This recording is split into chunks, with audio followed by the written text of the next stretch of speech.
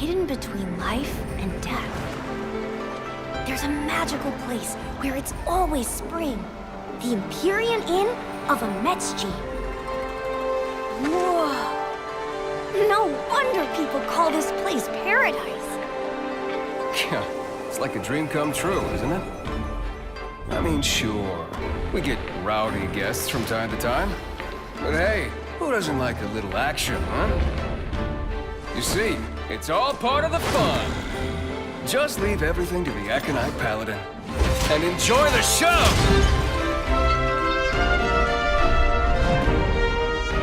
Here in Ametzji, all your worries will disappear. But heck, you'll forget you were ever worried at all. So relax. You can cross any bridges when you get to them. Trust me, you're gonna be just fine. Are you sure? Those Schutzbaum things look pretty scary. And I feel like there's something Hey, I already told you. Just leave the scary stuff to me. Come on, Pumper. We'll clean this old inn up.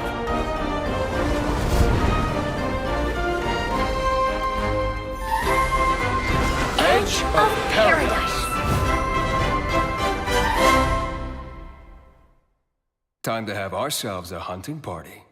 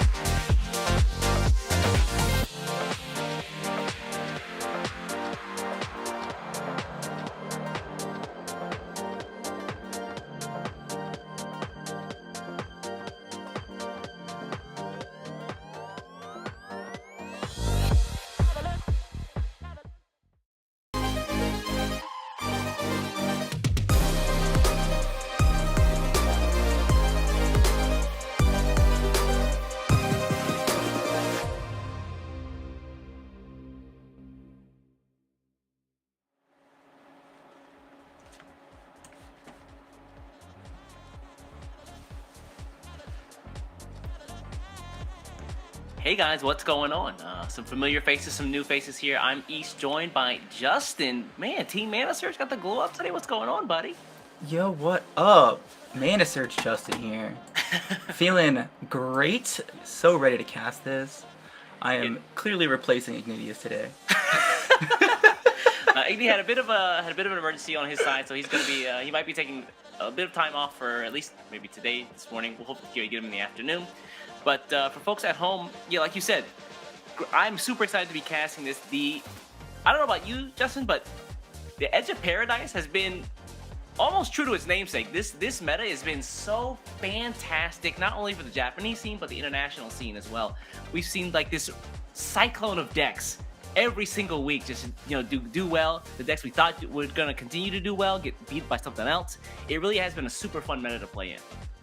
Absolutely. It's constantly changing, which some competitive players don't like that much. They like to have their tried and true. They know what the meta looks like. They know how to play it. They know what they're doing. But this meta has been all over the place. I feel like every class has been playable and good at some point in the last like 3 or 4 weeks. And you can kind of see that in the lineups we got coming in. Yeah, well, I mean, we don't want to put the cart before the horse. Let's take a look at the players, what they're actually playing for today, and take a look at the format here very quickly. So, you guys are all long-time watchers, and this does not look very different from previous casts. Where we've got day 1, the 7 rounds of Swiss, plus the top 16 or 32 playoff. I believe we had a top 16 yesterday, something like a top 11, something like that. And then today, Top 11 playoffs. those best 8 players who won out on day 1 out of a pool of over 200 players are going to be fighting for not only the points but also that cold hard cash at the end of the day. So tell the folks about the format here, Justin. So like, what's the deck lineup like? Is it 2 decks, 1 no bans, 3 decks, 1 ban? What's the deal here? So we got everyone brings 3 decks, 3 decks, 1 ban going on here. And it is a fight to the death. You get to ban 1, and then you gotta win with those other 2, and single elimination. So when you're out, you're out. Yeah, it's pretty tough. And like you said, the fact that there haven't been any like super powerful decks that have just taken over the meta within the first few weeks has really made the deck lineup and the strategies for the bans really interesting for a lot of these players. But again, let's take a look at the price that they're gonna be fighting for here today. Again, the money. So first place, of course, 2,800. Second place, a still respectable 1,700 in the bank. Third and fourth, walking away with 1,250, and then fifth through eighth, also walking away with 750. Correct me if I'm wrong. I believe top 8 also gets actual playmats for Shadowverse, and for folks who aren't following the Japan, Shadowverse Evolve just came out, and I would love to have me an official Shadowverse open mat to be playing on. Holy crap. Yeah, absolutely. You gotta get those Shadowverse mats for your new Shadowverse upcoming game that's getting super popular in Japan. Very, very quickly. Again, hopefully we get to see an English release, but again, that's a little bit down the road. Anyway, let's take a look at the brackets here for today. I believe we've got the top 8 here ready, set up, waiting for their matches. Oh, look at those names. Look at those names. A lot of familiar names there, a couple of new ones. Yeah, tell me more about the names here, Justin. So we got EMT and Rees of Team Enmity. We've seen him time and time again. I think this is at least his 3rd, maybe 4th time coming in here at the top 8 of the SAO SBO, and he's got his teammate Flanders not far behind. He won back in, I want to say it was March of 2021 to clinch that contender spot, I mean. And then we got a new face in Arita-kun, part of the Team Revelation. He might be new to the top 8 here, but he is a very well-known player right now. Obviously, he's on Team Revelation, but he's very big on social media, and he even had his own joke Twitter for a while that got really popular last year. That was pretty funny. I'm not going to advertise that, though, because it's not appropriate. I don't think he's posted on it in like a year. MS Kiyo's here again. I feel like he comes around like every other month. Kiyo's a player that I'm always excited to. Yeah, I'm always excited to see him play. He's a longtime player of the game, very knowledgeable about not only the craft that he loved, which is runecraft, but also just the other crafts in the game. And again, one of your Mana Surge boys out there. We've also got Samsung. I'm not sure if we've got actual company representation here, but I mean, Samsung is in the actual tournament. Take that for what it is. And then I skipped around. Samsung's gonna jump back to him because he's so unique and so unusual. But yeah. Shout out to Samsung. Yeah, where's Apple in this competition? Right. Panasonic coming in next month, but again, Keel's got a tough match ahead of him in this first round. Going to be TK Sadfeeder, a guy who really doesn't need an introduction in the SEO region. I mean, he's got more tops, than most people have entrances in SEO SVOs, right? So. Oh, at this point, absolutely. Yeah. Time and time again, he shows his prowess. And then closing out there at the bottom, we've got Void going up against DB Suya. You know, Chrysome, our winner from last month, not able to make it through this month, but one of his DB boys did get through in Suya, so you know he's going to be rooting for him out there in the chat. Hopefully, you guys are as well. Yeah, Dawnbreaker is bringing in that representation. Yup.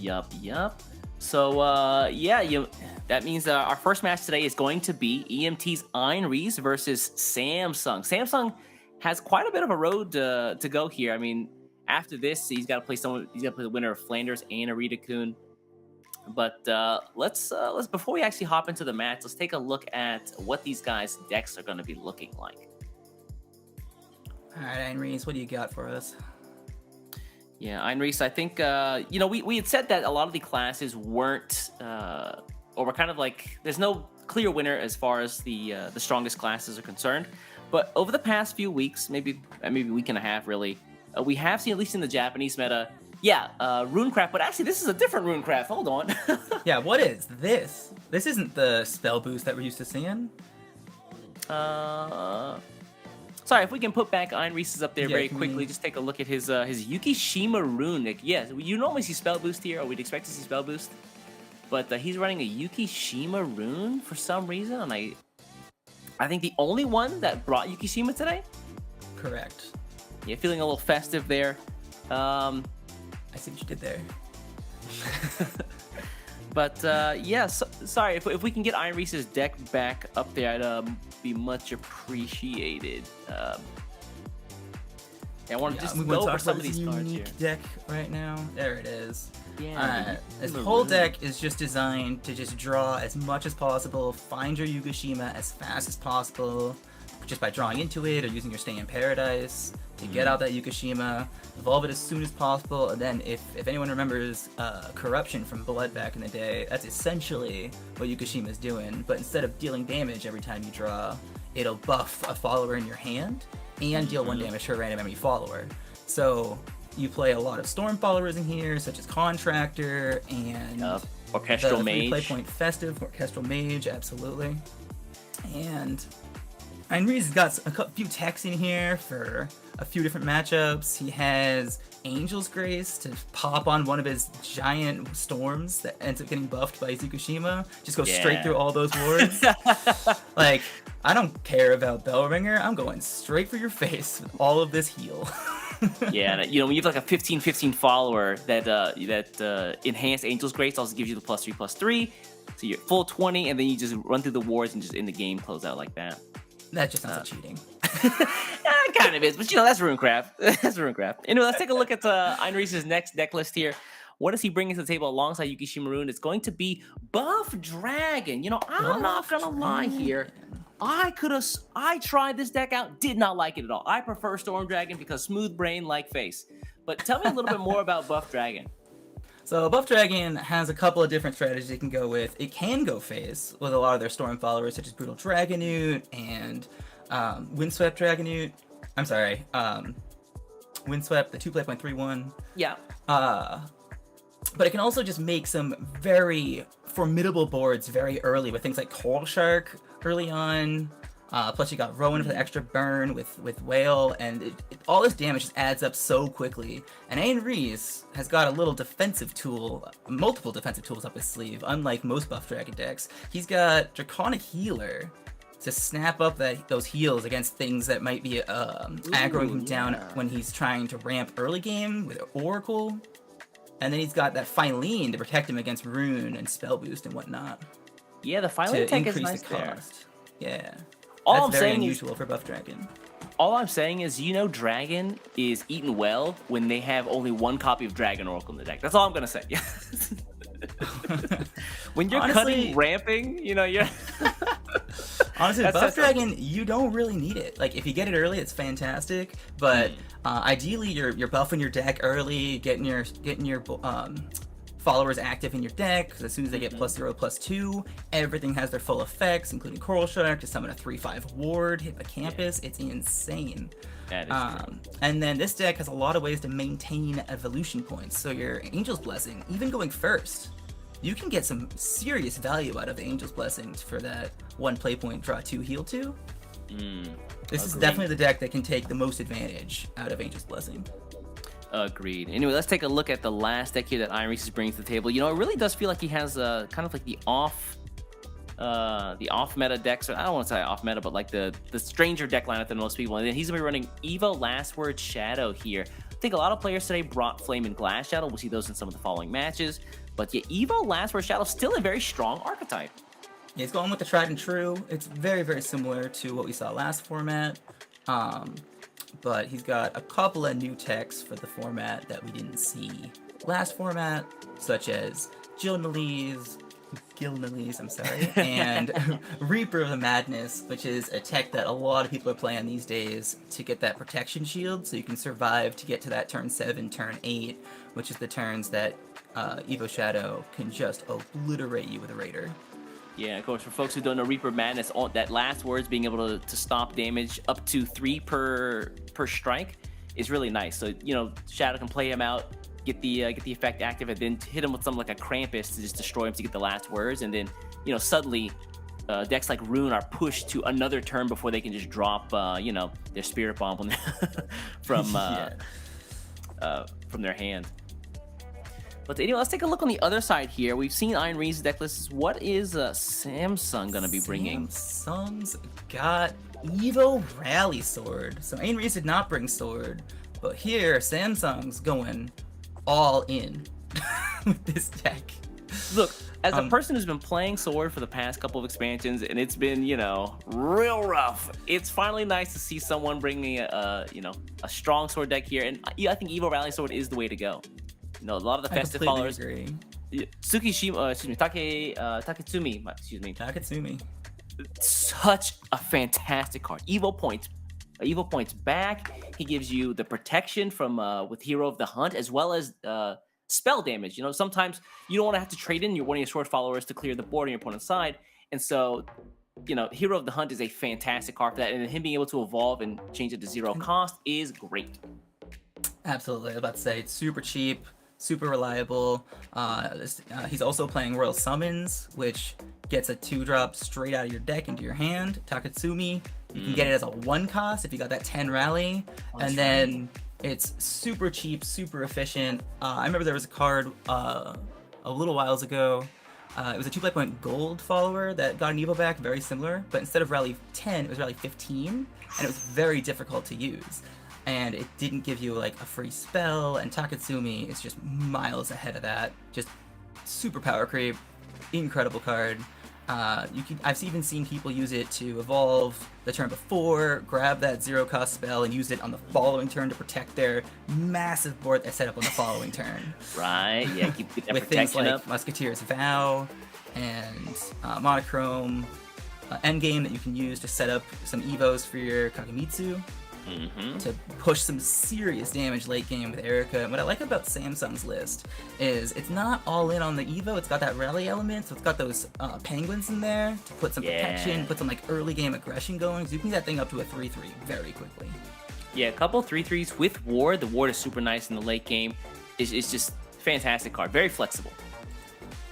You know, let's see what Samsung's bringing in his next deck here. I think it's going to be Runecraft, but this time Spell Boost Rune.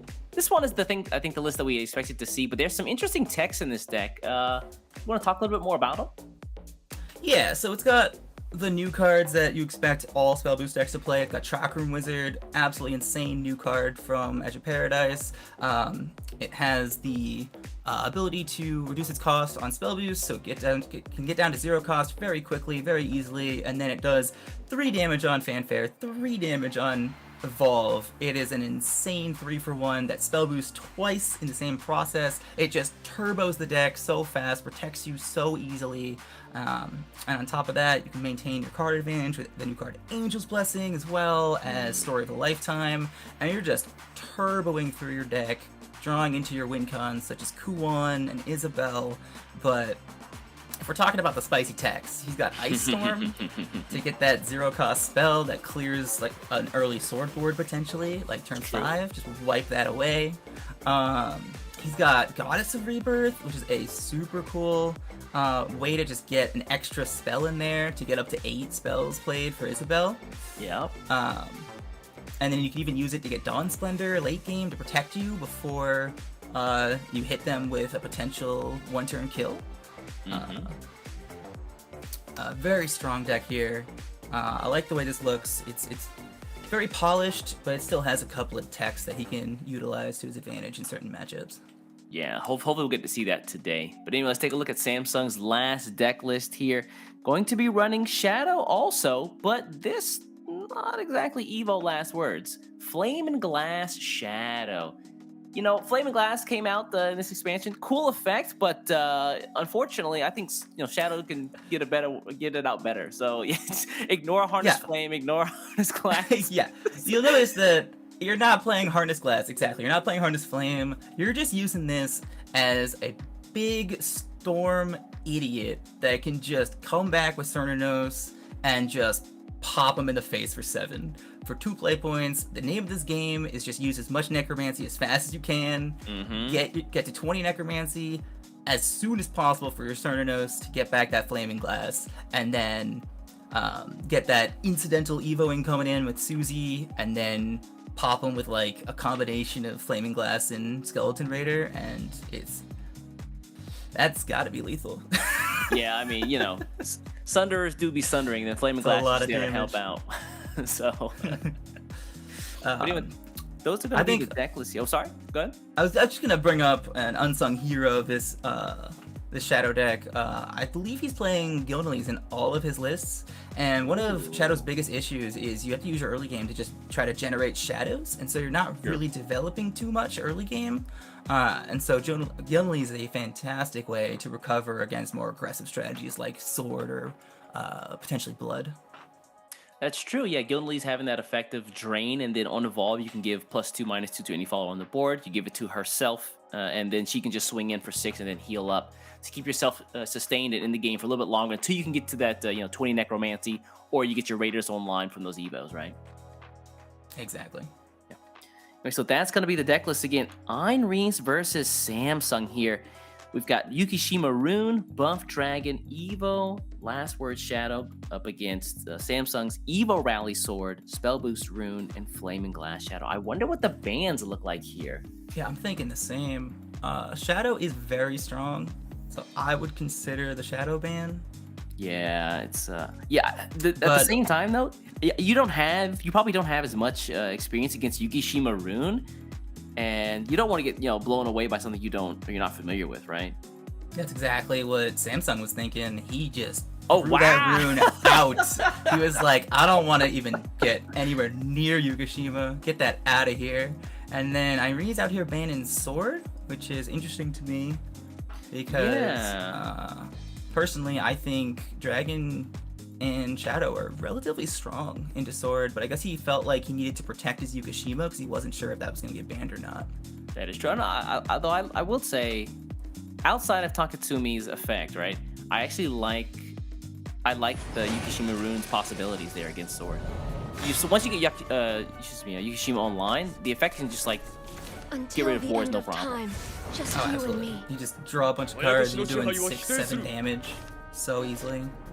So looks like first we're gonna have the Shadow Mirror. Getting started, Samsung's going first in the Shadow Mirror, but it's not really a mirror. True, yeah, that is true. We got Last Words from Einrees, and we got that Flaming Glass festive deck from Samsung. Yeah, so actually we talked about this before the cast, but like it's like the council of Cernanos, Susie, and Raider get together and say, who do we want to support today? And one player said we're gonna support Flaming Glass, and the player said we're just gonna go hard on the Last Words. And that's really is the power of the Shadow Clash. They have like a 17, 18 card core, and then out of that, you kind of like spice it whatever you want, and I'm then not lonely. shift the deck Not a with little bit to everyone one around me. side. Yeah, you just get any kind of card draw you're looking for, you want. Like, we got Tempest God up for Einriz as a great way to increase that last word count, but also just keep digging through your deck. Meanwhile, we have Samsung using the dog in order to do that. He's got the hound, so Yep. he's also digging through his deck while barrel riding some followers, increasing his shadows very quickly. Yeah, so this early game is really going to be not super big on board. Most of these guys are really just building resources. One player building Evos and trying to get to their Raider as fast as possible. The other player just working to get that Necromancy online as fast as possible. I'm noticing Einriz over there with all 3 Deathcat Reapers, so he's just slamming that girl on turn 2. Right? Fantastic card, Deathcat Reaper. Just being able to clear a follower and just trade out, it really works to your advantage and helps to clear the board, right?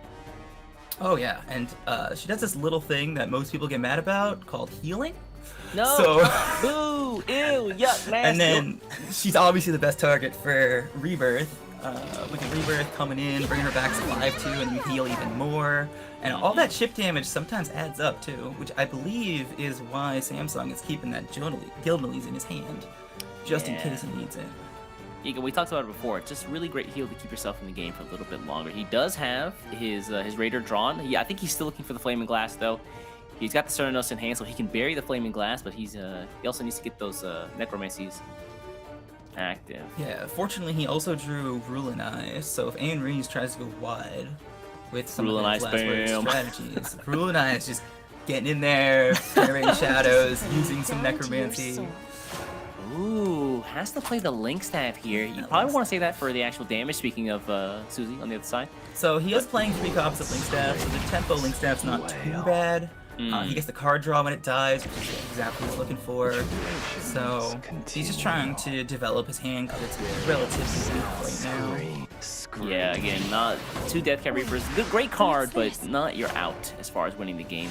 Luna's a good pickup, though. Luna's a very good pickup. I Really imagine tricky we'll turn see. though. You don't really want to play Cernanos without a Susie to barrel right to get back. Right? Feels real bad. And given So those he might play the Reaper of Madness here just to get that out of the hand. He has another one in the deck. He might want to save it to protect himself from potential Flaming Glass later. That's true, yeah. but- It doesn't protect from sundering damage, but the Flaming Glass is being, fat damage. What, 7/7? Alright, so he is going to play that Cernanos, it looks like. He's desperate for that card draw, or at least he's thinking about it. Yeah, hold on here. Yeah, this is a tricky hand, especially on 4. You've actually got a lot of options here, but it is going to be the Cernos, it seems. He just wants to draw as much as possible. Yeah, Very interestingly, getting rid of the Not with everyone Luna. around me. Yeah, well, okay, picks up a Bell Ringer, though. Ding Dong's out. So this Evo will get back that Link Staff for even more card draw. Yeah, that Bell Ringer was a huge pickup there. He really needs that card draw. He really needs that last word and protection. There There's it the is, Flaming Glass. So we yeah. got all the pieces now. Susie in hand as well. We've got, let's see here. Let's see. He's got 2 Rulin Eyes out already, so he plays another Rulin Eye, gets +2/+0 because 2 Rulins Yeah. have died. So that becomes a 4/1. But that Bell Ringer is just a huge issue. Yeah. He might have to use either Gionelise to use her effect to destroy the Bell Ringer since it's -2 and not damage. That's true. That's an Or option, he yeah. could just run in with a Bane Dog to get rid of that and then use the Rulin Eye to clear the rest of the board. Yeah, the Bane Dong is kind of nice. He can still opt to hold on to the Elise for later on. Although at this point, it looks like he needs to get his game plan active. I mean, these first couple turns were pretty light. He's looking at the fact that he drew Susie, so it looks like he's going to do his own Cerno Susie combo since he does have a Raider in hand. Fair enough. Yeah, at least accelerate the evils. Oh my God, I'm so jealous. I want the Milteo leader so badly. Oh yeah, his her Evo animation is so good. Oh, heck Okay, here we go. Actually, he's So, going to get the buff My here. biggest concern with this line is it doesn't necessarily clear. He's definitely thinking towards himself for his own future plays, which is great. And you don't really have to clear when you have Gildnelease to potentially heal Don't be on the following afraid. turn. Ooh, Oh, Raider picked and up he's here on picking up Reese's that side. Raider. Death Cat up. That's Yeah, he's rid of the huge. board. He even got that Spirit Invasion too, so he can get his evil count up to that. And that also lets him use some Necromancy to potentially invoke a Susie soon. One thing that's kind of crucial is in this matchup, normally the Flaming Glass Shadow will invoke Susie first, because they're just using more shadows constantly, Yeah. whereas the Last Word strategy kind of wants to build up their Last Words first and then use their Necromancy a little bit later. Yeah. Ooh. Yep, get out of Thunder God about time. It's one Yeah, of the he's- reasons to get that out. He's been sitting there for what, 2-3 turns at this point, so. Alright, new card being played here, Call the Great Arms to give back 2 Shadowcraft followers, and those are exactly the 2 he wanted. Wow. Certain Susie combo feels good.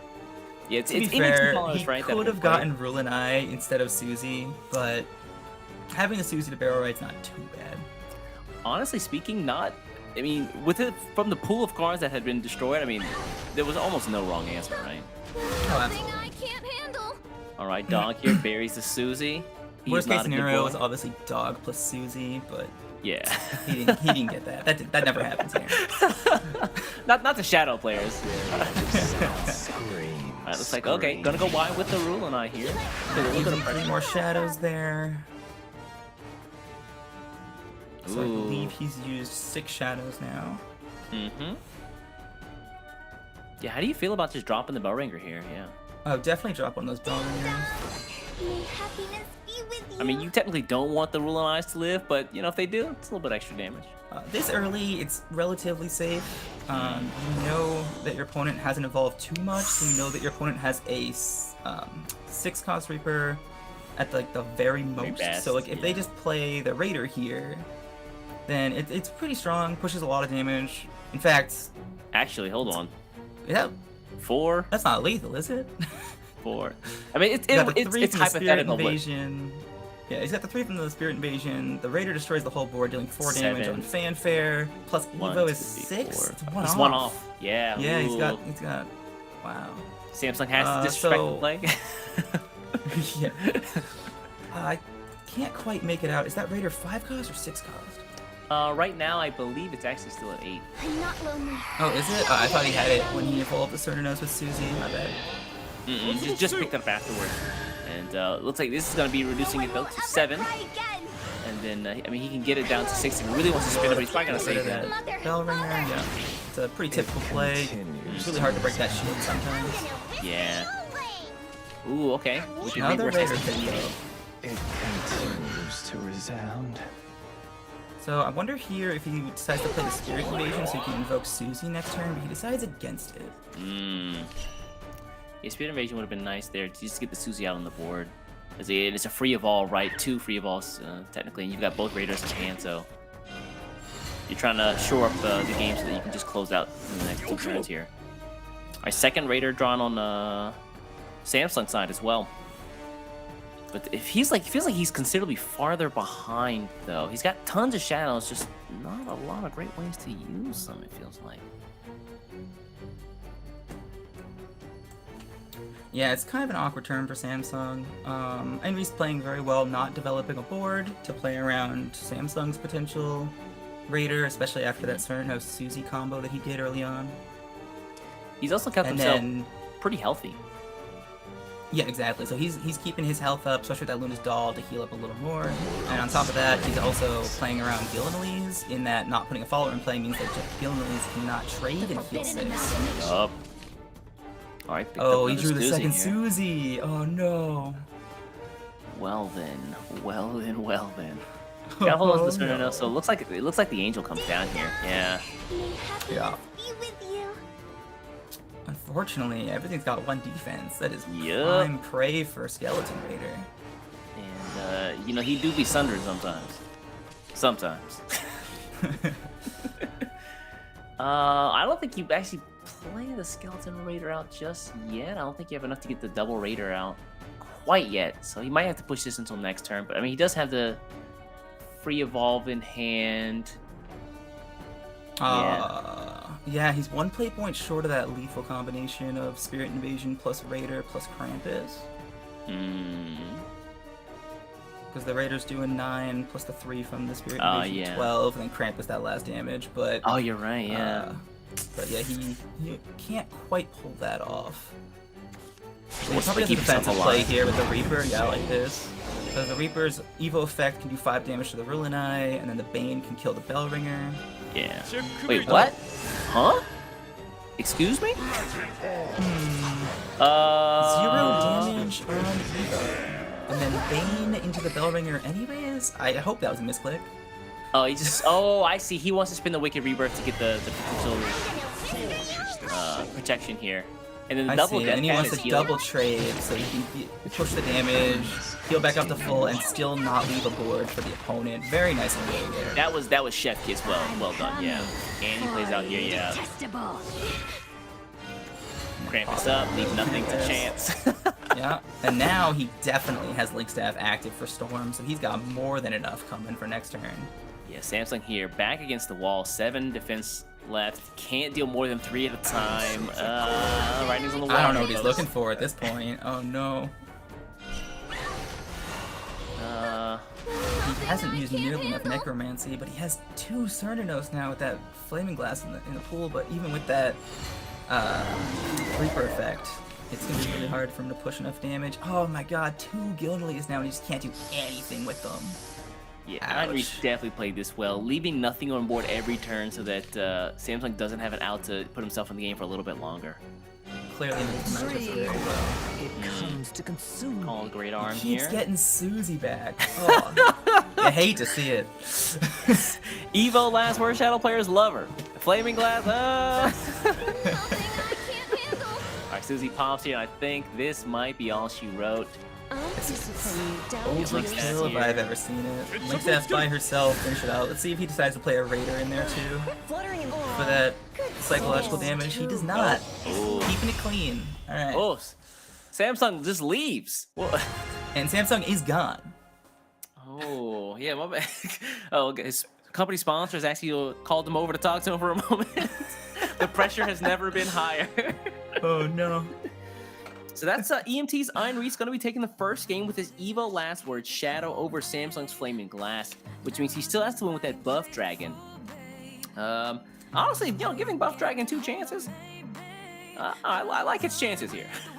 Yeah, especially with Spell Boost on the side of Samsung.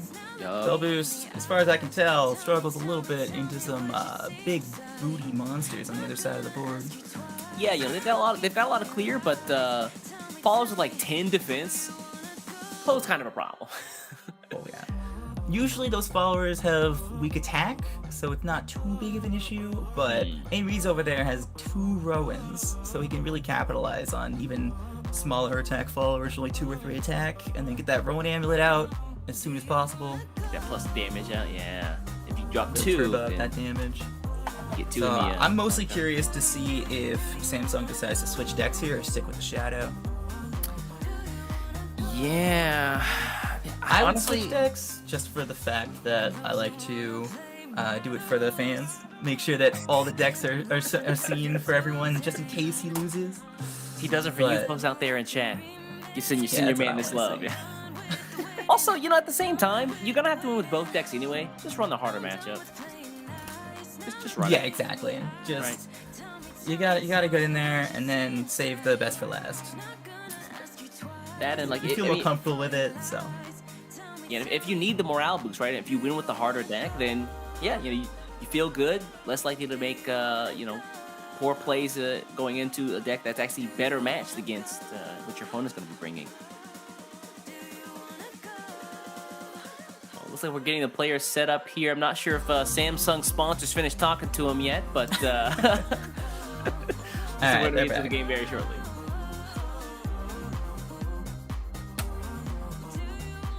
Alright, looks like Samsung has returned. With renewed vigor, might I add. And he is running back the Until Shadow. the end of Alright, time. sticking Okay. with Just you his and me. guns. Yeah, there's also that case to be made where you're already playing the deck, so you're kind of like in like quote unquote that mode. So just Yeah. keep playing it out because you feel more familiar in the time.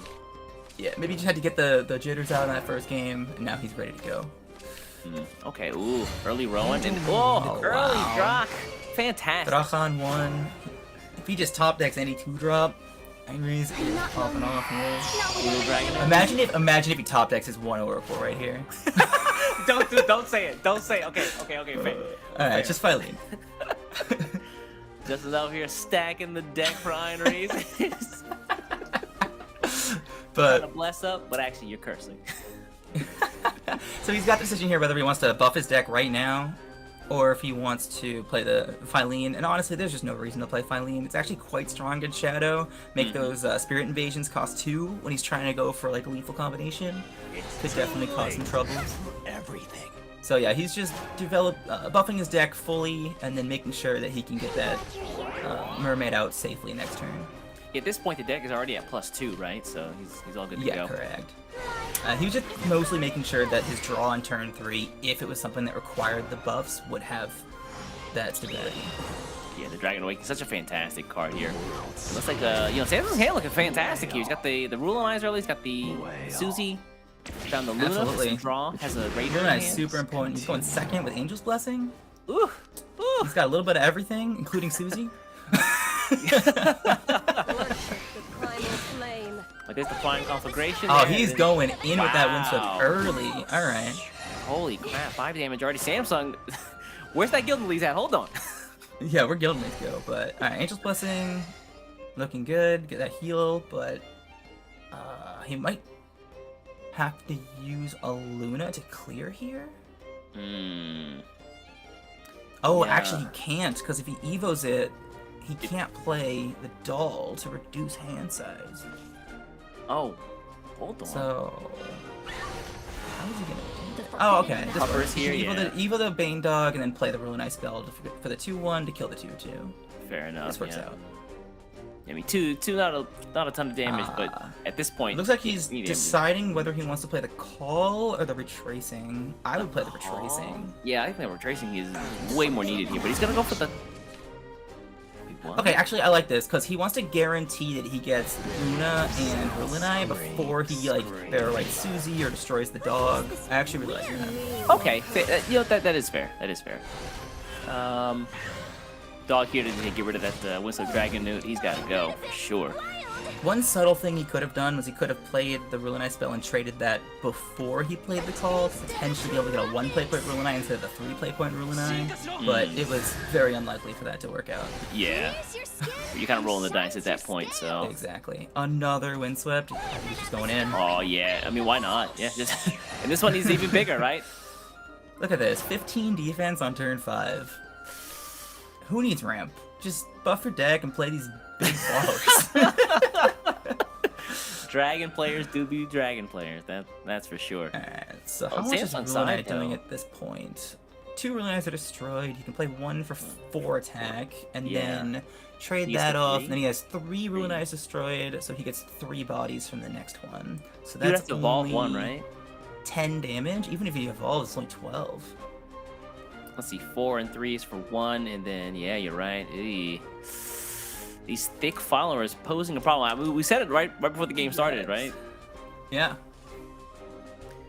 I don't know what you do here. I mean, Samsung, he's like, put the actual game plan on the back burner for a second. Like, okay, I'm in survival mode.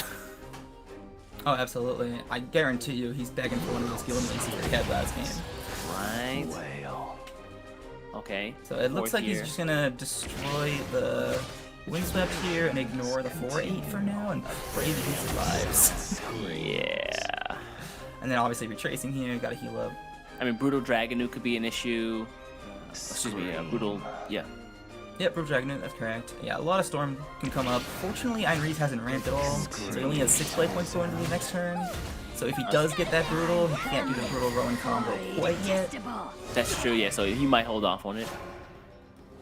Leaving the Rulinai in play, I don't think there's anything that can punish him for that, but... Oh my god, another Awakening draw for Einri's. Right when he's running out of cards, he just picks up that card draw. He's Right got a off the Celestial top. here.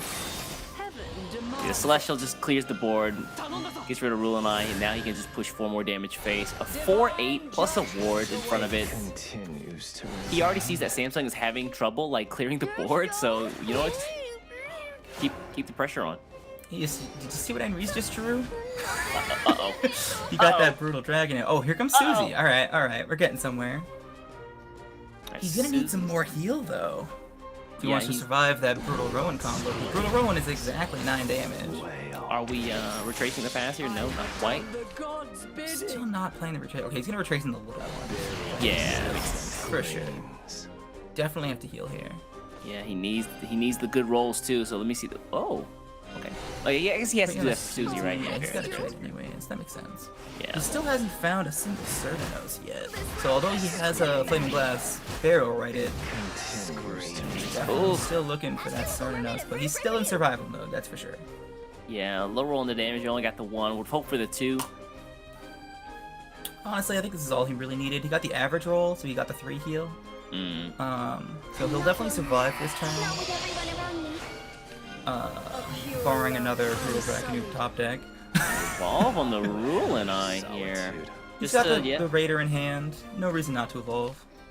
Although at the same time, Dragon has Angel Blessing, so you're playing right into that now. Thanks, buddy. Thanks for the play points and the draw and the heal for cheap. Although putting the Luna down's nice, because if Ain Rees does decide to go with Brutal Rowan here, there's a potential that the She end of soaks up the turn damage. damage. Exactly. Yeah. He's thinking about it. No Rowan in hand. Oh, he does have the Rowan. Excuse me. I think Not you enough can play take this points. slow and just play the Angel's Blessing. I agree with this. Yeah. And now you can use your Phylene and just take like a nice slow turn and then set up your Brutal Dragon and Rowan on the following turn. How many And times use have that we? Windswept. Oh my god. Oh wow. And then you How many can still times- play the Phylene. Yeah. How many times have you you get greedy? You see the game's about to end. You're like, all right, let me just push the damage and I'll find the rest of the damage later. And then everything falls apart. They start healing back up and they get their gameplay online. Like, god dang it. God Yeah. dang it. Setting up your own stuff and then they just get beaten to the punch. It actually looks like Iron Rees is Oh. one-off lethal here. Whoa. So he's just going for it. Okay. Because Yeah. he's got 10 here on board with the Evolve, and he's got one more in hand with that Ice and snow. Blazing Continues to Conflagration. But he's just going in, ignoring the Luna completely, and just putting Samsung down to 2 HP on turn 7. Okay. Oh, okay. He's gonna leave the Luna there. He's like, hey, just this is your problem, not mine. Another Susie Pops. Oh no! Kill the leaves. No. Oh, that's exactly what we didn't want to see. Oh I no. hate to see it. To be fair, that Brutal Dragonair has 13 defense. A Gillen Ladies Yeah. is not dealing with a 13 defense Brutal Dragonair. You make a valid point, my friend. Very valid point. Yeah, I don't know what's going on here. For He's got to Samsung, spam Rulinai. I for mean, sure. I guess, but I But mean, even after that, it's still He's curtains, not my friend. healing. Yeah. Yeah. Yeah, your shadow has healing, but it's never really in big form, right? It's all like little bursts of 1s and 2s to keep them around, but when Dragon is putting out this much damage turn after turn, the Windsweeps, the Brutal Dragon, Newt, it really is hard for Shadow to just keep up as far as like keeping their life above water. Absolutely. I'm trying to see if he can potentially do a Raider play here. 'Cause obviously, Raider just destroys the The Brutal, yeah, that's fair. big old Brutal. But then you still have the 8 defense after the Raider hits it. Oh, hex you. On the Ooh, okay. Windswept. Shall dissipate. Okay, here comes the He is rule gonna line go to in. make space. He's running out of time though. There's a 13. Ooh, Nice. Good hit. Unfortunately, he's not clearing, so he's just praying that this shield on the Bellringer holds up. Oh, Oh my yeah, God, Okay, well, the Throth top all right. deck. Okay. That's okay, just fair. dirty. And it looks like Iron Rees is gonna take this in a swift 2-0. Yeah, that was powerful showing there from the Dragon class. It is the pom pom from the young man himself. Shout out to Samsung for getting this far. Well, guys, we've seen Samsung gonna be exiting here. Unfortunately, a little early. That's really Yeah, unfortunate. a We little didn't get to see the disappointing, Starburst but hey, ring. a top 8 is still a top 8, so he should still be happy with that. Yeah, I mean that's points under his belt. He gets the playmat as well as the the cold hard cash for the weekend. So yeah. Oh, not bad. absolutely. But again, congratulations to EMT's Iron Reese, the guy who came with the weirder deck lineup for most of the other players here. And despite that we didn't get to see the Yukishima Rune, it still pays off, right? Buff Dragon, still a very strong deck. Evo, Last Word, Shadow. You know, someone asked us in Iggy's chat yesterday, you know, what's better, Evo, Last Word, Shadow, or Flaming Glass? And it's so hard to make a distinction there. Honestly, my answer is they're both just really good. Yeah, I agree. They're very evenly matched. And in terms of matchups, I don't think it really changes too much. You still have that Evo Shadow base and the core that just pushes through all the same things, and it's just a matter of playstyle at that point. Like, if you're comfortable with Last Words from playing it for about a year now, then just jam those Last Words followers, because it is the last opportunity to play those. Yeah, very, very valid point. Yeah. Again, I've been playing like a pure Last Words deck this week, and it's been a lot of fun. And you know, when you toss Raider and Susie and all their friends in there, it's just even better. But anyway, let's take a look at the brackets very quickly to see where we have been and where we're going to go. Again, we saw Iron Reese just taking over Samsung there. Unfortunately, Samsung's going to be going home early, but still a respectable showing of, you know, top 8 out of 212 players. Looks like next up we're going to be having EMT Flanders versus Arita-kun from Team Revelations. I'm looking forward to this matchup. So Flanders is a face that we've seen before. He's topped a couple of times, even won once, went into contenders. Yeah, and had a decent showing in contenders even last year. So I'm looking forward to seeing what he can pull off with his dragon sword and Shadow of his own. And then Arita-kun, as far as I can tell, is the only one not playing Shadow. Yeah, that's interesting, isn't it? Anyway, let's take a look at the decks from both of these guys. Yeah, you make a great point. Arita-kun, one of the few players not actually bringing Shadow at all. No. First up again, we're going to have EMT here's Flanders. EMT Flanders. Yeah, this is his Shadow deck. Very similar to Samsung's from last match. He's got the Flaming Glass going strong, using those two Gonaleases and the Rulanize to protect himself early against board-based decks. The biggest difference I'm seeing is he's playing 3 Flaming Glass and only 2 Skeleton Raiders, because he finds the Flaming Glass to be more important than Skeleton Raider. That is an eyebrow raise moment if I've ever seen one. You know, the partially ease of agree with damage off this. of him is so good. But yeah, we got Flaming Glass on the screen here, but realistically, the fanfare is irrelevant. We're just looking at a 7/7 Storm. Storm's the best keyword in the game. If it's got Storm, it's gonna be good. Look, you are the Shadow class. You take this Flaming Glass and you sacrifice her, toss her off the cliff for the Soul Stone, and then you bring her back with the power of Cernunos later on to do your bidding, right? 7 face. 2 play point, 7 Storm seems pretty solid. And it draws a card on top of that. Oh, that's true. I completely forgot about that. He just draws too, yeah. Anyway, let's take a look at the Flanders' next deck. Let's hear what else is he bringing to the table alongside Flaming Glass Shadow. We got Buff Dragon again, just like his teammate. Yeah, Buff Dragon. I'm surprised I didn't see more Ramp Dragon, but I guess, you know, Buff Dragon being able to put those really fat followers with the addition of like the super, 5 damage from Drakk is really nice. We got to see it at the end of that last game. Just once you get your followers buffed, he just swings on the board, clears out entire boards himself, and then does some damage to the face at the same time. Yeah, hits him for 5, because why not? Because you're Dragon. Yeah. Why not? And then the biggest difference I'm seeing between Flanders Listen and his teammate Iron Reens is the fact that Flanders decided to play Ocean Spirit in his version instead of Oracle and all of those techs that Iron Reens was playing. Ocean Spirit's an interesting one. It's been around for a while, but no one played it until this format. It is just a 1 play point follower, very unsuspecting, and once you get it buffed mid to late game, you can slam that thing down as like a 2, maybe even 3 attack after a couple of Celestial Dragon Evos, and then you slam her down as a 3/7 ward for 1 play point that can banish almost any follower your opponent has in play. Yeah, that banish effect is actually just really nice, and sometimes you deny, cards like Shadow, their cards that they would need to like sink into the grave. and take them off the table. So Shadow has to work a little bit harder to get those cards that they absolutely need to be sunk to pull back later. Absolutely, and I think that's a big reason why he's playing Ocean Spirit, because he expected Last Word Shadow to be so popular. You know, let's take a look at Flanders' last deck list here. We got Flaming Glass Shadow, Buff Dragon, and to round out the archetypes, we have Evo Rally Sword once again. Yeah, you know, Looking I've very seen similar to Samsung's list. Yeah, I've seen these lists, and early on I thought there was a lot of contention about running the Leon, but I guess the Evo is just too hard to ignore here. You know, not a lot of tempo on turn 3. You're waiting, and so you open yourself up to damage there from other more aggressive classes. But again, once you get those 10 followers destroyed, you get him evolved for free. You get the Kagemitsu online. You get the 3 damage every turn, and he's ambushed. Yeah, great point.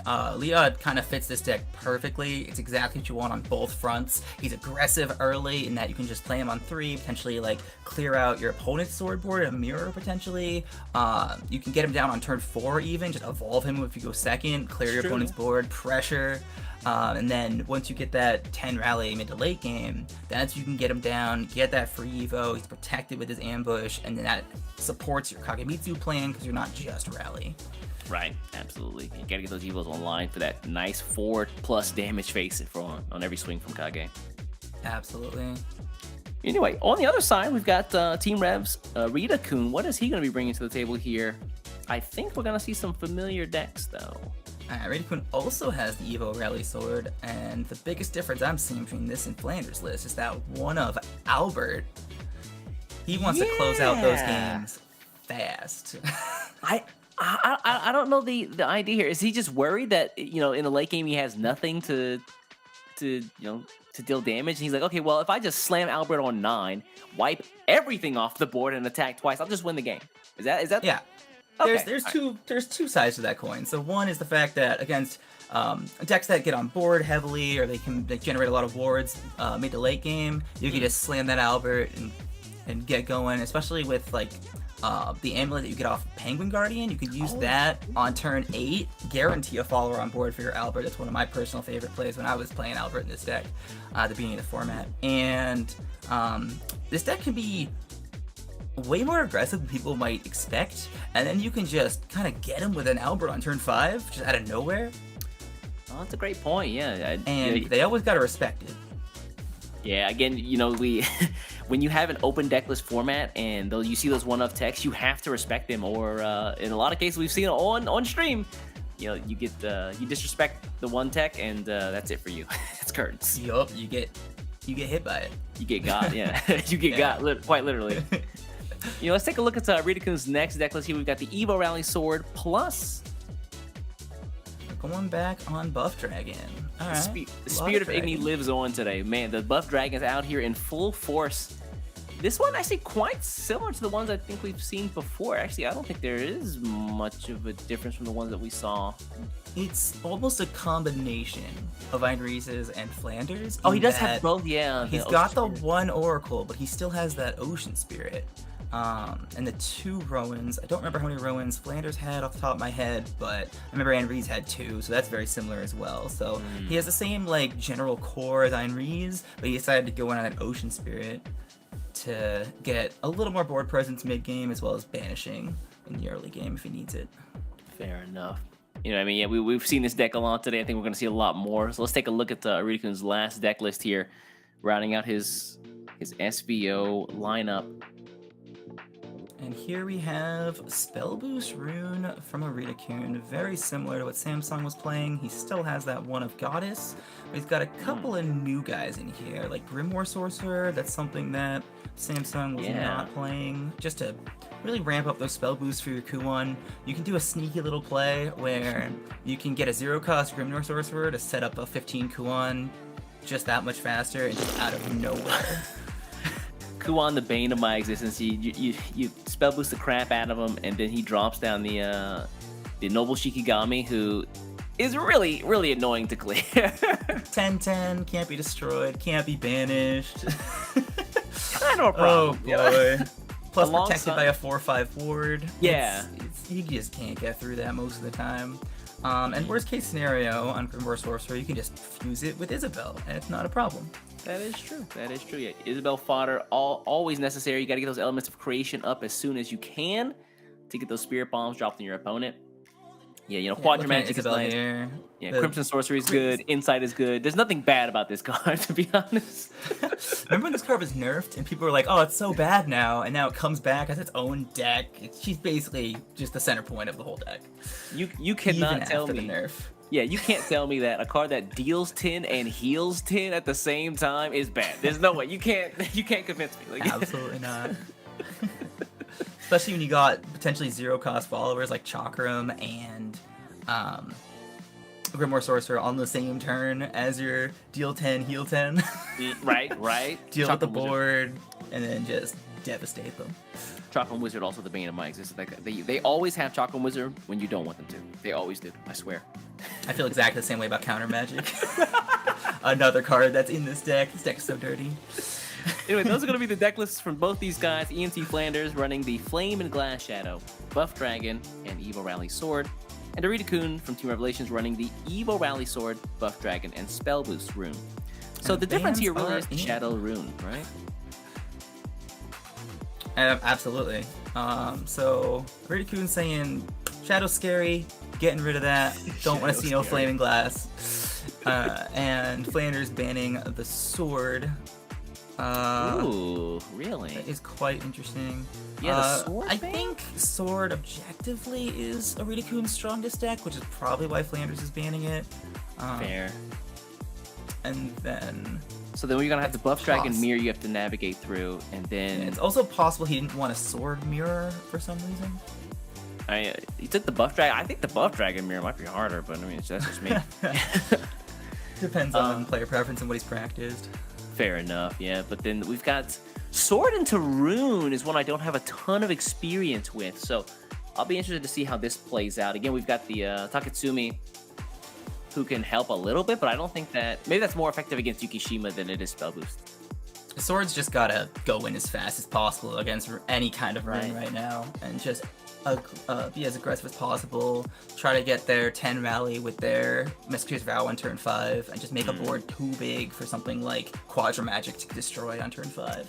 Exactly. That turn 4, turn 5, turn 6, where they can really get out the, potentially 2 Musketeers, plus you get out your Corpse Maester, could be important. Chill you to the bone. Alright, Dragon, Mirror, and we got Flanders going first. Ooh, okay. So yeah, I mean, we were bound to see this matchup anyway, so just get it out of the way first up. Ridicule hitting that Oracle right in the beginning. Yeah, feels good. One Feels copy, very- by the way. Yeah, right. actually playing the lottery. Flanders getting rid of the Angel's Blessing because he's going first. You hate to see it. You try to toss the Rockwell away, and it just comes right And back. it just comes right back. At least he's got that Throck on turn 1, but the rest of his hand is looking really shaky. Yeah, we're really thick board or really thick followers in hand. Throck right off the top for Ridicule. Yeah, double back again. Probably the best card you can get turn 1. Actually, I think it's the only besides Prime Conflagration. Absolutely. It buffs the top card of your deck. It buffs your whole deck by 1, and then he gives you a spell that can buff whatever you draw. Which So is that fantastic. if you draw like a Coral Shark, or in this case, the Mermaid, you can buff that. So next turn, he can buff that with his Howling Conflagration, and then slam a fully active Mermaid to buff the rest of his deck and draw 2 cards. Yeah. So Yeah, this like a really strong turn 4. Yeah, this deck is just so strong once you get the at least the +2 buffs Sorry, on the Tim. entire deck. But when you're drawing cards out, you're like, oh man, I gotta do work, or this card is basically useless if it's only got the 1 buff.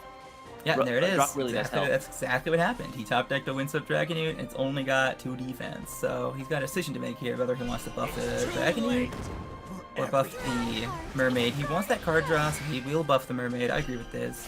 Yeah, Um, I don't hate that at all. we kind of brushed over the fact that Flanders top decked a Awakening on turn 3. Probably the best thing he could have gotten, especially with that 2-drop that just kept digging him cards. So he kind of snowballed into his card draw exactly what he needed with a weak opening hand that he had. This definitely put him in the game, keep him around for sure. Drawing those early question, though. ocean spirits, though, it's Kinda really sucks. awkward because if they don't have 5 defense, they don't stick around. Yeah, they also get banished. You might just have to use them up, right? He wouldn't buff them. He might buff the Tropical Mermaid to get the free Evo on turn 5. Yeah, I think the Tropical Mermaid. Oh, is it's already better, free yeah. evolving. Okay, I thought it was a Oh, is it? 2-3. Even better. Oh, okay. Yeah, good eye, good eye. So if he buffs the Ocean Spirit, it stays on board and banishes the 2-5. Yeah, they're both 1/4s, right? Yeah. So keeping that alive, but it's only protecting a 1/1. So you might want to save that to protect. Yeah, what are you really towards protecting? Later. Exactly. Is this your queen? This is who you're gonna fall on a sword for? This 1/1?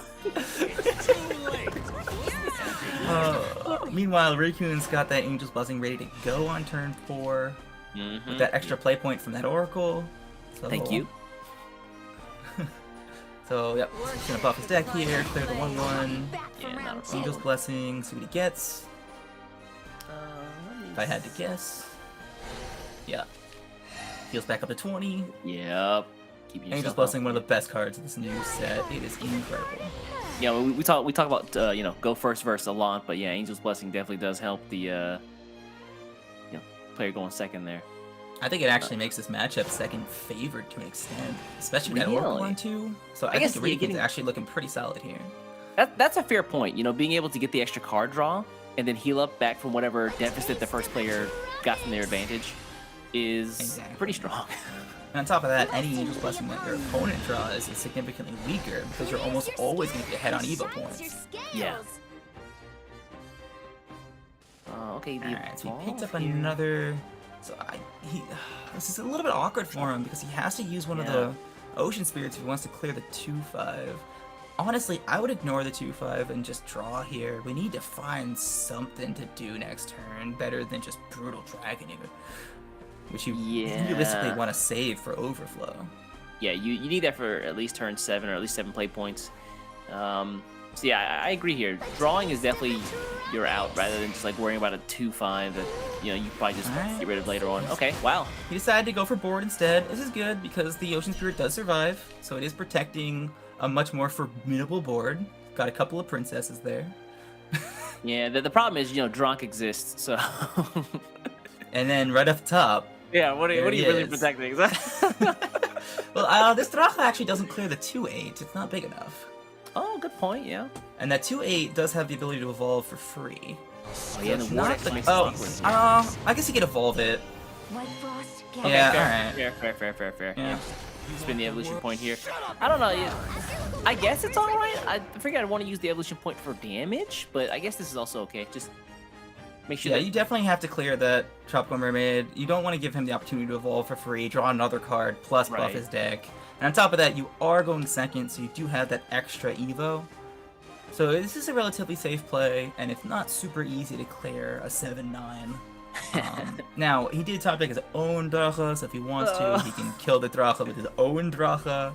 Another option is Brutal Dragonood Evo, and then use the Ocean Spirit to banish the Dracha, so you can pressure a little bit. But then you're falling behind on evolution points again, which might give Ritakun a slight advantage. I think we're about to see the Dronk Wars here. It's Very a real reminiscent. cat and mouse matchup, Yeah. in my opinion. I think we're gonna see the Dronk Wars here. Very reminiscent of the Bahamut Wars. I Baha, Bahamut Wars you Baha, 2016. we Baha. But yeah, at the same time, you can't leave their Dronk up, but you need to draw Absolutely some not. cards. You actually need to Yeah, draw he's some cards. he's definitely considering playing this Awakening, but the He's problem with like- that is if he doesn't draw into almost exactly Celestial Dragonair, he's in so much trouble. So he will play the Dracha here. He does have 10 defense. He has really turboed the buffs in his deck. So he doesn't even have to Evo, which is fantastic. But Aritakun's got that Brutal Rowan ready to go. Yup. And that does exactly 10 damage to deal with this Dracha Oh, while goodbye. pushing 9 damage. Goodbye. Plus he's got more Storm ready to go in hand for the follow-up. What's great So about this is that Ritakun, what's great about this is that Constructed. Flanders is still stuck in the same situation he was in last turn. You know, Exactly. Arita-kun kept up the pressure. It's like, well, do it again. And Flanders really is going to struggle to get an answer here. Yeah, he's absolutely on the back foot, and I think he might even be up against the wall too much here. He can't really heal. Alright, gonna His drop it best down. guess, in order just to heal, his best shot would have been using the Awakening to try to draw into an Angelic Bless or Angel's Blessing. And Alright, gonna just spin the whale for the draw. yeah, I don't know what the plan is here. Oh, top lefting? Is that what was he doing there? It's Yikes. Is He's he gonna, gonna trade his 2 Brutals? There's no way. I Because think he only has 8 damage here. he'll probably trade 1, right? And then oh, Oh, okay. yeah, use Oh, the this Open works. Spirit. Okay. Yeah, Fair. yeah, This yeah. is fair. And then trade the rail. Yeah. He All does right. have to trade one of them, unfortunately, but we know just from his hand that he's still dead. Yeah. I mean, And the Dracha top deck. Oh my Come on. God. Didn't even need it, but just slam it. But yeah, like I said, I really think this Dragon Mirror is second favored. Believe it or not. and And the Dangerous Riiku's Blessing, we gotta see the showing how it difference goes. for sure. Absolutely. Oh. So that means that Alright, Flanders so here. Flanders, let's see if he switches to sword or not. Oh, do we have these guys backwards? Uh-oh. Oh, no, I think it's all. Oh no, it's alright. I think it's Yeah, right. Yeah, Riikun right. is the host. Yeah, Yeah, no, we're good. Right. Just double checking Alright, there. Riikun going second again, but he's playing Spell Boost, so once again, he's got Angel's Blessings in there that he might want. So honestly, maybe he wants to go second. Maybe. I like this. So we see Riikun mulliganing away Isabel, even though she's so important, because realistically in this matchup, you don't necessarily need Isabel because her Quadra Magic early is not helpful. You don't want to fuse too many followers too early, and honestly, you don't need her that much until mid to late game in order to get that Elements of Creation. That's a very fair point. Meanwhile, on Flanders' side, the Drac already in hand, already ready to go. Got one of the Yep. buffs up. He's got Blazing Dragonute ready to go for turn 2. I expect to see this him a bit more aggressive in this game, just off of that alone. For Riikun, the bullet with the Chimera is really strong to deal with early game pressure. So if Flanders decides to be a little more aggressive with the Tropical Mermaid here instead of the Blazing Dragonute, Riikun has the instant answer. But Flanders is gonna play it safe, go with that Blazing Dragonute, dig a little deeper. Always good to draw. Active Whale turn 3. Yup. Yup. Free damage, thank you. Yep, Hurricane Golem also great. Definitely want to build up the stack as soon as possible. Make all those chimeras as good as they can be. Deal some early damage, draw those cards. Yeah, we've seen some of the golems within the past couple of expansions actually be used in spell boost. I honestly, the first time I saw it, I was like, oh, that's a clever answer in spell boost to actually just get spells. You know, use the accelerates, despite the fact that you are just using the stacks instead of to get additional effects. Using those cards, I guess, outside of their intended purview is really interesting to me. So heads up Yeah, to people the have always spell boost been- players like that. People have always been talking and mostly joking about combining Dirt and Spell Boost, and we finally have been able to do that. Meanwhile, Flanders probably getting the best possible turn 3 play there. Right. Top decking that Coral Shark Coral on Shark. 3. Just a casual 6/8 with a ward on turn 3. No big deal. Luckily, he's couple turns away from evolves. Otherwise, we see a 7/7 hippocampus. Don't want to deal with Yeah, that. that's true. Yeah. I always forget that Although- it evolves just to the 7/7. I'm like, oh yeah, if I can clear everything else but it, I'm okay. And then you're like, oh wait a second, this was Oh a wait, I'm mistake. taking. Oh no. I'm dying. Okay, I was gonna say that random hit with the Chimera hitting the only follower doesn't die. It was a little unfortunate, but the counter magic hit the same target, so it's all good. As long as the 1/3 is still chilling, then it's probably fine.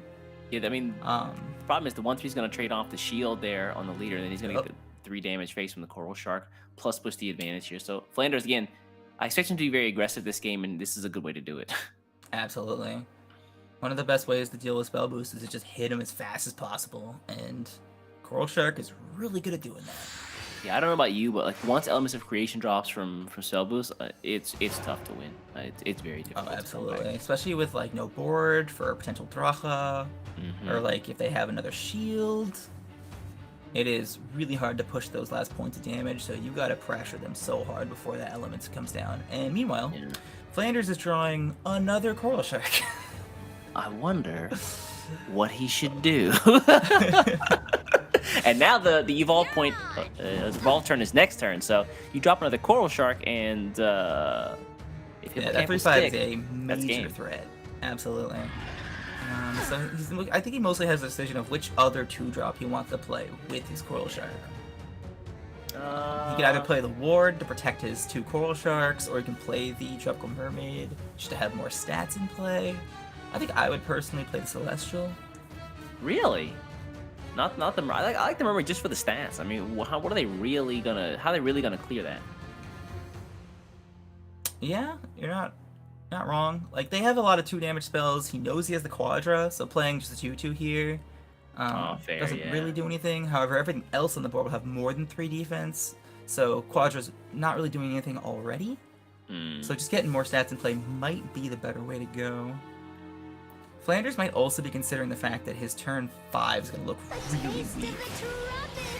Yeah, that's a great point. But he is going to go for the most stats possible.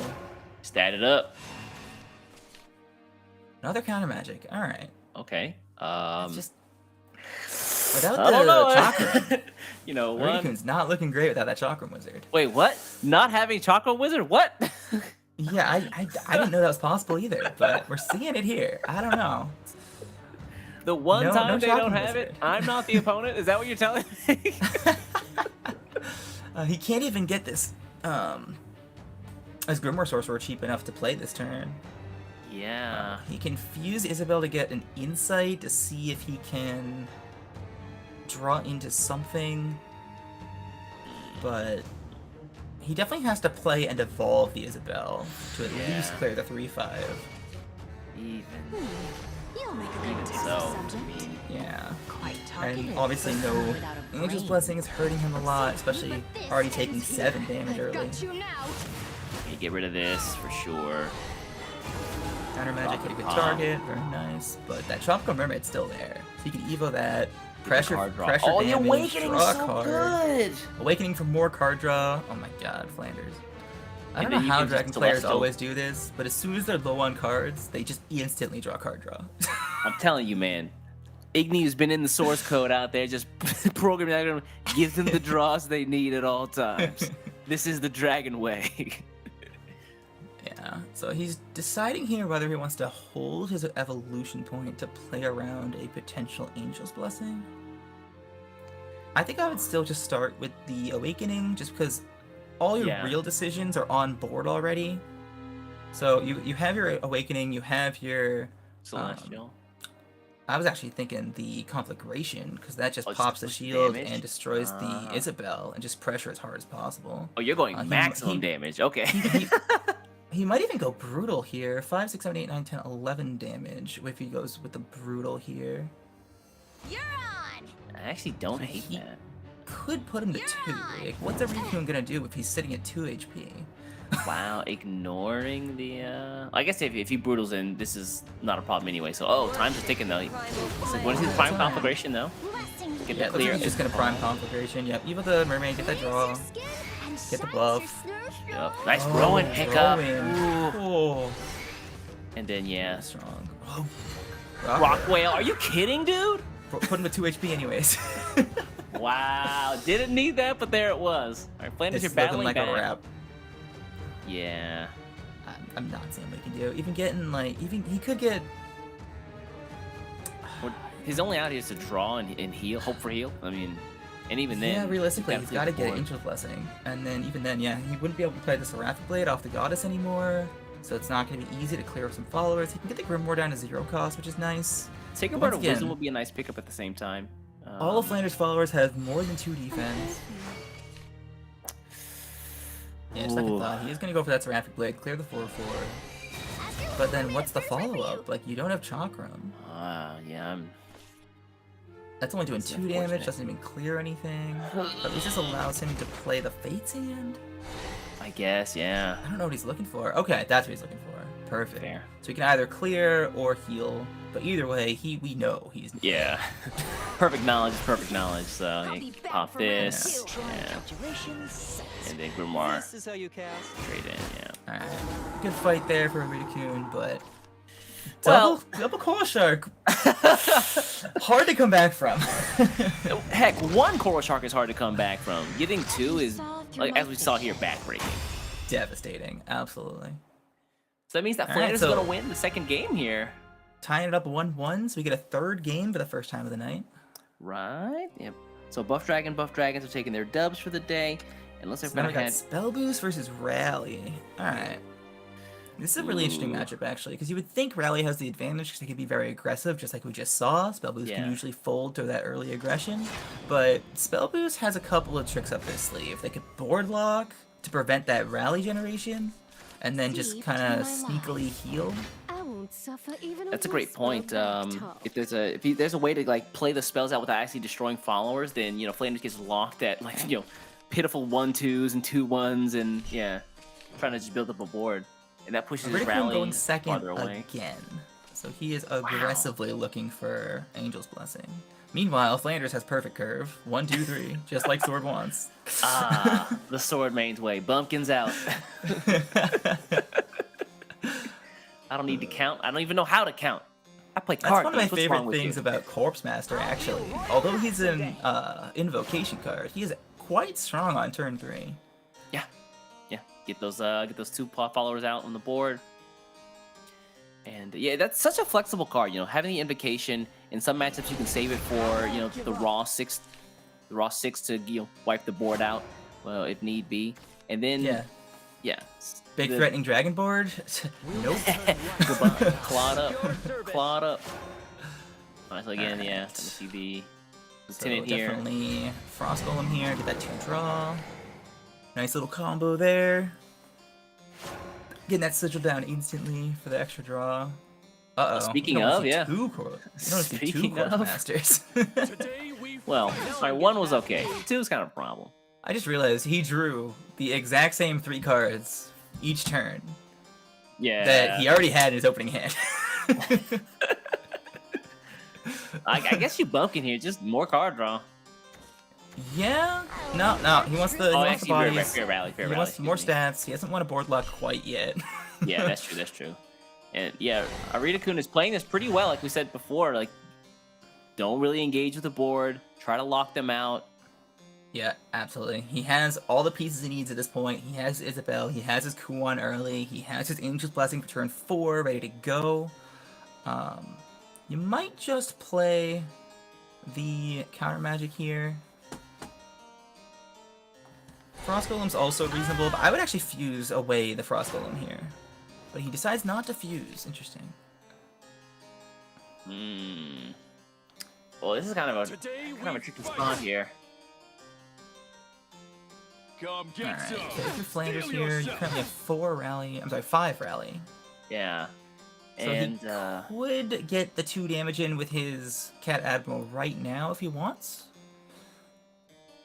I mean, Catamaral is Catamaral 5 not 7? Am I tripping? It's 7, but he currently has 5 rally, so if he plays the Cat Admiral with another follower like the Pumpkin, Oh, then that does I put him see. at exactly 7 rally. fair enough. I guess, yeah, that's really the play that forces Arita-kun to start interacting with the board, right? Absolutely. Like, Scratch my punch. Cat Admiral's a little bit awkward going first, because you definitely want to evolve her, but when your opponent's board locking, you can't get much value out of that Evo effect, so you want to capitalize on that burn damage as soon as possible. Yeah, you lose the rally, but oh, there's the blessing. Come on. He's doing that cheating thing with that heal. But that's what you gotta do, because he's in the exact same position as in last game. He's at 13 HP turn 4, So this is gonna definitely go into the Cat Admiral. facing a board. But yeah, absolutely. Gotta get rid of that Cat Admiral. And Oh, even why get rid not? of the other 2/2, because he's got the bullet ready to go. The problem here is that now it's just fodder for the other soldiers to run into. Oh and my there's god. Musketeers. Musketeers top deck turn 5. You hate to see it. You know, you love to see. Who are you talking about? You love those boys in D'Artagnan. From this perspective, I'm looking from a Ridicune's perspective, obviously. So yeah, fair point. But point. yeah, I just Musketeer's Vow, pressure. I dare you to leave Aramis up. Ooh, I just realized since he only had 7 rally last turn, he only has 9 rallies. He plays the Musketeer's Vow, so he's not quite invoking his turn. So what? Then again, is He only has Corpse 1 Master. Corpse Master left in his deck, so he probably doesn't want to invoke on turn 5. It might be better to invoke on turn 6 with the Monochrome. So even with the Penguin top deck, he still wants to get that Aramis out because, like you said, you cannot avoid Aramis. That thing's gotta die instantly. Aramis Athos is my favorite combination. Oh, so good. He doesn't need So- the heal, but man, Yeah, Ward just it up. putting up a 5/6, it's so hard for Spell Boost to deal with this 4/4 so very quickly and efficiently. oof, swing and a miss. So Chakram here doesn't actually clear both the 5/6 and the 4/4, but Magi helps a lot. So now Chakram gets in there, clears the 2 job. followers, perfect. Does his job. Alright, can we check the spell boost on this Kuon? It's getting real close. Yeah, it's getting pretty thick. He's had it since turn 2, if I remember correctly, and he has been boosting a storm. And he even has 8 spells played, so he gets that Elements of Creation. Oh, and there's Burb. Oh, wait. Okay, I was about to say. God, this is insane. Turn 5, I'm pretty sure he has Kuon ready to go, especially with that Grimoire Sorcerer. This is an insane turn 6. Yeah, that was So pretty I'm wild. assuming he might even just... Oh, Takatsumi though. Kind of nice. The problem is it's only preventing 1. That's not really. That gives you a couple of options here, not necessarily Monochrome, but he is just gonna get that Monochrome out. He's gotta get his Evo count up. Yeah, I mean he knows. Like he's like, okay, you spell boosted the crap out of this. He's deciding whether he wants to get the Knight and trade it off, Stand in our way. or if he wants to keep the stats on the ward. He will keep the stats on the ward and get that Penguin out. So Yeah, he has alright. 3 pretty sizable wards now. Queen commands you. Yeah, not bad here. The turn 6 out of Ridakun's gonna go bonkers. Absolutely. Get that Grimoire out, trade into the Penguin, or probably the Chimera there, and then Yeah. he has the decision if he wants to play that Kuon to do 5 damage now, or save it to do an extra damage with the creation on the following turn. I don't know. Let's see. Let me. He even has another Trade 0 cost here. Magi, so his trades are not Yeah. difficult. Yeah. There's really more than one road to success here. Excuse me. And there's the last Corpse Master coming out of Flanders deck. Okay. Yep. Grimoire Sorcerer here. Trade in. Yeah, Frontal attack. So you just rock who on here. Yep. Yeah, just like squawk the slamming board. that Kuon. Because what are they gonna do about a 10/10? Yeah, not much. Even with Clean Hero clear the as Hunt. well. Yeah. Yeah. So Doesn't- you can use Story here, draw 4, and then get a bird out for a little more card draw with that Sacred Bird, Axel. Sorry, a little more Burb. heal. Yeah, Oh, see, you this picked up another Isabel. That's This is crazy. how it happens, right? Like Yeah. once turn 7 is right around the corner from them, they've got the Kuon on the board, they've got Isabel in hand. I don't know if there's an out here for Sword. Yeah, Spell Boost just rolls all the way. Yeah, he had a Like, fantastic 17 turn HP. 4. I don't see how Sword comes back from this. Well played by Ridicune. Very strong Yeah. hand. Yeah, Flanders again, a strong competitor here, but current cards He's in got hand. the 2 Takatsumi, so he can clear the 10/10 by using the 2 Takatsumi spells. But then he's not clearing the 4/5? Let's get this party started. Yeah, that's not enough.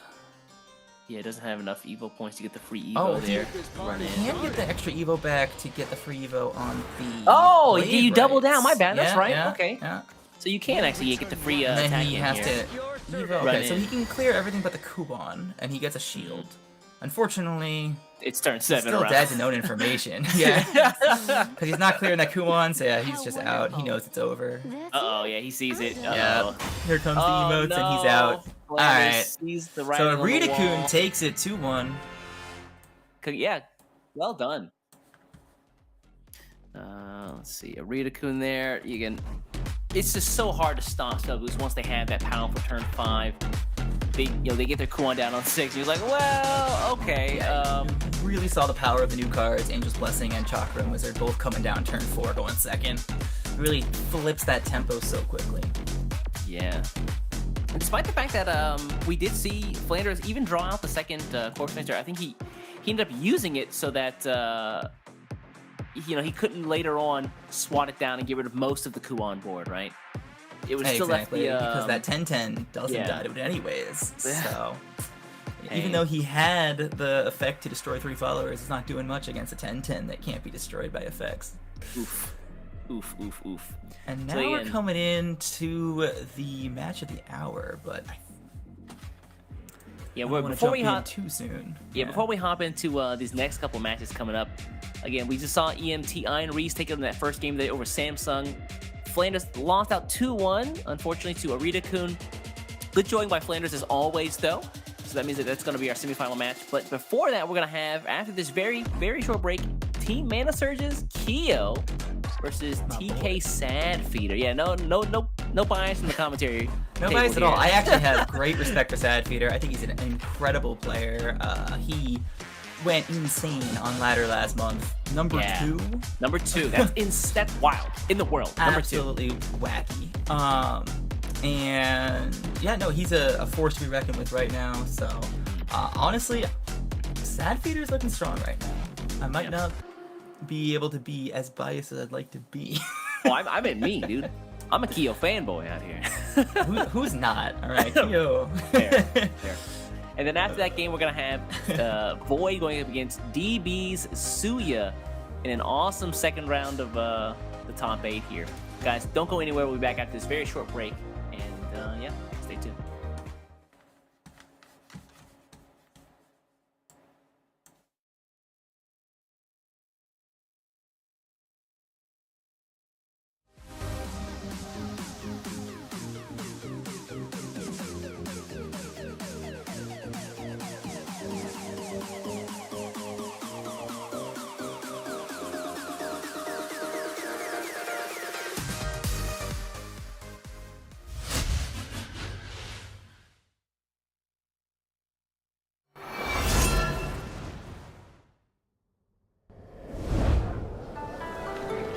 Somewhere hidden between life and death, there's a magical place where it's always spring. The Empyrean Inn of Ametsji. Whoa! No wonder people call this place paradise. Yeah, it's like a dream come true, isn't it? I mean, sure, we get rowdy guests from time to time. But hey, who doesn't like a little action, huh? You see, it's all part of the fun. Just leave everything to the Aconite Paladin and enjoy the show!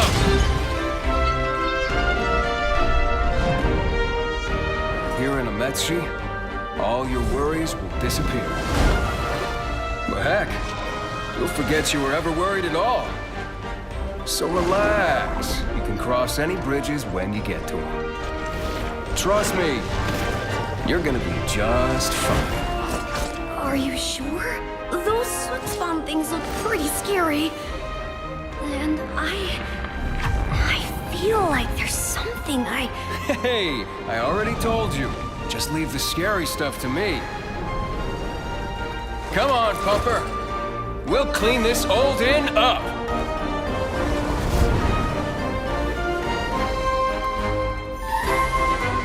Edge of Paradise. Time to have ourselves a hunting party.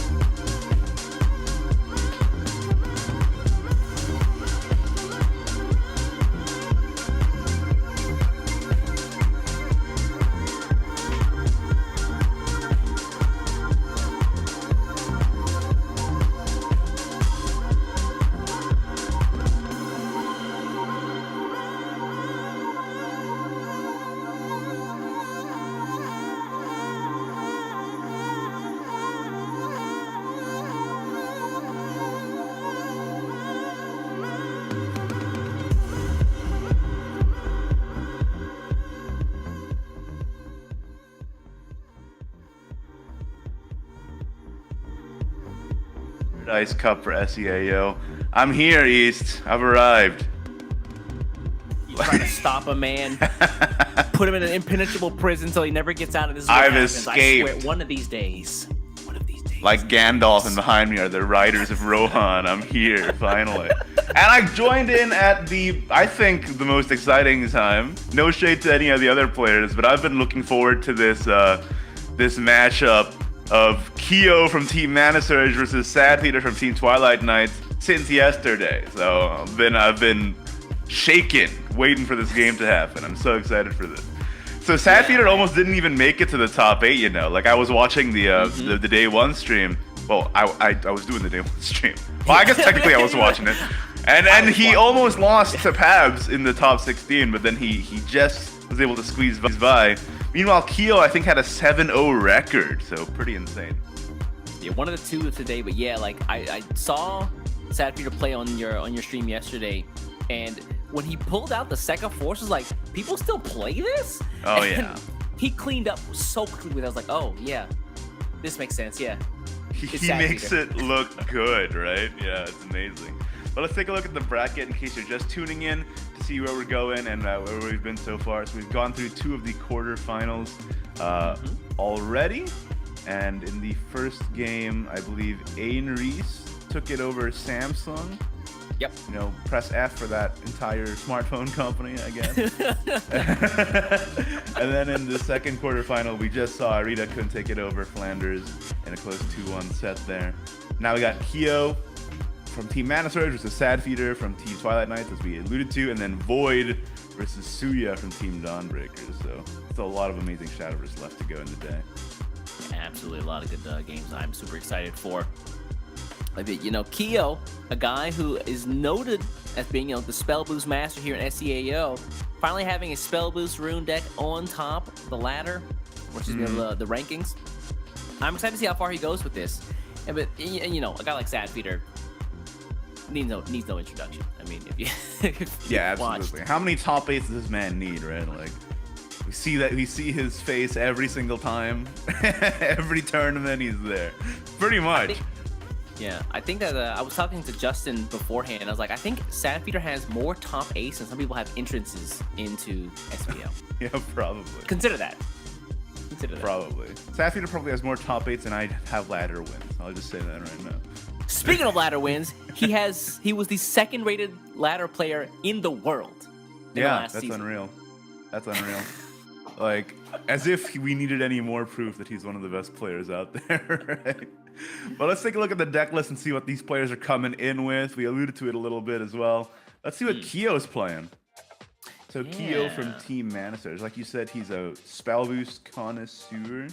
And guess what? Spell Boost is good now, so no surprise that he went 7-0 in Swiss, right? Suckers. All right, they're about to get slapped up. I mean, we saw how dangerous this deck can be. Like in that last series, you'd think that Sword would be able to rush him down, but no, with counter magic, with the bird, the Twitter bird, with the Arctic Chimera. Yeah, you just get so many ways to deal with board, and then you just build up towards that insane Quadra Magic Elements of Creation burst with Kuon as well. And then they just Crimson Sorcerer you in the face to add insult to injury, and you're like, okay. Yeah. I should have conceded 10 turns ago, I think. Isabel's been nerfed, guys. I swear. Isabel has been nerfed. Can you imagine how this would be with the unnerfed one? It's crazy. I mean, the deck's still very powerful, but I think it's a testament to the meta we're in that it's not like the most powerful. Like, even a deck like this, we still got Shadow, we still got Sword, still got Forest kicking around, Blood too. I mean, people like, I saw some talk.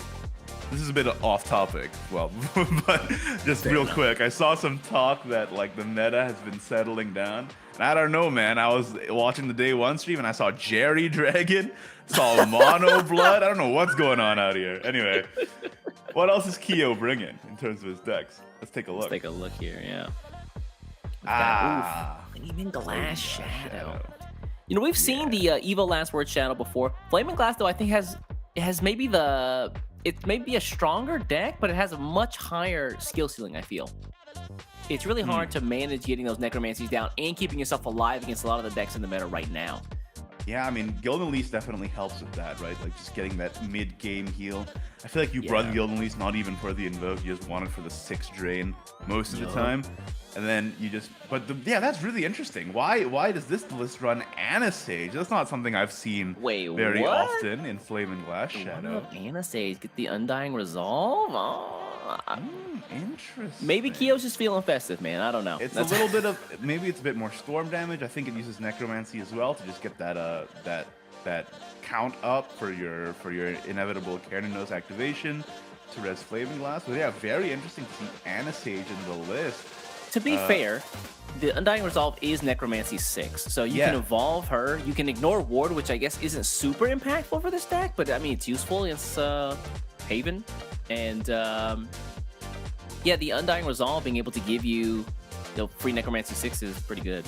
Yeah, it's interesting. Like, I know some lists run Entanglement just to get Necromancy 6s, and Kyo's like, why would I run a control card when I can run a Smork card instead? Who would do that? The I would never Shadowverse do way. that. The Shadowverse way, indeed. Yeah, but very interesting. Flaming Glass Shadow, I feel like, is a new development in this meta that has been surprising. Just with because of the addition of new Burial Rite engine cards like in Ghost Town and Call of the Great Arm, it lets you cycle through the deck so fast, find your Carnanoses, and then you just are able to, res that Flaming Glass, which is your best res target on Carnanos, and easily do 20 damage in a turn if you set it up correctly. So. Yeah, absolutely. Let's take a look at the Kyo's last deck list here. Big brain Kyo out here running Rune. Wait a sec. Handless Blood. Yeah, Handless Blood, not the most consistent deck, but you can still definitely get away with it. I do love the inclusion of the one-of Cosmic Angel. It makes it so clean. So if you invoke Perseus turn 4, turn 5, you evolve it, clear your hand, invoke the Cosmic Angel to the field. So you have 2 bodies essentially for free drawn from your deck. One that's defensive and the other, you just hope for Full Moon Leap, I guess, and then you're good. Yeah, but the Cosmic Angel, I've actually been playing this list with the Cosmic Angel in it just to try it out. And the one-of Cosmic Angel tech is such a smart heads-up inclusion. I don't know who came up with it originally, but whoever did, I have to applaud them for figuring out the secret of Perseus. Yeah, why have 1 free body on the board when you can have 2 free bodies, right, from Invoke? It feels good. Yeah, I haven't tried out the Cosmic Angel. I'll definitely give it a try after this SVO. Yeah, it sounds like it just works so well. Like puzzle pieces just fit together, and yet we've only recently figured this out. Yeah, right? Like, you don't need a hand. Just get all your followers directly from your deck. It makes sense to me. Draw? That's corny, dude. What are you doing? 2019, 2020 Shadowverse? Dude, come on. Who needs that? And then, of course, with Handless, the high roll potential is unreal in terms of aggression, right? Yeah. Like, you can just get Perseus out turn 3, turn 4 with Full Moon Leap and then go straight through. Meanwhile, on Sadfeeder's side, we got Evo Rally's Sword, a deck that is one of my personal favorites of this whole expansion. Yeah. It's the archetype I used to get to GM. I'm very familiar with it. Frankly, I'm sick of it. I don't want to look at it, but maybe Listen to these dragon players, man. I played you get a like little bit of smork, and they just too many games with this deck. But you know what? It's gonna look. I bet you right now, Ace is gonna look real different in the hands of Sadfeeder. I'll be like, it's like watching like, a prodigy play piano, and I'm here with my like toy with the colored buttons trying to play along. Yeah, that's me playing Evo Rally versus Sadfeeder playing Evo Rally for sure. So I'm excited to see it. I mean, the game plan is pretty simple: rally up, get all the guys on the board, and then storm them down with huge burst damage between Kagemitsu and Erika as well. And then, of course, I mean, you can't even underestimate or understate the importance of Musketeer's Vow. Just probably the strongest card in the whole deck. So versatile and so powerful just on turn 5, right? Absolutely. I mean, the name of deck list here. What's that? Before we go on to the next deck, I just want to say that the name of the deck in my collection is literally Artemis Cheats, and that's pretty much the vibe I'm going with when I play that deck. And now here's an interesting one. Sadfeeder has denied the Flame and Glass technology that we've been given, and he's going straight up with Evo Lacerated Shadow like he always has been over the past few months. Yeah, Flaming Glass is, I guess, the newer, the new hotness for Shadow right now. But honestly, I do kind of prefer Last Word Shadow. the inclusion of the what's my man's name here? Stopping Reaper of free Madness? damage. Yeah, sorry, Reaper of Reaper of Madness. Yeah. Such a good card, especially, and it helps against the rune matchup so well. Being able to just push their game plan later and later and later and later, so you can sustain and build up evos and last words until you can just win the game outright. Yeah, I mean, damage prevention has always been crucial when it's been a thing for the decks that can use it, right? Like you think about like even Holy Saber is the first example that comes to mind as well. Like just being able to prevent damage. Counter magic. How can I even forget counter magic? Like any way of being able to prevent damage. And then of course Shadow. Now with the inclusion of Reaper of Madness due to the uprising of elements of creation. Even against Erica burst or anything like that, it's just so useful to block all that damage. The only problem is I saw this in day one, man. You have that Reaper of Madness and you don't have Wicked Rebirth or Krampus in your hand. Just sits there and then he doesn't do anything. It feels bad. But I don't think Sapphir's gonna have a problem with that. I think if it ain't broke, don't fix it. Saphir is the king of consistency here, and he saw Flaming Glass probably and was like, why would I switch? Why even? This one's point. already good enough. I just Skeleton Raiders or whatever. Yeah, I mean the stats pretty much back it up, right? Like Evo Last Words and Flaming Glass are basically neck and neck. They're about the same in terms of efficacy. So it's really just down to what deck you like more and what you think has a better shot in terms of your lineups. But yeah, I mean I'm not super surprised that Sapphire went with what works. Now, I heard that Sapphir's last deck is a little bit of spice. Is that true? Let's take a look, see. What is this last deck? I mean, I've seen him pilot his last deck. No surprises for me, but it's it's gonna shock the world. Sekka Forest is still on top, baby. And let me tell you, if you saw him playing this yesterday, you would believe in this deck like no one else, because he makes it look so clean, makes it look so easy. Yeah, I tuned into to this match on the stream. I was like, oh, the meta changed, but Sad Peter refused to change. Yeah, and he Sad still Peter just picked looked up at the meta dubs. in the eye and said, "No, you move." And the meta had to move. I mean, the deck is pretty straightforward, right? Like you basically get your Aria online to keep yourself alive in the mid game. That way, you're just pulling followers out over and over and over until you get to 20, so you can play the Sekka, build her up with the token spell to power up by 4 to 5, over and over and over and over and over again, and then just close out. I've seen 20 damage combos from this. It's unreal. 2 Sekkas, 4 spells, bing bang boom. That's 11 and 9 damage. And guess what? You only start with 20 defense, East, in Shadowverse, in this game of ours. So if I'm doing my math right, I think that's an instant KO. Are you saying 20 minus 20 is 0?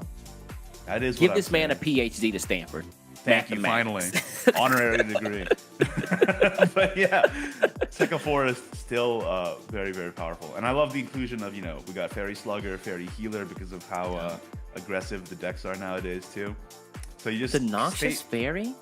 Yeah, the Noxious Fairy also lets you fill your hand with fairies, and then you fuse 3, you draw a whole 3 new cards. That could be exactly what you need to unbrick yourself. Sometimes you don't always get Tree of Wonders.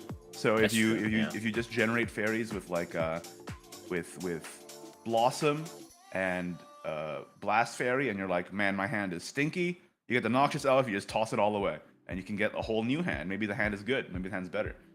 Maybe you get Amataz in that hand, and you destroy Ignidius on ladder. I'm just saying. Not that I'm mad about it or anything. But, lay down on the chair. Tell me how that makes you feel, Igni. Makes you feel, buddy. Listen, I'm just saying this is my first-hand experience, okay? But yeah, I'm sorry that happened to you. Noxious Elf has a 1 or 2 of inclusion to be able to unbrick yourself, and as well as like in a pinch, like being able to defensively clear on the Evo or heal as well. It's just a flexible card. So it's really interesting to me that it's been included as a 1 of in the list. It's an unbricker, man. It's the what happened to all the Tree of Wonders in my deck, bottom 18. Now I have, that's okay, I have Noxious Elf. That's what the card is for. It gon' be K. Yeah, exactly. But I'm super excited to see Sapphire pilot this. Sekka is execution heavy. So in the hands of somebody skilled like Sapphire, It's gonna be like a poetry in motion to watch, I think. I'm looking forward to it, man. I'm looking forward to it. Well, those are the lists, I believe. I think they are. Yeah, those are all the lists from Sad Peter here again, running the Evo Rally Sword, Evo the Last Word Shadow, and Second Forest, and then Keo running the Spell Boost Rune, Flaming Glass Shadow, and Handless Blood. So we're gonna see, you know, different decks on both sides here from both these players. I want to know what the bans look like though. Yeah, that's a good point. You know, if it was me, if I was playing, I'd just be. Oh wait, I was just gonna say I'd just be banning Shadow the whole time. Yeah. Oh wait, hold up. Is this Flanders and Ariva? Wait, what? I think we might have a bit of. There we There go. it Got the is. boys Yo, around. There we Rune. go. Okay, respecting Keo's Rune. I Wait, think that's what? pretty interesting. I mean, Keo is a Come on. self-proclaimed Rune master, right? So Sad Peter's like, I'm not gonna give him his most comfortable deck. Get out of here. And then Sad Peter's Sekka has been banned. Darn. Yeah, oh, that sucks. Well, I mean, for folks who want to see the second, go back on watch the VOD Rating stream. There you go.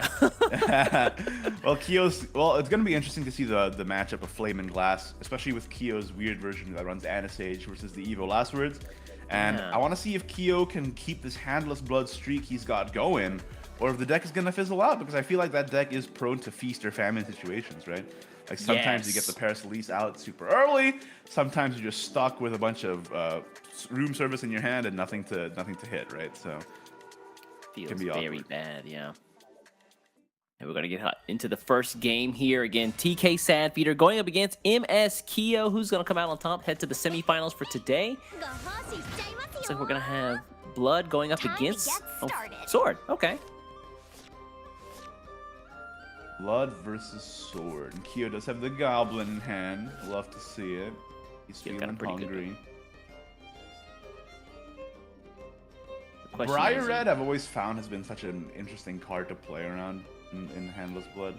Like, it's great that it Yeah. discards too, but the fact that it draws one can often screw you over. Yeah, it's better for like those turn 3s, turn 4s, where you can play it and then play something else afterward. Because you know most of the cards in the deck are pretty light as far as cost go anyway. So early on it's not great, but I think in like those mid turns that it's okay. But this is what I mean, right? Like, if you play Briar Red and it draws Paracelise, you're gonna cry and you top left. You get out of there. Premature top left. All right, speaking of Paracelise. And we got an early Bat Usher for that nice Cool. stats. I mean, it's so nice that Handless Blood has that buff effect on Bat Usher, being able to contest sword boards so easily. Yeah, so Sword here, gonna be able to generate a bunch of followers, but as far as clearing them is concerned, you know, don't even worry about it. Just face. I face first. Not a great hand Pick up, for yeah. Keo. He's gonna invoke his Paracelise from late, it looks like.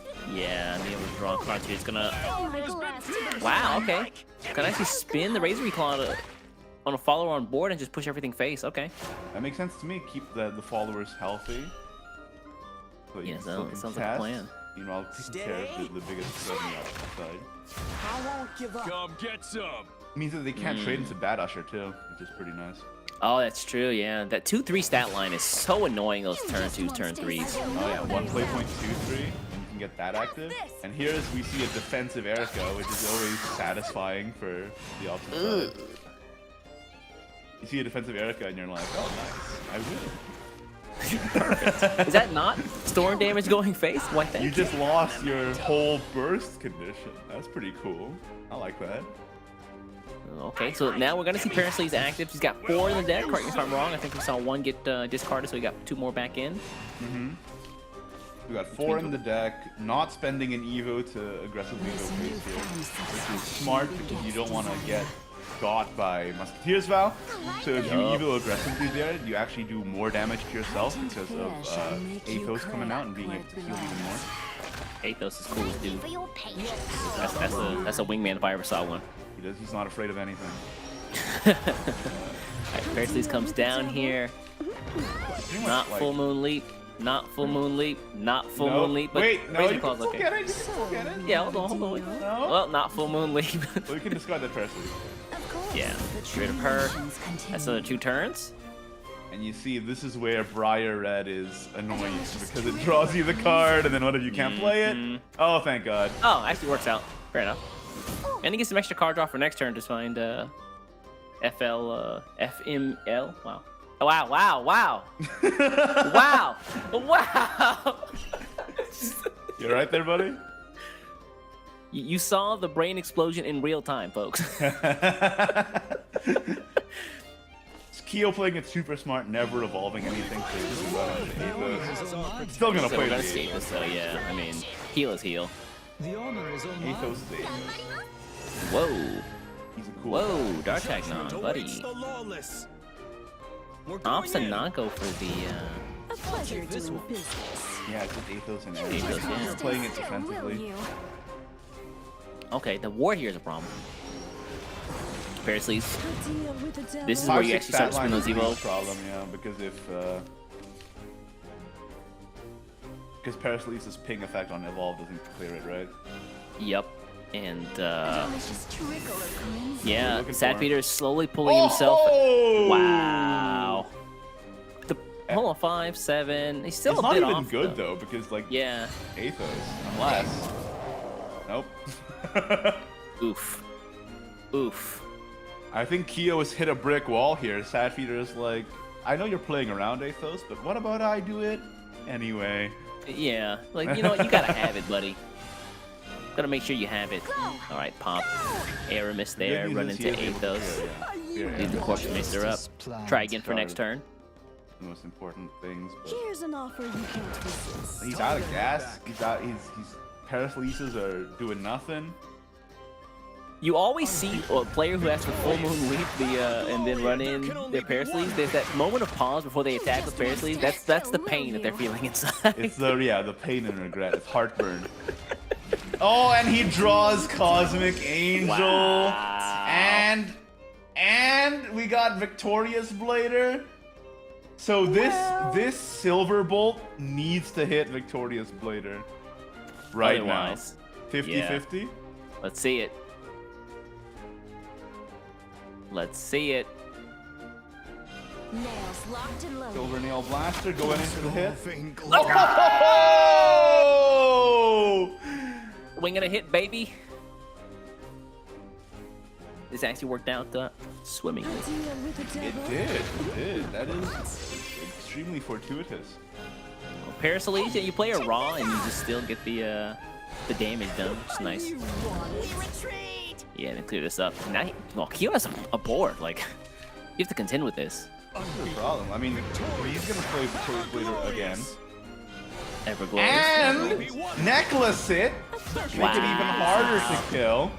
Big boy. If Kyo doesn't draw exactly Silver Nail Blaster and hit the Victorious Blader again. Could have a problem. And I think he's already discarded one. Nope. Nope. Oh, and it's no. over. The wall. Or That's what I call him. That's what I call Victorious Blader. the wall. And when you play him for Accelerate, it's the bricks. He's a wall of a man. You can't get past it. And now we see Dang. Sadfeeder has dismantled Handless. I don't think Handless is the most consistent deck. I mean, I know Kyo went 7-0, so it's kind of rich for me to say that, but like I don't know, like going into the top 8, is it just gonna fold 2 games in a row? Is it possible? I'd be interested to know how many of the players that Kyo fought against yesterday actually banned Handless Blood, just so they didn't want to have to deal with the high roll. Now they didn't know the technology that Kyo is actually a rune master. You should always ban runes. But yeah, a guy like Sadfeeder, dude, that early game, he backed against the wall, but he slowly just pulled himself out. The Aramis turn with Athos was so nice. Yeah, between Athos and double Victorious Blader, like even with that one lucky hit from Silver Nail, he had the other one in the back. He wasn't playing it for Accelerate the whole game. He knew he was gonna need it. And it worked out. But Oh, meanwhile, it we looks got like a Kyo full running back. mooned up Scorpion, Ooh, scary boy. half Scorpion, half Wolf. It's the ultimate life game. Coming. All for F you. Detestable. Alright, okay, not bad. Spin the Yeah, ghost though, defensive it's okay. invasion's not bad in that situation for sure. Hmm. Also, not presenting any board totally breaks Kyo's hand right now because all he has are Resurgence Demons, which is pretty hilarious. Maybe that's expensive service right there. Calm down. I don't need that. I'm not lonely. Not with everyone around me. Alright, Luna up here. I'm glad you're here. Yeah, it's all. I mean, get the draw, get the heal. We saw in the last game, heal very Getting- important for the matchup. So, This is getting serviced for sure. yup. But it's awkward. Sad Feeder smartly doesn't present two bodies, so there can't be two services. So Oof. what does Kyo do? He services one, and then he still has one in hand. He can send Yeah. back the Parasolis Yeah, which and we'll raise definitely do. Reclaw, and that's the whole turn. But he's not gonna do that. He's gonna send back the room service because he knows it's a brick. He wants Sad Feeder to play Oh. around it. That's fair. That's actually not. That's actually very heads up. He's like, I'm pretty sure I'll draw another discard. So Paracelsus can wait. So let's get rid of this other room service. Oh, one big body here. Yeah, Big Angel. I'm gonna And you see the whisper you Reaper's away. hand as well. Oh, another room service. Oh my God, he cannot. I didn't order room service. Come on. Wait, this is actually not bad though, because at least Paracelsus draws a card that you can discard with this. It's Yeah. pretty okay. Yeah, you're happy discarding your Oh, Gabi. perfect. That's fine. That's fine. Hey, the Not bad. 4/6 stat line's super awkward for Paracelsus to get over though. Yeah. And Kyo in a rough spot here, man. If Handless folds 2 games in a row and that's Kyo's tournament run, that's tragic. For Go!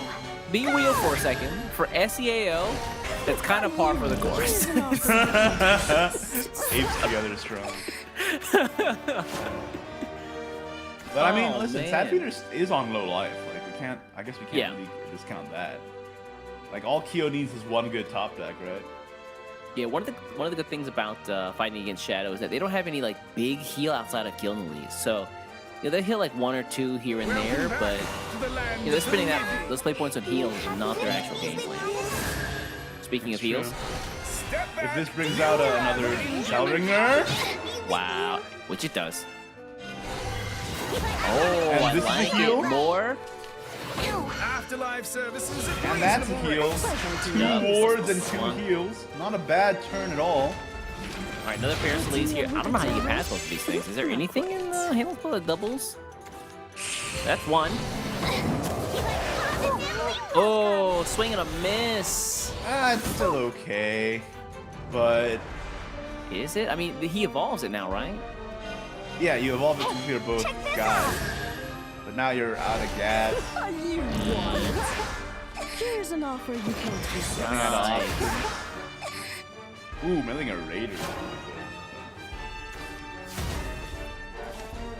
Man, Kyo looks stressed right now. I think this is easily, yeah, a Death Cat fairy already. Death Cat, double Death Cat. Yeah, this is the most heals possible, right? Retracing. Heal up again. No ward though, so A pleasure doing business. Oh, got the double heal. nice. Back to 11. Yeah, that puts him in a safe range. Now thinking, do you want to spend the Spirit Invasion here, avoid milling, but get them into Vengeance? No, he's gonna save it for the finisher. Next Yeah. turn, that plus A deal with the plus devil. Raider, he reckons he's gonna finish. Yuck. Goblin picked up. Oh Whoa! no. Oh no. Cosmic Angel. Cool. They don't do him like that. Cool. Alright. He gets rid of his own Cosmic Angel effect with the Adherent, though. That's not That- good. I feel like you should have done the yeah. Adherent first. But I guess it doesn't really matter because Death Count Ooh. picks anyway. Coming Big mill for though. you. Yeah, this is really good. Yeah. Time to sunder. Skeleton Jet over there, sunder Jet. Sunder. Gotta get your daily recommended dose of sunder. Detestable. That's You stop my I lost. Curtains. You're tough. Curtains. I'm telling you, I just don't believe in Handless Blood whatsoever. I have no faith in that deck to carry anybody through a single limb. That's rough.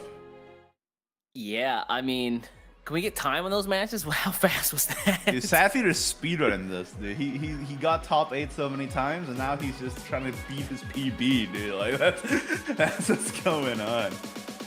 I mean, I Yeah, think it's let's take a look unfortunate at that Kyo's rune got banned for sure, because that's probably his best deck.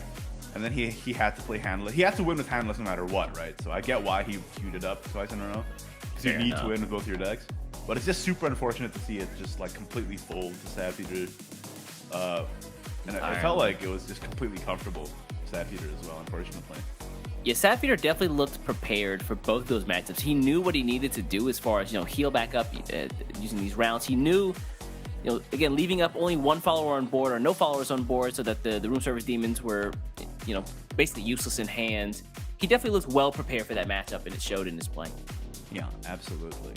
He was able to play around exactly what Kyo had, and in the sword game, just absolutely dismantled the entire game plan with the double victorious later that he saved all game. Extremely heads up, and earns him the spot. Into the semis. Which means next up we're gonna have Void going up against Team Dawnbreaker's Suya. Now both of these guys I'm quite unfamiliar with. Now, Igni, correct me if I'm wrong. Justin mentioned this before. Have we seen Void top 8 before? The name sounds so familiar, but I can't remember from where. Void is he's such a good player, but he's not on a team yet. Like, what's going on? Can somebody sign this man? Because I was watching him in day one. I've seen his name before, like you said, like it seems so familiar, and he's just been on a tear. Somebody pick him up. I checked the Shadowverse tome of all the previous SVOs we've had, and I haven't seen his name pop up either. He's definitely been around in the community. Like I've seen him around in different chats, in different community tournaments as well. Coming into top 8 here, it's a whole different league though, and I think he's trying to prove like, hey, where the team's at, eh? That's what I'd be asking. Trying to get picked up out here, but again, Team Dawnbreakers, Suya, with a training partner like Chrysome, who won last month's SVO, I know that he's got he's a formidable opponent, Void here. Oh yeah, for sure. Justin, how did you feel watching that last match, man?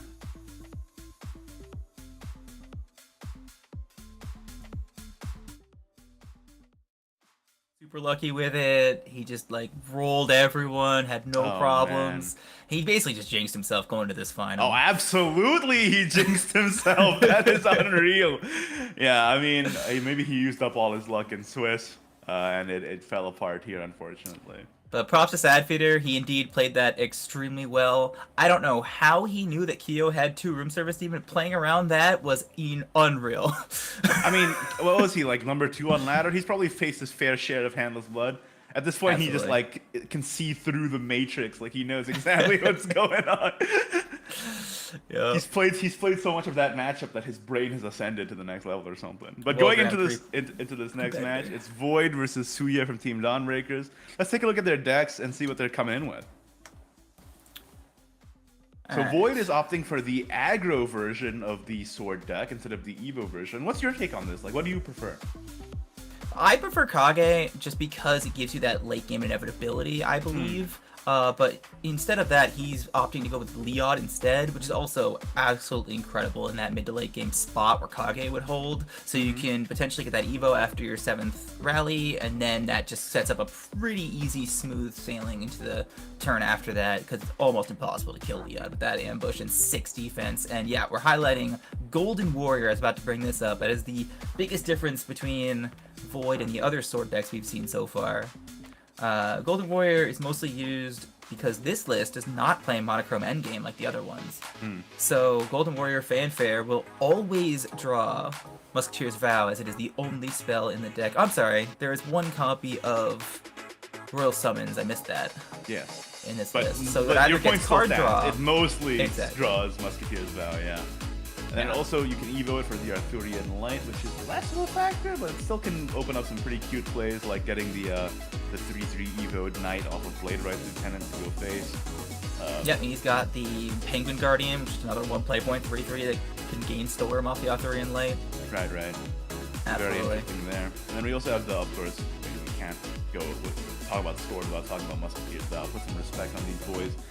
They are carrying, I think, the entire class right now.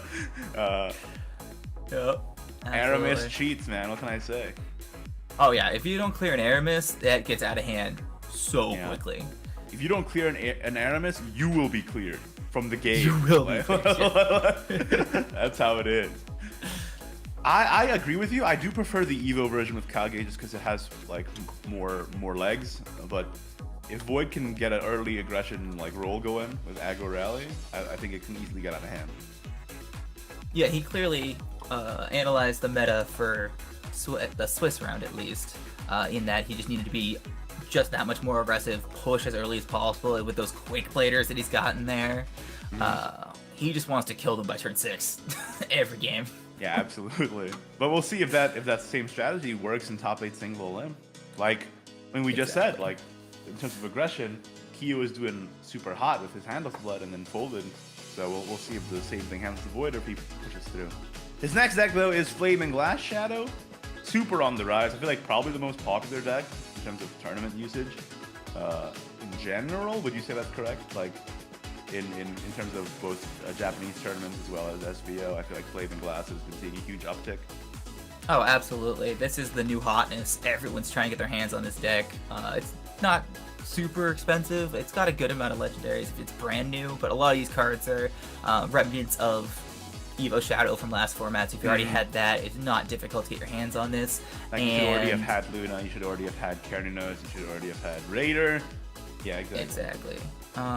And then it's got some like new spice like Rulanai and Reaper for the protection, and obviously Flaming Glass just to get in there. You don't need her fanfare effect. You don't need harnessed Flamer Glass. Just get in with your 7/7 that you reanimate off her Cernernos. It's that easy.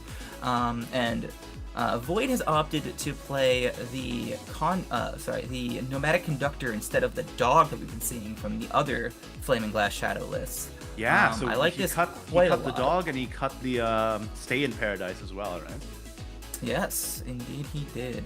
But he still has the 3 copies of Call because it's so strong. He doesn't get back to like a Cernernos or a Rulanai. One of the coolest things you can do with Call that we haven't seen yet in this tournament is you can use Call of Great Arms to get back a 1 play point Rulanai Which that can had been deal destroyed the burst earlier. damage. Yeah. Yeah, and that still counts as a Rulanai from hand that can deal 3 damage after you've had 10 destroyed. So it's super powerful and easy to set up a lethal combination if you can get that 1 play point Rulanai. Yeah, absolutely. I feel like, how important do you think Rulanai is to the deck? Because I like, at least on ladder, I think it's essential. But in top 8, I feel like maybe players can play the deck and pilot it without needing the Rulanai, essentially. I agree. You don't necessarily need Rulanai. I really like it, especially because with board-based decks like Sword and Dragon. That's realistically the best way you can come back, especially if you can just go off with Rulanai. Because Rulanai is just an army in a can. It is one card that will just give you infinite bodies, infinite board clear until like turn 6 or 7. Like you can just open play the nothing but clown card Rulanai and between just turns keep coming 3 out. and 6. Yeah, and absolutely. You will probably And I still have win the done game. that. While I was playing this deck, when I was trying it out for the first time, I was like, wait, I can just play 1 card this entire game? What the hell? It was pretty unreal. And Void's last deck here is Spell Boost Rune. Like, we've talked about this previously. A lot of players bring in this deck now.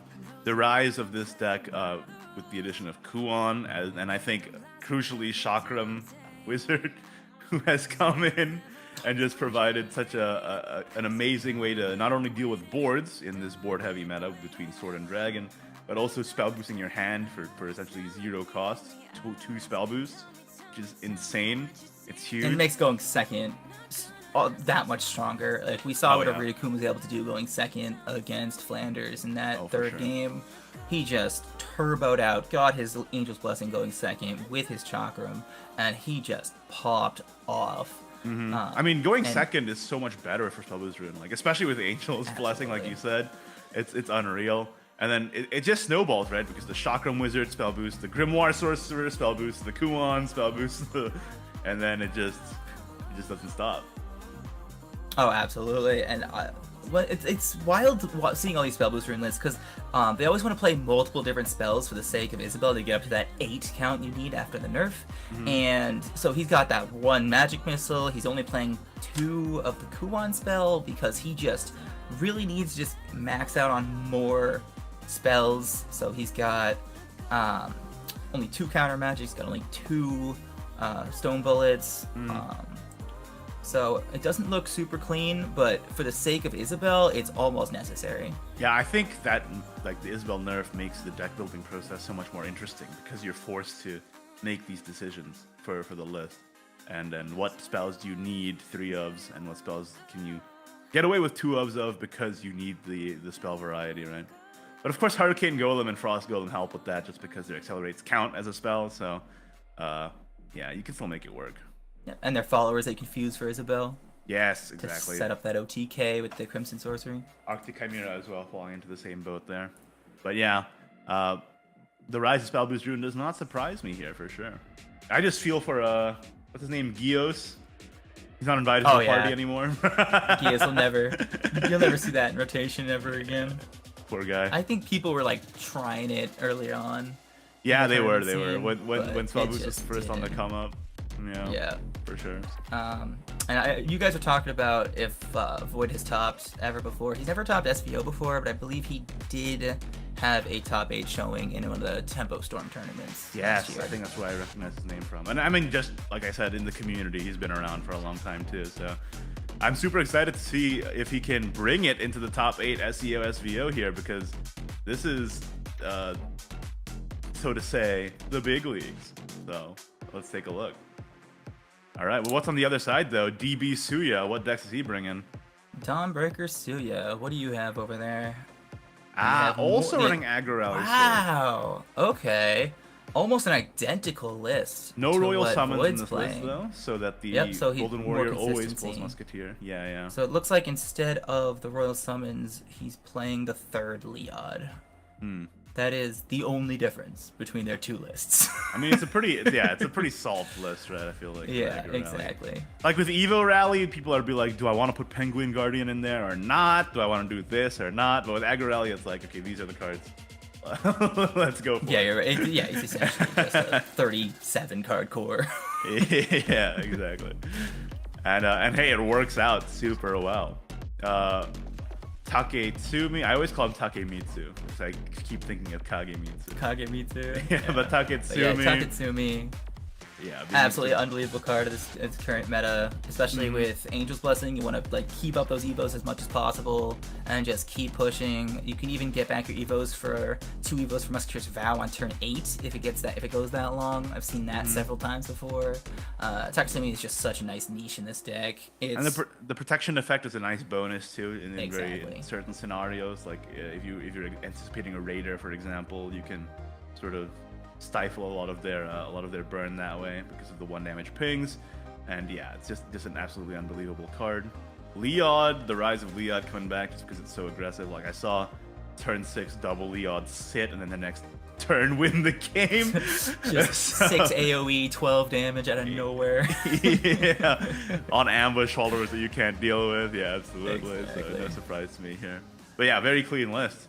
All right, Suya, what else are you bringing? In terms of decks here, other than Aggro Rally Sword, we also have also running Spell More Boost Spell Rune. Boost Rune. Alright, it's looking Very like we similar got a lineups then. full mirror here. Alright. Yeah, very similar indeed.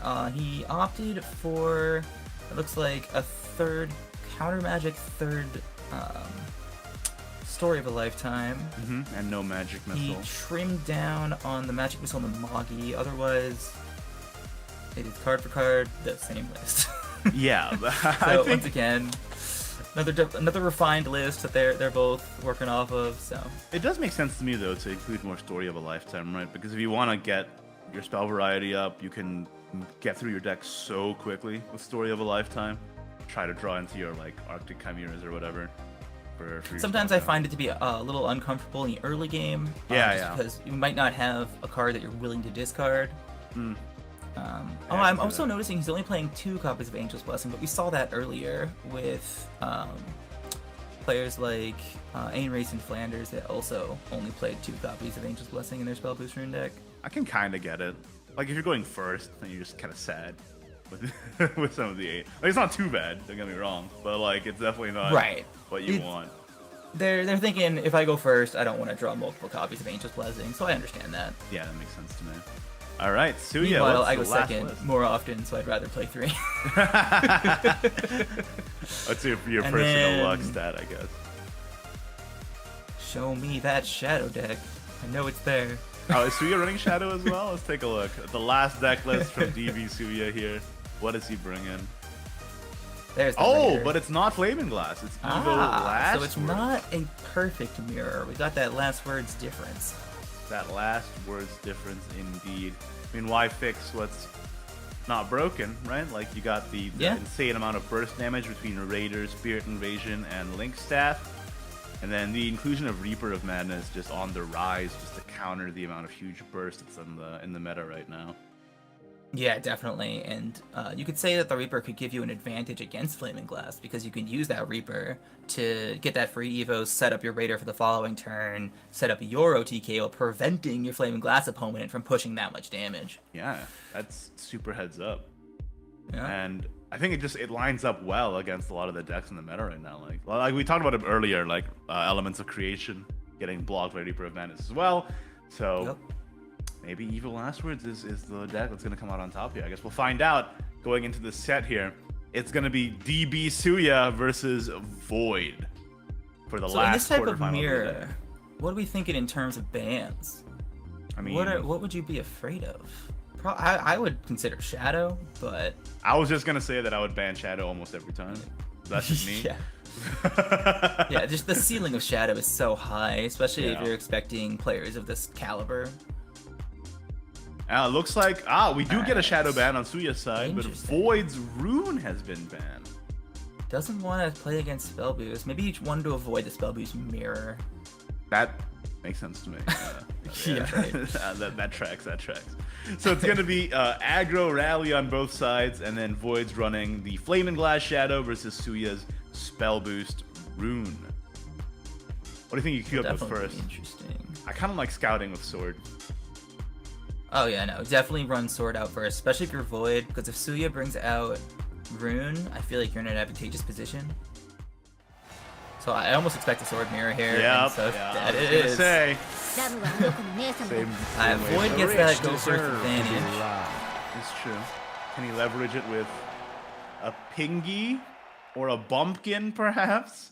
Meanwhile, Suya's got both. Oh yeah, on the other side. No Penguin or Bumpkin or Quick Blader on Void's side. Oh, no go Alright, first alright. play.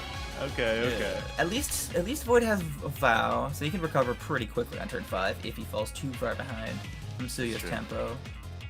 So got a Bumpkin here. Shields ready Wow. Already? Okay. Really? Do you think it's because... Maybe it's- Okay, I think it's because he doesn't have a 2-drop. Yeah, that's what I was Play on thinking. two. Like he wants to Yeah. hold that Blade Rights for turn 4 since he is going second. Victory is all So that he might matters. just slam down this I great wouldn't, shield. yeah, I wouldn't be surprised if he The just slams classic. down Great Shield and then trades the 1-1. Wow, a rare sighting. A great shield on the field. Yeah. Well, remember like a few months ago when people ran Penguin Guardian to get Great Shield just to feed it into Valorant Dealer? Like, what was that tactic? Yup, We're doing? gotta get that turbo draw. That's a Take-Two staple right there. That was kind of crazy. I think it's because the Shaman King collab just came out and they got an alternate art for Valorant Dealer and they're like, what's this card do again? Oh yeah, let's give that a try. That's not terrible. Yeah, it's pretty fun. Yeah, another really awkward play for Void. Like, you don't really want to play Takatsumi, but I don't think Blader's doing much for you here either. You could play Go get Octress for some. the board, but at that point, I your think turn like 5, turn 6 can be kind of uncomfortable with his hand. Yeah, for I think sure, you like- still just play the Blader. You want to get that rally up. I agree. Victory is Play the all Blader, that get the rally up, matters. save the options for the free Evo. We won't give him an inch. Got a guy. What do you think of Bell Ringing Angel in this deck? Bell Ring is fantastic. It's essentially like the squirrel, but better, because you don't True. ruin. You notice that nobody's running the squirrel anymore. I didn't even make Yeah. that connection. Yeah, that's a good It's point. just Bell Ring. Like, why would you play Squirrel when you can play Bell Ringer?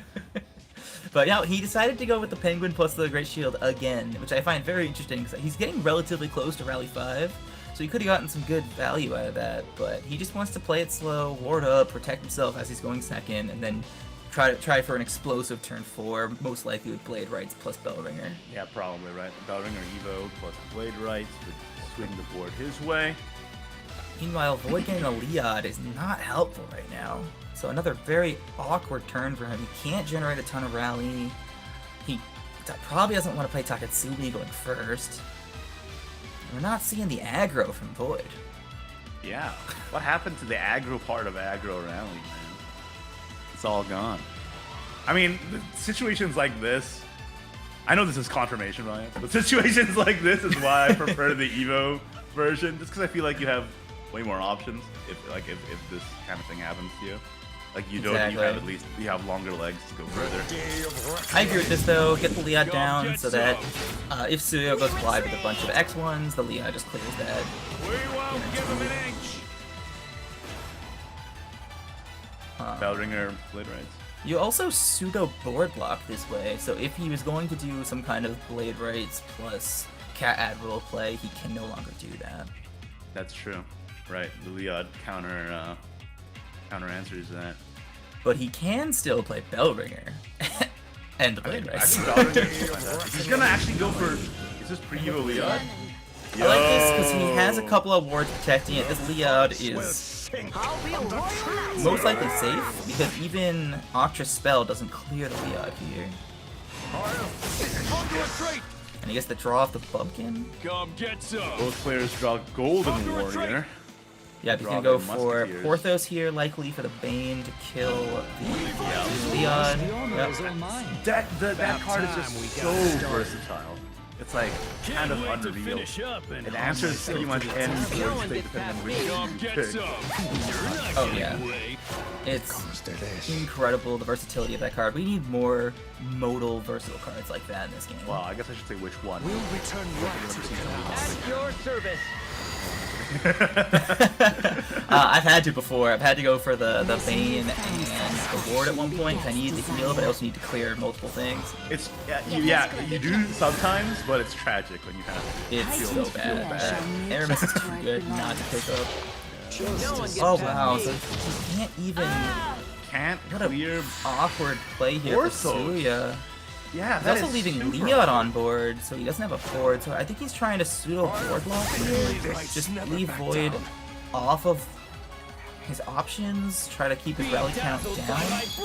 But he's taking a lot of damage here. Royal Summons picked up. Off that Golden Warrior. And this is the risky run when you run one Royal Summons. The Golden Yeah. Warrior draw engine. Especially when you already play one Vow, so the likelihood of getting that Royal Summons is even higher. Fortunately, he is getting close to Rally 10, so it's not the worst thing to draw here. He has double Taketsumi, so I don't see a reason not to evolve here. Yeah, I would just evolve Liad, go face. Come get some. You're never getting the Evo off that Blade Rights anyway. not He decides to hold the Evo. Interesting. When you're this far ahead, I would just go all in.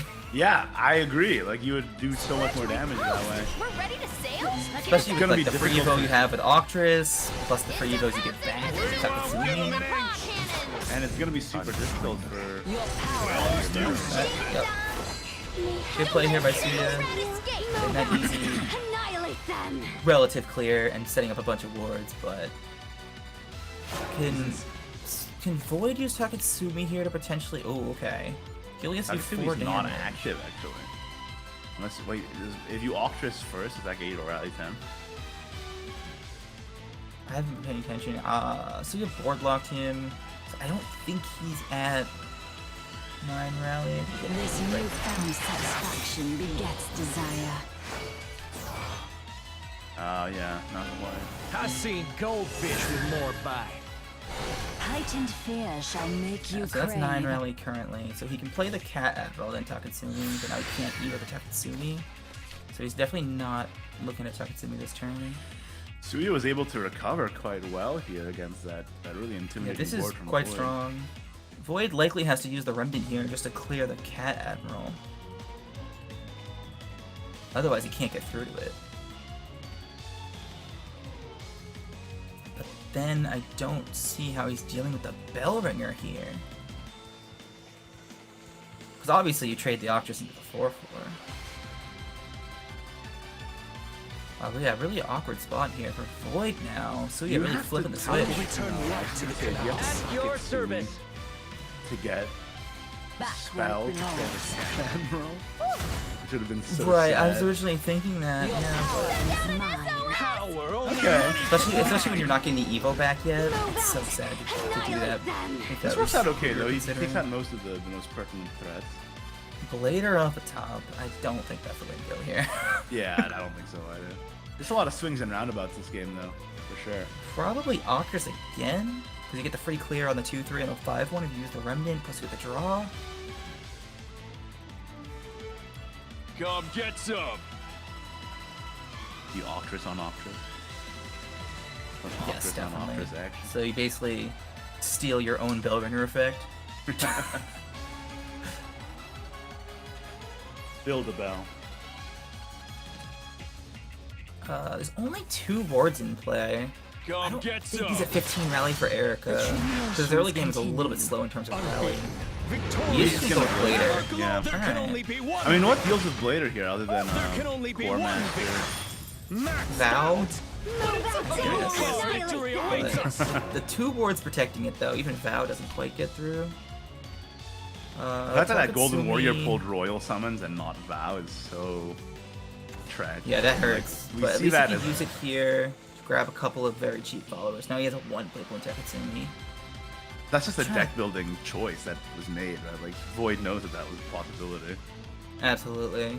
Yeah, Void's shaking his head. He doesn't think he can clear this Blader, and I'm not seeing it either. The Taketsumi spell only does 2 damage to Blader because of Blader's 3 damage reduction. Yeah, Void's right. He cannot clear this Blader. I think this game's a wrap. Suya on the back foot so hard early mid game, but was able to bring it around completely with just a couple of choice turns. It was just wards after wards after wards. Yeah. Victorious. yeah, I think- Blader into- That the turning point where Void decided not to evolve that one turn, I think that was a really big turning point for Suya to really flip the switch and Yeah, why not push put your himself advantage into this there, right? advantageous position. Just because you're the beatdown in that scenario, you gotta recognize that. I feel like. Absolutely. Let's get this party started. So he's doing the only thing he can do, especially as time runs out. We'll return right to the canals. At your He gets a freeze service. on that, but doesn't do any damage. Yeah, it doesn't do any. It'll be a damage. cold day in hell before I lose. And then he's Our just gonna courage time out. shines There's upon nothing he these can do. streets. Today we I think fight. that's gonna mean that the first game goes to Suya here. First Void game not going taking to advantage of his Dawnbreakers. aggressive. Yeah, he's not taking advantage of his aggressive position early Everyone, on. get back. There can only ended up be one victor. There can only paying be him one back. victor. Specters don't die. No special tricks there, Sometimes just they run. evolving what's known on board. Yeah, Victorious. Could have gone Blader. with a wild Erica play, but If you don't clear back. if you don't clear the Blader, it's like curtains, man. Like, what do you do from there? Yeah. Aramis? No. Blader. That's the real problem. And again, like in that scenario, if he had gotten Musketeer's Vow instead, would that have been able to save him? I don't think it would have been enough because he was rich protected by deserve 2 to be wards, so right. Aramis can't even clear anything if he doesn't have Porthos another wouldn't have been follower able to follow run it into the up. Blader. Yeah. Suya actually, set it- himself up there really well. Yeah, no, it wouldn't work. Okay, Oh. much better hand for Void, but he is going second. He is going second against Rune here, and if you give Rune the opportunity to counter you, like we saw this in the Arita-kun matchup too, right? Like with the being able to counter Speed magic, things up. clearing all your Too boards with slow. Arctic Chimera, like slashes off of the Hurricane Golem Earthrights. Oh, and Chakram Wizard picked up. That's a huge pickup in this matchup, I feel like. That's 'cause- wild. Like, turn 5 is a wrap now, so 'cause if Chakra- Void can't get that far ahead, that Chakram Wizard's just gonna... I'll be a royal knight Too someday. slow. Like, especially against Sword, Chakram Wizard is just like... it can absolutely just clean the entire board. Piece is The complete. thing I find very interesting is the fact that Sugi decided to play the Bird on turn 1 instead of Insight when he had both, and he knows he's playing against an aggressive deck. Personally, I would have saved that Bird for turn 3, Be just so I could dazzled by my brilliant bling. Steady. Swing. It might be like a consideration, like he doesn't want to be put into a situation where he's awkwardly having to play around the bird to get it to the 1-cost state. Yeah, there's But- definitely been issues like that. So as soon as you have one play point, you just get that bird out of there, just to Yeah. make sure you don't have any awkward situations where you have But I multiple think- play points left I think and he you had can't the play cards it. to be able to save it for 3 though. Like he had Hurricane Golem. Like I agree with you Exactly. there. I agree with you there. But I can see why But- he went for that.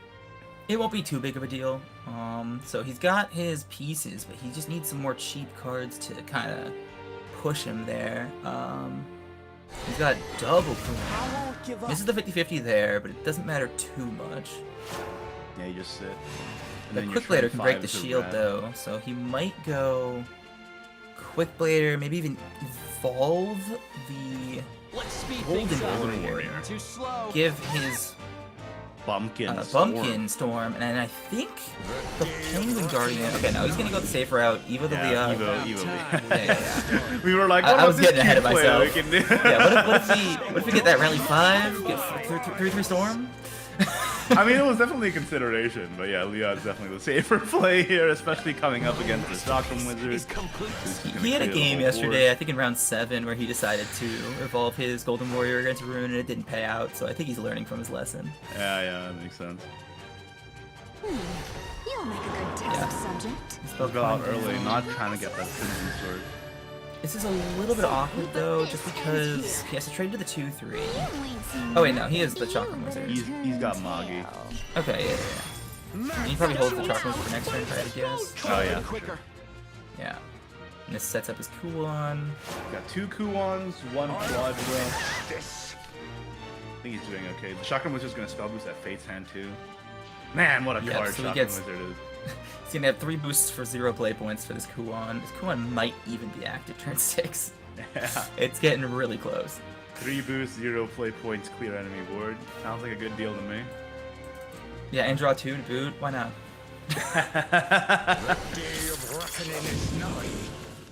Is this another pre-Evo Leon?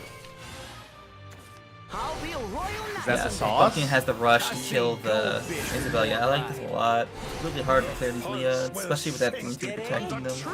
I mean, Because Quadral obviously doesn't do much. He can clear the 1 Leon with the Chakram Wizard, but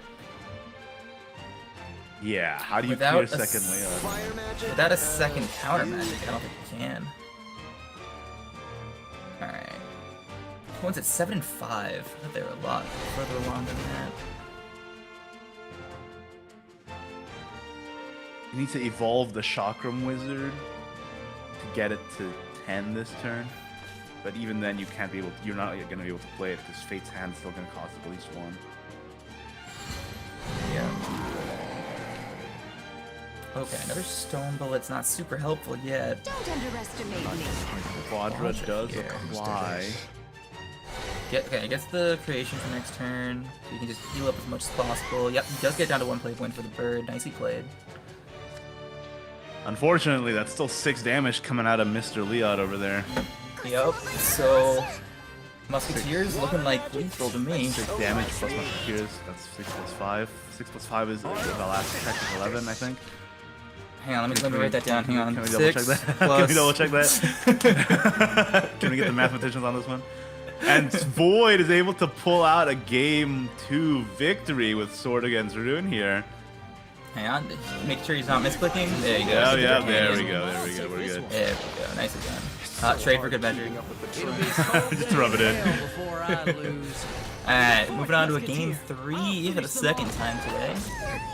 And we were being like, what if he evolves Golden Warrior? And he's like, that's too No, tough. no, no, just So we're just gonna evolve Leon and win the game. How about that? Not getting too tricky. And that means it's gonna be the final game here, going into the last game of the set. It's gonna We be have Void Spellvision Shadow. versus, I believe it's Last Word Shadow. Oh no, Void's on the Void's on Flaming Flaming Glass. Glass. Right. Flaming Glass versus Spell Boost. I like Flaming Glass in this one, but counter magic can be an issue. Because then you kind of need to hold your Krampus. Yeah.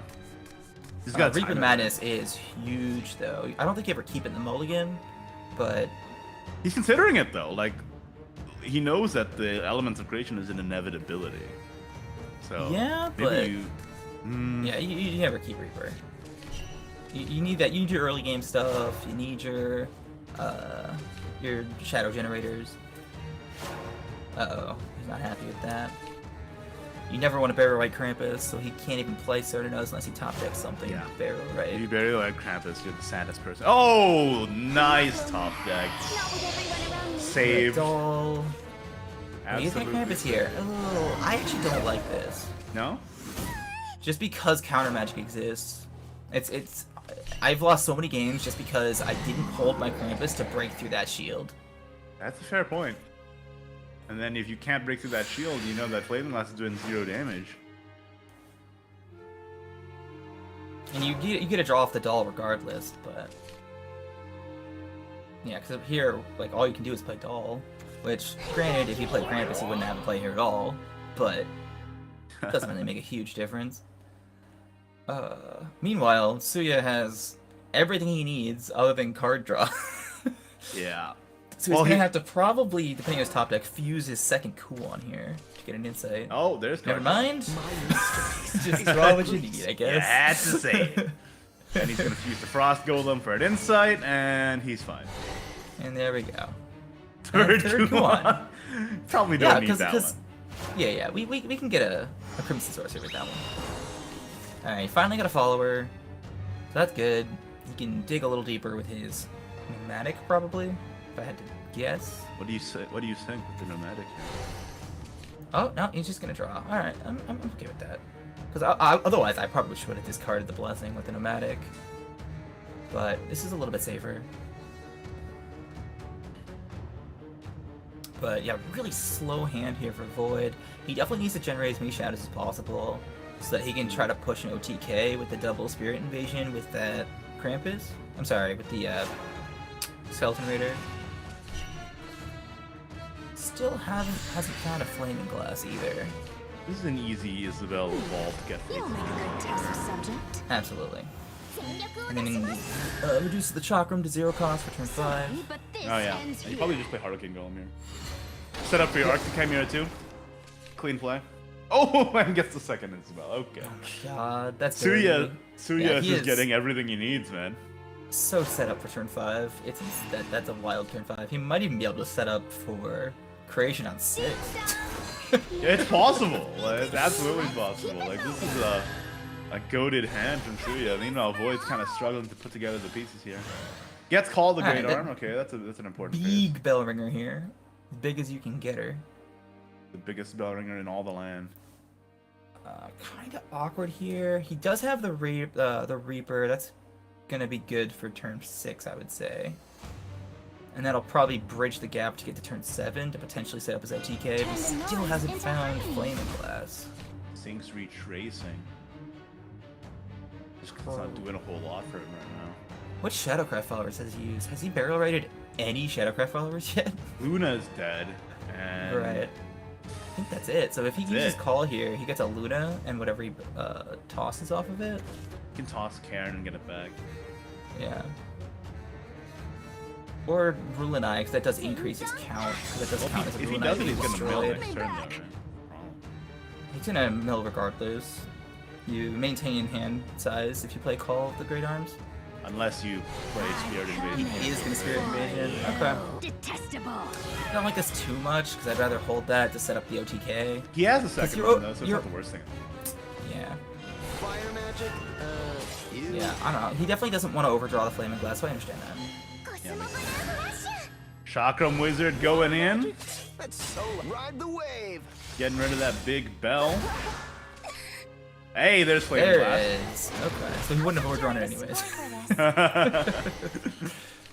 But you know, you can't know that until you do it. Yeah, absolutely. Alright, so he's gonna start fusing this other Isabel. That's third Isabel right there. Do we know what his spell count is right now? It's gotta be getting close to 8. I think it's at 6, but don't quote me on that. He played a couple of insights. Boggy, no? I've seen people play Quadra just to get it as a spell. Oh. Yeah, but when you have 2 Isabels, you can manage that. And yeah, that's exactly what he's doing here. That was his only way he could see to get down to 1 play point to play that Sacred Bird. I think he's definitely at 8 now. Oh yeah, for sure. After doing that. Oh, I didn't realize he drew the 3rd Isabel. Yeah, that Quadra is completely irrelevant now. Yeah. Alright, unfortunately drew Susie, but... Are you even playing Shadow if you don't draw Susie? That's true. It's like a rite of passage, basically. Draw all your invoke cards, cry in the shower, go to bed. That's the Shadow experience. That's my daily life right there. Void not happy with that. He's gonna very much overdraw here. Probably Burial Rite the Flame Blast. Yeah, I was Oh, he's gonna wondering. get it Center Nose. Okay. Well, oh, he, right, doesn't right, have right. any, he doesn't have anything else killed except for Channel, so it Right. does make sense, but you Alright, gotta so take that he's Flame down to Blast eventually. 0 shadows. That's not a place you want to be at.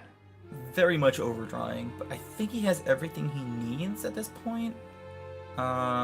Yeah, so he's not going for the Reaper here. 1, because he can't destroy it, but 2, because he knows he's safe this turn. He's definitely afraid going into turn 7. So turn 7, since he doesn't have lethal yet, he will almost guaranteed use a Reaper. And he will be invoking his other Susie. So as for Suya, should definitely use the Magi to at least break the shield. I'm not seeing how else he gets over this Bellringer. I guess he could Quadra, break the shield, and then use the Magi with an Isabel Evo, and that That's would what I kill was the thinking. Bellringer. That's what I was thinking. Yeah. Isabel Evo for Fate's Hand. Don't underestimate me. Quadra. Yeah, he definitely wanted to get that counter magic out. He's a little bit scared, so this works. Tail. Oh yeah, that works out perfectly. Jonalise is not helpful right now. Boy, shaking his head. Doesn't like it. Pulls out the Susie. Overdraws Conductor, that's fine, and Rulinite also fine. That's fine. Okay. You don't need this. Not at this stage in the game. And You don't need this. This is that situation where I feel like holding Krampus is good because you really have no way other than Spirit Invasion to break through that shield. And Spirit Invasion is such an important part of your damage string that it feels so bad using it just to crack a counter magic. Exactly. I think you were right, Justin. I think that Krampus Really- could have been the saving tech here. Really awkward turn for Void because he also can't destroy his own Reaper, another thing that Krampus could have done. Yeah. So he can't protect himself. I see from this all the just time though. Like I saw this in the day one taking- stream too, where they had Reaper and no Krampus, no Wicked Reaper. They just weren't saving it. Right. And props to Suya for like not getting on board yet, so that he can't trade off the Reaper. But that's kind of how Spell Boost plays, anyways, until you can get that Kuon out. Like Flaming Glass is useless here because of that shield. Raider's useless here because there's nothing on board. Rulinite, he hasn't even played a single Rulinite yet. Both Kuons on exactly 15, by the way. So yeah, It's disgusting. You're going full blast mode here. Yeah, so he definitely just goes Kuon elements, and then that almost guarantees the lethal on the following turn. I think this is checkmate for Void, but he's trying. Well, if he plays Kuon, doesn't it kill the Reaper? It will kill the Reaper, that is true. So then the elements will do significantly less damage. So heads up play there for Void. He has 2. It's actually Kuons, something I've though. never seen before, so I actually quite like that. He could always just like Quadra Kuon anyway, because he has the other Kuon. But then he's opening himself up to dying the next turn. Yes, absolutely. Especially leaving the Susie on board, not to mention the 5/7 Bellringer. So like, sure, he still has the shield, but like, it's easy to break that, and then he would definitely take 18 damage. Especially when he's staring down 13 on board. Yeah, and there's double Raider in the opposite hand. Yeah. This is sort of like- I can see it. like a Wild West standoff kind of vibe I'm getting here, where both players Yeah. are like getting their combos ready. Yeah, this is just kind of what happens when you're playing against two decks that can kill in one turn. Both players are just kind of trying to like cat and mouse, try to set up their combo and protect themselves from their opponents. I still think Suya has the advantage here, but he's leaving a lot of damage on board there. Potentially 10 damage on board if Void can get out a storm. I don't think so He's because he still has retracing, I the don't counter think. magic. There's the Krampus. That's lethal. Krampus! That's lethal. Wait, he attacked with the Susie first. He's probably still lethal because he can just wait her. Yeah, this is probably still. Yeah. Because that was definitely 20, so he gets back to the Flaming Glass and it's lethal. Flaming Glass doesn't even need the Raider. Darn! There we go. Suya just So got like Void ends up taking it. Suya was looking in such a good position that whole game, but Void was able to assemble a combo before Suya could do his. That Reaper of Madness blocking that Elements of Creation play, and then just going straight in with the Flaming Glass. Void Well wins played by essentially Void. out of nowhere. Yeah, very well Yeah. played. Nice back and forth there. Yeah, Never I really felt like knew they could have who gone had- either way for a long Absolutely. time. Yeah. But yeah, those 5/7 Bell Ringers coming in clutch there for Suya. Oh. Sorry, for Void. Suya really struggled to clear those. Yeah, those were huge plays. I mean, like, and then getting the Krampus off the top, and then, oh man. It really felt like it could have gone like anyone. It was anyone's game right until the last moment, I feel like. And then he finally assembled it in the end. Goodness gracious. Yeah, well played to Congratulations Void for sure. Yeah. Void is going to be moving on to the semi-finals, and you know what that means. Unfortunately, Suya is going to be out of the tournament, and somebody please sign this man. Void, well, why is he not on It's- 18? Is it finally time? It's finally time. We got all these Team Andys in the top 4 here, and just Void then like, Void. nah, I'll just show you how it's done. Stiff I don't know, competition, he's- though. He's I mean, gotta go up against Sadfeeder next. I was just gonna say, right? Like he's got to go up against Sadfeeder.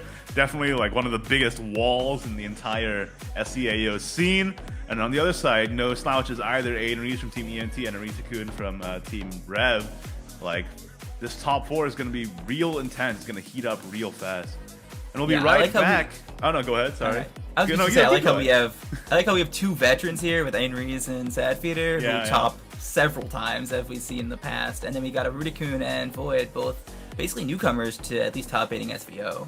Oh, yeah, for sure. Nice to see that little diversity there, and we have so many veterans in this field. But it's also so cool because I know Arita Kun and I know Void. Like I've seen them around in the community, and it's so cool to see them like finally transition into top 8ing SVO after being a part of the community for such a long time.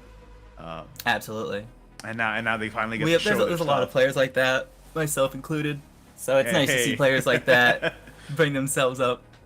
No, Justin, you're on the caster's desk now. You actually got demoted, okay? I got demoted. I don't know how I feel about that. But we'll be right back with the semi-finals after a very short break. Don't go anywhere. We got more Shadowverse action right after this. And it looks like Ayn Rees is going to take this in a swift 2-0. Yeah, that was powerful showing there from the Dragon class. It is the pom pom from the young man himself. 10 damage to deal with this Dracha Ooh, while goodbye. pushing 9 damage. Goodbye. Plus he's got more Storm ready to go in hand for the follow-up. What's great So, about this really is good. that Rakuan Yep. here just like squawk Slamming forward. that Kuan. Because what are they going to do about a 10-10? Yeah, not much.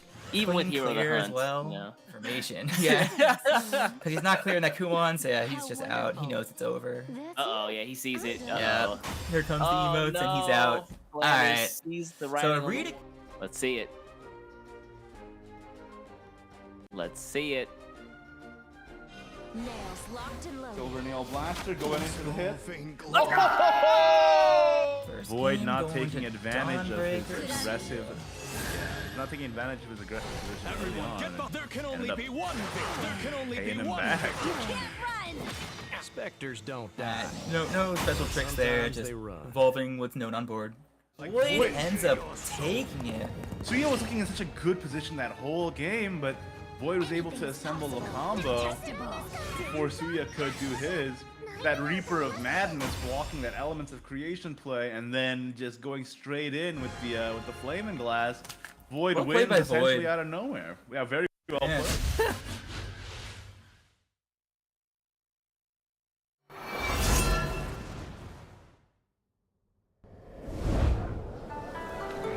Somewhere hidden between life and death. There's a magical place where it's always spring. The Empyrean Inn of Ametchi. Whoa! No wonder people call this place paradise. Yeah, it's like a dream come true, isn't it? I mean, sure, we get rowdy guests from time to time. But hey, who doesn't like a little action, huh? You see, it's all part of the fun. Just leave everything to the Aconite Paladin and enjoy the show!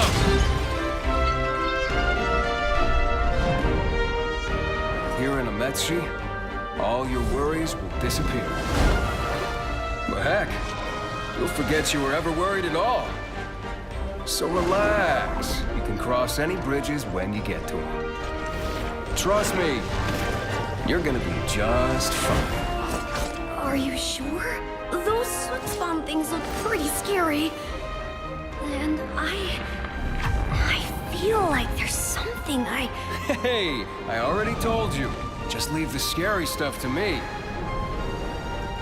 Come on, Pumper. We'll clean this old inn up.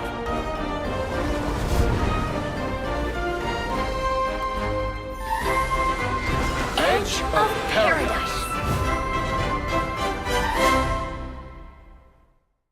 Time to have ourselves a hunting party.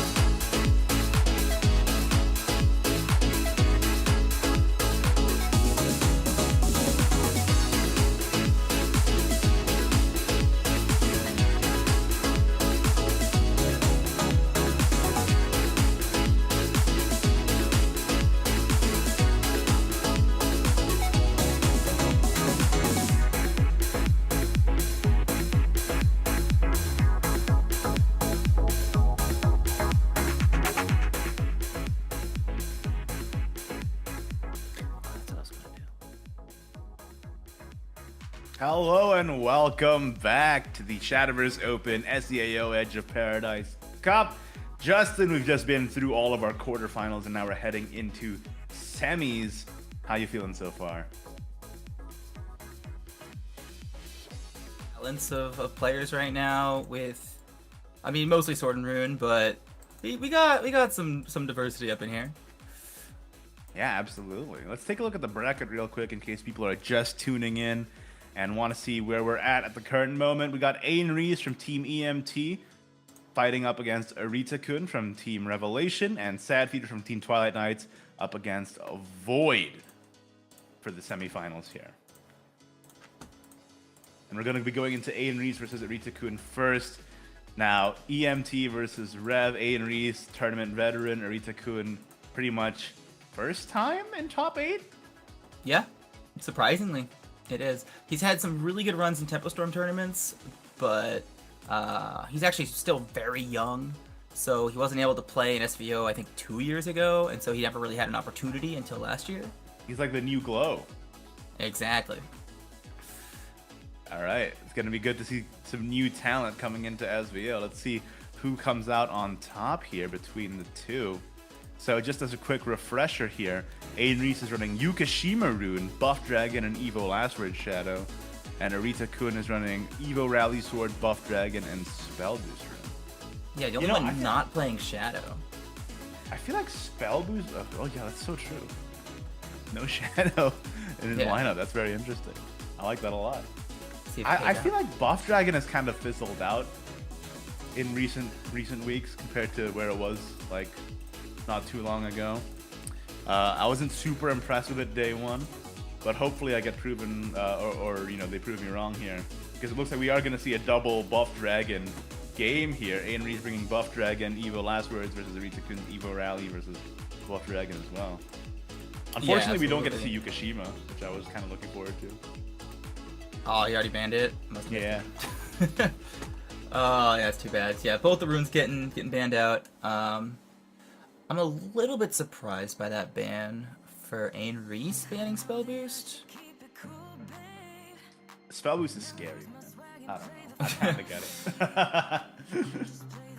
Maybe because, like, we see that Sword can win against Spell Boost, but Ain Reese is playing Yukishima, so I don't know how that exactly shakes out. I haven't played Yukishima since the start of this expansion.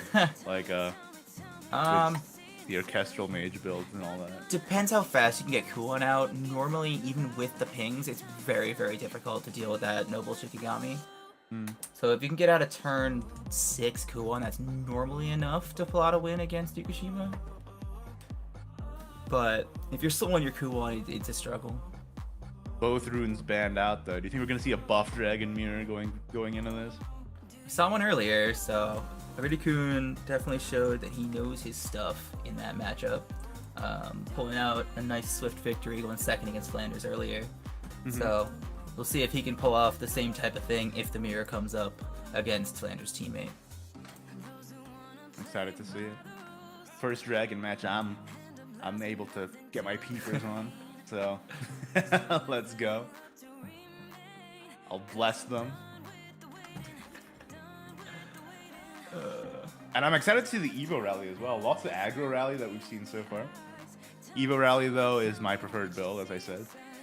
Oh, that's true. Arita-kun's out here playing those Kagemitsus. I think everyone else who's playing Evo already got booted. Oof. Got booted, dude. I will say, the top cut has been kind of brutal here. Like in day one Swiss. Okay, oh, wait. this makes more sense. The actual final okay. bans are in now. These are the real bans. Alright, this makes way more sense. The previous bans are my bans. I will always ban Rune. These bans are the real bans. Rune's too scary.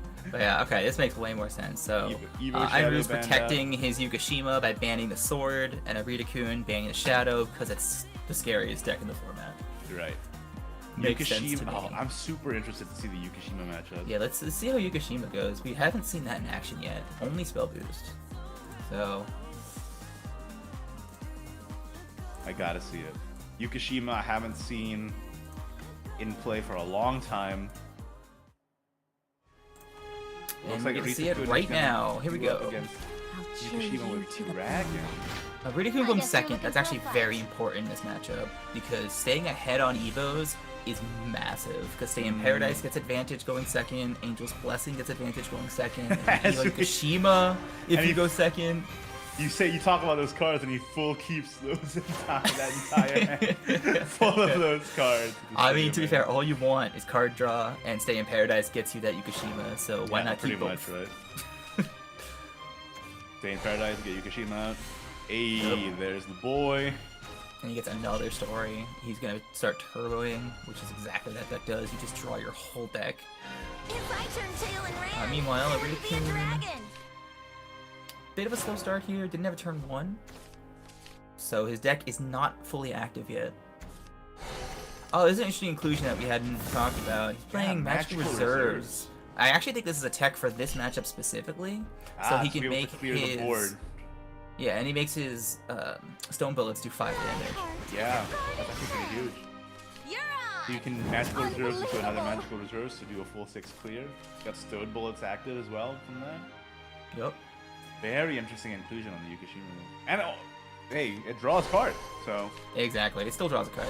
can't be bad. Alright, he found his For round 2. Storm Follower to start buffing on turn 6, because you can't really draw with the Yukishima next turn.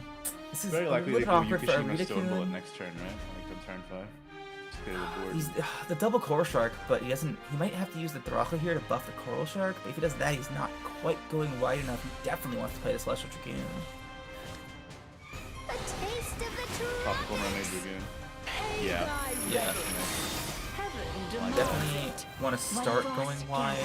That's all you really want to do against Yukishima. Before they get down Yukishima, you just want to go as wide as possible. Unbelievable. Not gonna last long though, because here comes the boy. Bring in the clown. So he gets to keep a Tropical Mermaid on board, which is quite nice for Arita-kun, so he can get aggressive with that. I have done the God Never mind. I think you trade the Tropical Mermaid. Yeah, you definitely do. So I that you don't completely he doesn't get forgot. the additional buff and additional I was just talking about how the Stone Stone Bullet does 5 damage, and then I just completely forgot. He's not gonna kill the tropical. He's gonna go for the. Wow.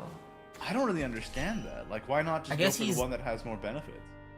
I guess he thinks he'd rather kill the one that has less defense, or sorry, more defense, so it's just easier for his draws to clear on the following Okay, turn, okay. potentially.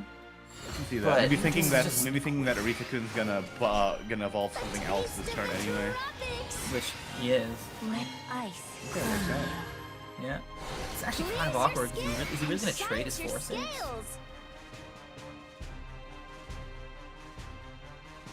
Portal. Howling Corporation doesn't clear, and then Coral Shark's not big enough yet. Like, playing a 3-1 here doesn't do anything against Yukishima effect. This is a really awkward turn now. Yeah, what do you do? Just buff your coral shark Too instead. late. Yeah, but get ready for next turn. But I think it's too late now for Arita-kun. That is Oh, buffing second Yukishima there. I just realized how big that mermaid is. My masterpiece. So is here we go. complete. The problem here is he's not discarding his other Yukishima. So the Have buffs you could seen- potentially go on that Yukishima. Yeah, I think he's gonna go ahead and do it now though. I've seen the list that only run one Yukishima, and I think that's pretty funny, just because they are so sick of buffing their own Yukishima. Yep, I've considered it. It's so, it makes it so much more inconsistent. Though. He actually keeps the second Yukishima. Still buffing the Yukishima. Oh Why no. not discard it? Is he saving it for the turn 9? I think he is, but turn 9 Yukishima doesn't do much against It's not gonna do anything Dragon. against buff because buff is Yeah. gonna have a huge. I think he should have just discarded 40 the Yukishima. defense there. on board. Absolutely. I don't know why he's holding it. Heaven demands it. That is so puzzling. Why'd he keep it? Divine I judgment wouldn't be able to awaits. tell you. Like, the only thing I can think of is what I already said, where he's holding it for turn 9 so he can just obliterate Arita-kun in one swift blow. But that's not gonna happen Oh, because he the, lost his reserves. That's his only other copy. Oh no. Oh man. So we So- got bricks on board, a 9/9 Yukishima. It's not going super hot right now, Justin. Oh no. He's still keeping the Yukishima. He must be keeping it for something. He's definitely keeping it for turn 9. There's no reason not to otherwise. Okay, so he's still getting some buffs on his other Stormfallers, which is quite nice. What's funny is he could have gone in right there with his nice little Angel's Grace tech that he's playing. Did he milk He actually Conductor? could have hit in there. No, he's not playing Conductor. I didn't see what he milled. Though. Sorry, contractor. I mean, Yes. Yes. he milk contractor this time. That's pretty painful. He is gonna heal here. I have done the gods' bidding. Buffs Yukishima again. Got a big boy. I think he would have had. I don't know. I think if he didn't keep that Yukishima, those He 6 would have buffs had would like, have gone dude. He would have had onto his storm. a 12/12 orchestral. Yeah, and then he could have used that with the Angel's Grace and Make that a smack in 13/13 for- orchestral. That could have happened. Yeah, it would have been huge. I don't understand that. Maybe Enrique is gonna show us why he did it, but I think I don't feel like know. he's just tunneling. Like, I can't Tunnel vision? imagine. Yeah. It's gotta be. Like, he's so focused on that turn 9 Yukishima. Is he even gonna make it to turn 9, or is he just gonna deck out before then? Yeah, one, is he even gonna make it to turn 9? 2, if he doesn't get to turn 9, Dragon's boards are like 14 defense. Like, So yeah, so like sure, you can do 40 damage to Yukishima, but that'll just clear the board. Then what? yeah, that's what I'm asking. Alright, counter magic. I really didn't board lock, did he? No, he has lethal on board. Okay. There's Contractor. He Alright. milled one earlier. So he has all his storm he could ever ask for, and he has an 11/11 Yukishima. Oh, my aching Yeah, I bones. don't know what you do here as Angries. Oh, nice hit, I guess. He has a shield. Rikun has the biggest Brutal Dragonute I have ever seen. 515. Oh boy. How could this happen, Justin? This is looking brutal. How could we let this happen? We had the technology. No. What's funny is, in the early days of Yukishima, they played Flaming Glass for this matchup. Yes, I remember that. Oh man. No such luck this time. Nope, that's not happening. Yeah, no, Anries is in the tank. He really does not know what direction to take. He's just gonna leave Any his one of these board draws here? buffs Yukishima one more time. I Yeah, swear. Okay, he's setting up a decent amount of damage here, but he can't block, can he? Alright, he's leaving 15 damage on board, 17 with Evo, the Prime Complex vehicle. So Ridikun will take the first game. Oh yeah, gotta get that Brutal Dragon in, gotta show off that 515. That was such a confusing match for me, Justin. I don't know what was going Yeah. on in terms of Anri's plays. Holding the Yukishima did not seem like the strat. But that means Arita-kun gets a quick first dub with Buff Dragon and has 2 chances now. With Spell Boost Rune, get another win to win the series.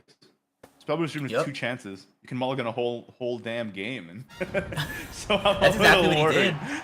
That's exactly what he did round 1. He won with his Buff Dragon that mirror game 1, and then he went into Spell Boost game 2, I guess you're looking for a and fight. he went second, but he just couldn't find what he needed to get going, and he got crushed game 2, and then found that insane turn 6 Kuon in game 3. Are we gonna get a similar situation here? Is Arita gonna do the rerun? Oh, once again, Arita going second here is actually really important. And gets Insight plus Blessing as well. Yeah, so here playing the bird is perfectly okay, because you don't really need the heal as much as if you're playing against something like Aggro Sword. Right, you also don't have like a Hurricane Golem to cleanly go into a turn today with it Right. in hand. Oh Uh-oh. my goodness. Double Aim's Blessing is quite nice, but his turn 3 is looking non-existent. He might have to... No, he's not going to fuse the Chakram. Okay.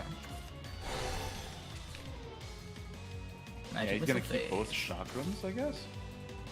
Which is interesting because Yukishima doesn't really get on board until way later, but maybe he just values the spell boost that much. Right. He definitely values the spell boost. Another Insight. He'd probably just play the Insight. Probably but- just insight into. Draw He's 2, not just bad. gonna go for Angel's Blessing here. Alright. Interesting. I guess he wants to get the Isabel out next turn, so he's gonna go Angel's Blessing plus Isabel. Yeah, that So he makes doesn't have time to play the other one. Yeah. Plus it gives him fuse fodder. Right there. Magic Missile number 3. This deck is just you wait until I get the turn 4. Masterpiece is complete. And then your life is over. Or turn Just 5. wait until I can evolve. Yeah, just Then you'll wait be till I sorry. can evolve. You'll all see. Magic Missile, yup. Hey, Conductor. Why do I keep calling it that? Conductor. Contractor in hand. So. Yeah. Now you're making me say it. Alright. So yeah. Z. Yeah, fuse first. Fuse... Okay, it doesn't want to overdraw. Got it. Makes sense. But then if this was the play, why not just fuse earlier? Why not fuse Chakram earlier, right? That's a great question. Yeah. That's a great question, Justin. Hindsight. It's all hindsight. Maybe he was hoping for a worse target to draw. Wait, doesn't he still overdraw? By a lot too, right? Oh, he's not playing Isabelle. He's Alright, not alright. Isabelling. Okay. No, no, he's Still still overdraw? overdrawing. Unless he plays the Chakram here. 2 Pelvus, but he doesn't have Kuon yet. No Kuon, like why would you play Chakram here? You just hold. Exactly. But now just Right, you know he's before gonna he go overdraws. Kuon, right? Oh, everything. Alright, so free Yukishima turn. You're done for. Like it's not even a question. We know that he's gonna Will go rest between these Yeah, pages. no, 100%. 100%. Yeah, get the contractor out, because you got 2 storms. You don't need the contract. Oh yeah, that's right. He has 2 orchestrals. Yeah. Okay, thank goodness. Alright, that's not too bad. Yeah, that's fine. So now fuse again, play Isabelle. Actually, you might just play Chakram over here for the easy clear. But Fate's You'll make a good test subject. Quite talkative for Hey, someone good. without a brain. Sorry, but this ends here. Arctic No, Chimera. that's Oh like, wait, no, there's the Kuon. There's But yeah, Kuon. this is the issue I was talking about earlier. Against Yukishima, Spellboost needs to get Kuon out as fast as possible. And Drawing so late. 205? Yeah. Way too late. Well, that's it for today. So now Ares has another like full turn to just draw as much as possible. Oh yeah. And then gonna buff these orchestral mages to infinity, and then potentially set up a turn 7 lethal. Pretty much. You get rid of Stone Bullet here, right? Either that or the Angel's Blessing, but you might want to use that for more draw. So yeah, But probably they're get rid not of doing Stone anything Bullet. with Stone. My masterpiece Yeah, is yeah. complete. Right. Get rid of it. Meandering Bolts. That's a big orchestral, man. It's getting up there. 8-8. Then Keep next going, turn yeah, we yeah, get yeah. up to- Ooh. Oh boy. That is 16 damage next turn. Yep. I'm sorry, 15. But yeah. Not much to say other than that. Counter magic to protect, yep. I see But that, I see Ames did keep 1 magic missile for this. that. Oh counter yeah, magic. good call too. Yeah. Yep. He kept that this entire time just for the situation.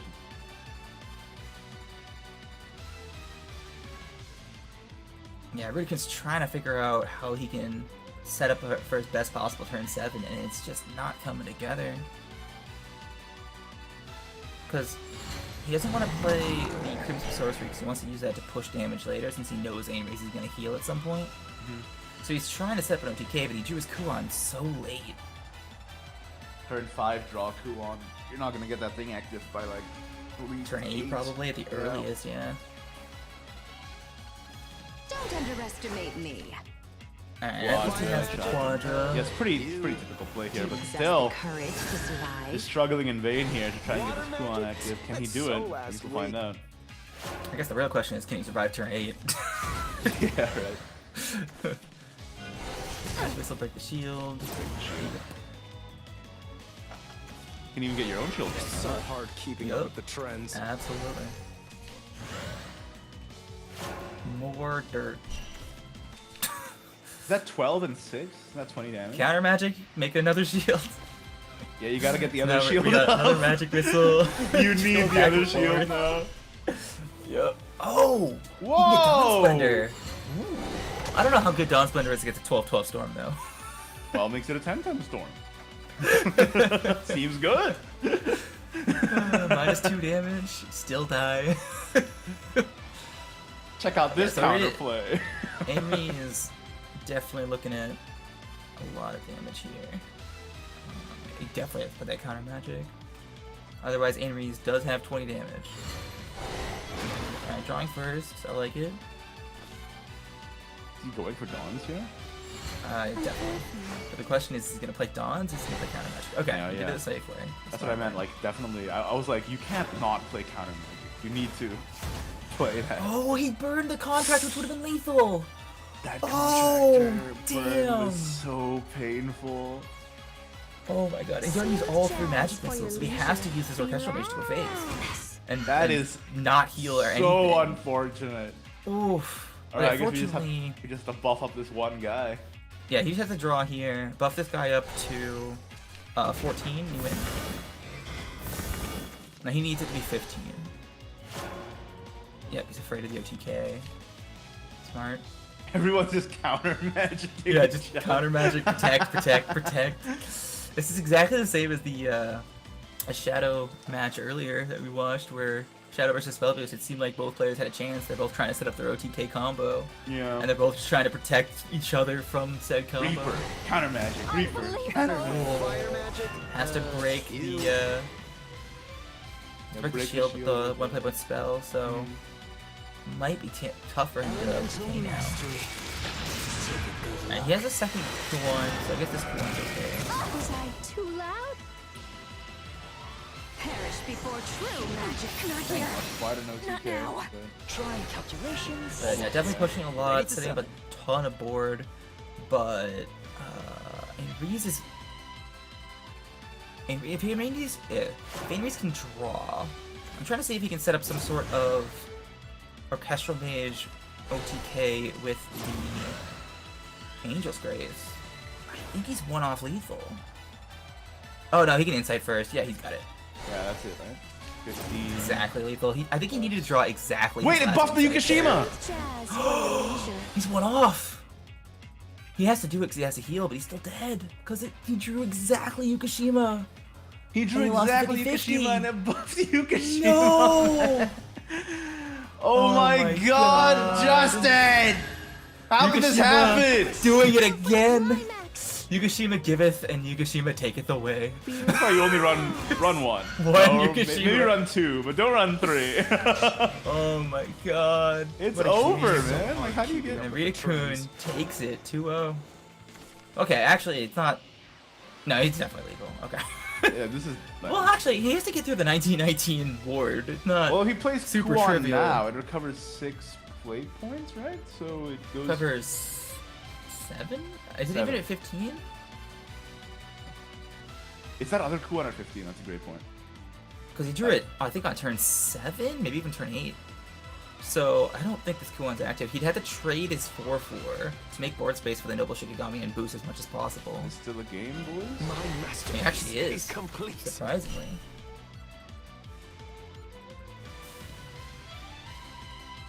That would have been lethal right then and there for Aiden Reese. Now Rita-kun is trying to find the line. If he trades the Noble Shikigami, doesn't that spell boost Kuon 3 times? Yes. No, not the Noble. Wait, the Noble's the board, right? The Noble's the ward one, I think. And the Right. Celestial is the 10. Wait, or is it the other way around? That sounds backwards. Yeah, it's backwards. Okay. Yeah. Well, you know what I mean. So, anyways, yeah, no, this why does Too loud? why does that mage have ward? Train ward storm, like what's up with that? Wow, so yeah, Enri's actually gonna take this one. I really thought. Despite the Yukishima whiff, Rita-kun cannot recover that second defeat. Kuon is nowhere near close to activation apparently. And this is mostly because Rita-kun had 2 Isabels, There's third just third too Yuki. deep in his deck. And that's And then GG! Yukishima. Wow, I really thought Rita-kun had that one. I really Especially thought after he did that too missed with that RNG. whiff. Yeah. Yeah. But unfortunately, that second Kuon was not getting anywhere. Got Yeah, for some Quadra in reason I hand hadn't- too late. For some reason, I had to consider the fact that it's just a 1919 ward. Like, it's not easy to get through that. Still gotta deal with What's that somehow. really funny, actually, is if he took, super hindsight, if he took the Seraphic Blade instead of the Dawn Splendor, he would have won. That's so true. But yeah, you can't know that. There's no way That's you can know that. Yeah. Okay, up against Dragon now. It's gonna be the Spell Boost versus the Buff Dragon match. Alright, Rita-kun going second again. This is the most normal match I've ever seen all This- series. Just. Poor guy. He's gone second every game. Fortunately, he's playing go second decks, as far as I can tell. He's got. Maybe that's why he's Angel doing Blessing in it. there. He knows Yeah, that he just gonna always get- goes second. Ah, Actually, Amy's though, still he's gone, playing he's the gone final. second 6 times. Actually, though. Ainri still playing the Gotta get Philean that. list though. I like. Yep, finally it's incredible in this matchup. I'm pretty sure it's specifically for this matchup. Yeah, delay the. Which is funny to the me, elements. because I think it's already favored for Dragon. Mermaid, Frida's right for And you. he's just kind of rubbing it in. He wants to secure the dub. I mean, listen, it's going down to the last game. It's Dragon versus Ruse. Maybe he was right to try and secure the dub as much as possible, considering this is Oh, the yeah, for situation sure. he's finding himself in. He even has Draconic Healer somewhere in his deck, so if Irida-kun tries to like get into some damage on a Kuon to set up a 2-turn lethal, even through the Philean, he could potentially get that healing off of the Draconic Healer shit at some point. I'll be back for round 2. So Irida-kun, Enrisu's text might come in super clutch here. His turn 4 is looking pretty awkward though, Enri's. Once again, Irida-kun does not have Kuon yet. No Kuon, no draw, which is the most important thing, I think. Baraka's looking good there. He can put out a Coral Shark if he wants to, but I don't know how good that is going into the Evo turn. Still not bad, right? You probably just ramp here instead. He's got that one of Oracle. Is it really a one of? Oh yeah, both these players playing one of Oracle in their Buff Dragon. Oh, that's pretty awesome. Yep. We see people talking about how good Rampless is. I'm like, how about Exactly. one ramp? Yeah, what if we just play one and then one extra Rowan too? Trying to get their fix, man. Listen, I can't play a deck without one ramp. At least one ramp. Okay. I need to ramp. I'm Hey, playing he got the Dragon, I Kuon, though, can't which is not pretty ramp. crucial here. Quite So he Yeah, gets that's to a evolve. clutch top deck Without here. brain. Gets to evolve and then double secret. But this ends here. Oh yeah. I'm pretty sure he I've got plays you 2 now. secrets too. So having both of them there is super clutch. Screw you. Yeah, he only plays 2 secrets. I just checked. Nice. That's very, very, very good then. Because now that Kuon is boosted 4 instantly. Yep, and he's got Chakram Wizard ready to go for next turn. And Fate's then Hand's almost Fate's down Hand as will be well. free. So he's got his 1 play point boost 4 times. All he needed was to get Kuon in hand, and now he's cooking with gas, man. Anyways, is kind of struggling to get some cards going. He's getting rid of the Oracle. No! My heart! It's Rampless now, baby. Yup. Evil Face, do it! No, he won't. He's Evil gonna play around with Angels- he's gonna play around Angel's Blessing. But I would not respect it even more. clearing if the Evo Face Isabel. did. No respect. Oh, speaking he of did Angel draw it. Blessing, if he did That's Evo Face, so that would have funny. been a disaster. Perfect setup for Chakram Wizard to clear this. Or at least clear the things that matter. I don't think he really cares much about a 1-3. Ooh, and you get the Hurricane Golem and the Bird? If he wants to play the bird, he actually has to play the Angel's Blessing for Blessing. 3. Which honestly is fine. He It's needs to like, play I was that. just gonna say, it's not terrible, right? You just draw 3 cards, heal 2, Yeah. spell boost 2. No, he's thinking about that. He's thinking about that golem. If he Hurricanes, he doesn't have a setup though. Like he doesn't have Arctic Chimera or anything. So what are you doing? Exactly. Plus, you're playing against Dragon. It's unlikely they're going to Evo, so you're never really going to go ahead on Evos. So I think just getting this Angel's Blessing out is probably the best value you're going to get out of it. Ooh, that's not a great draw.